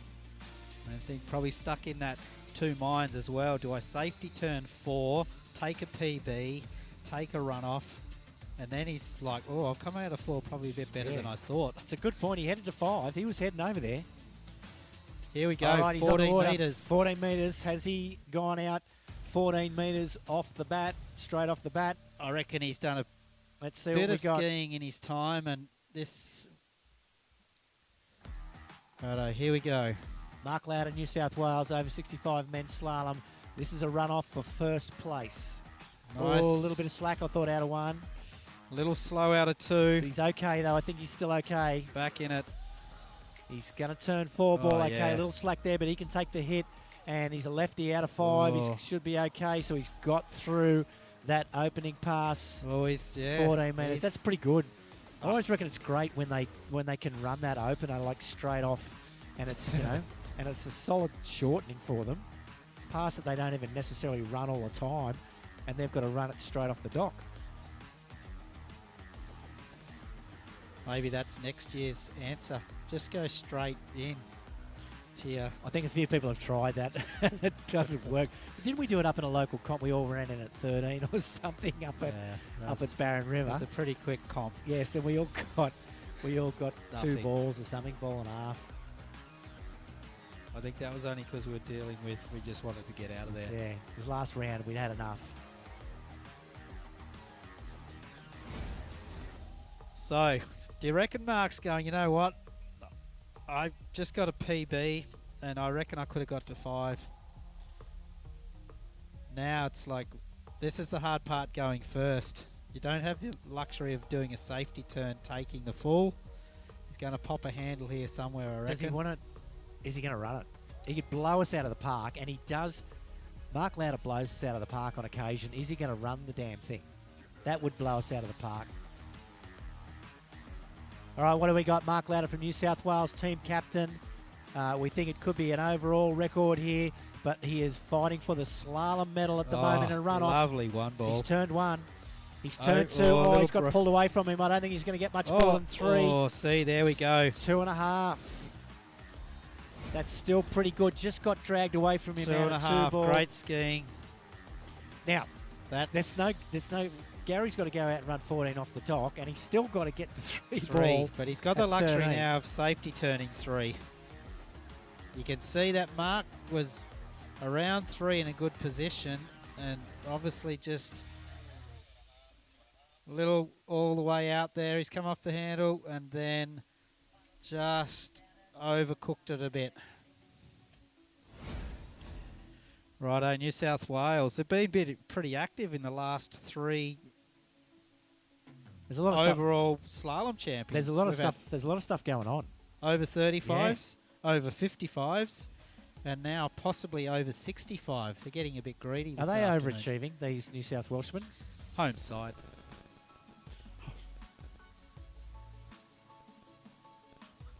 So, All right, so we got Gary Wiedemann in the water. Like he has had a little bit more time to rest, but also that's allowed him to cool down and feel like maybe this is a new set, and he's got to go out at 14 on this new set. probably just a bit of a reminder to all our skiers too. Make sure you collect your handles from down off the dock, because this is it.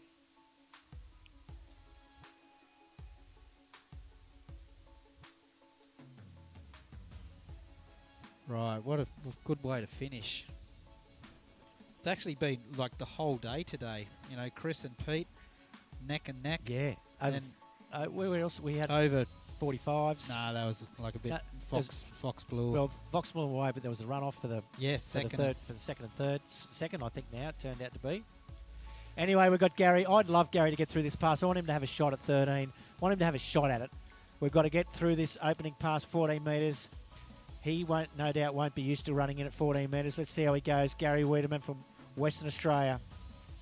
Oh, nice and Yes. slow. Turned one. He's there. I think he's pretty tenacious himself. He's heading down this pass like he wants to run it. He's turned 4 okay. Has he got the strength out of 5 to get over to 6? Easy. I think he does. I think he's going to do it.